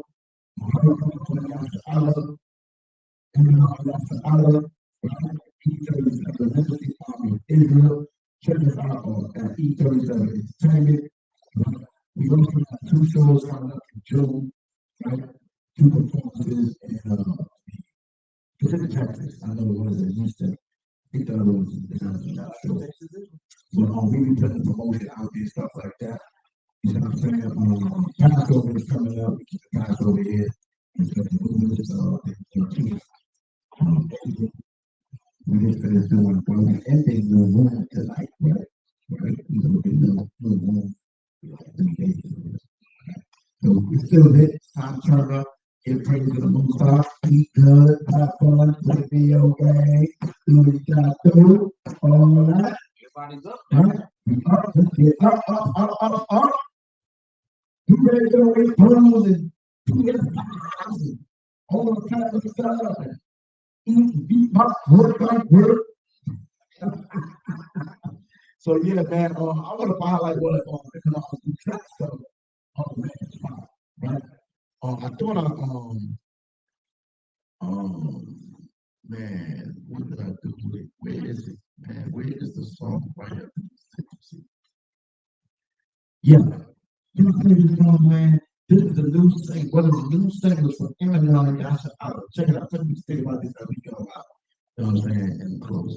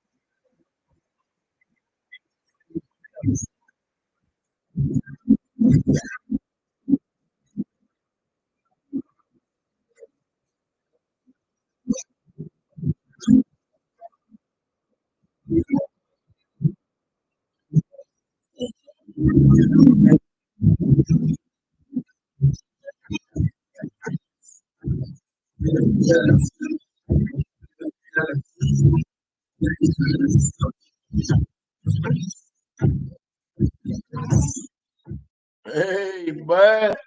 I don't know. Sound like a song yesterday. We have to drop a music video for that, man. You know what I'm saying? We got to do a real song for that, man. You know what I mean? Like real talk. So with all that, we at the end of the Shabbat Shalom. Start your rock. Appreciate everybody for being in attendance. Everybody moving around now. I guess we at the end and close. Anything you want to bring out at the end of the class? Right, I'll pray about the Most High. Ecclesiastes 12:13. That's all I want. So we can choke this.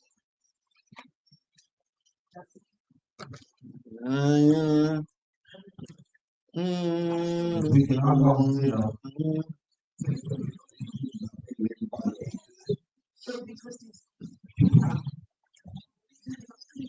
Ecclesiastes 12:13.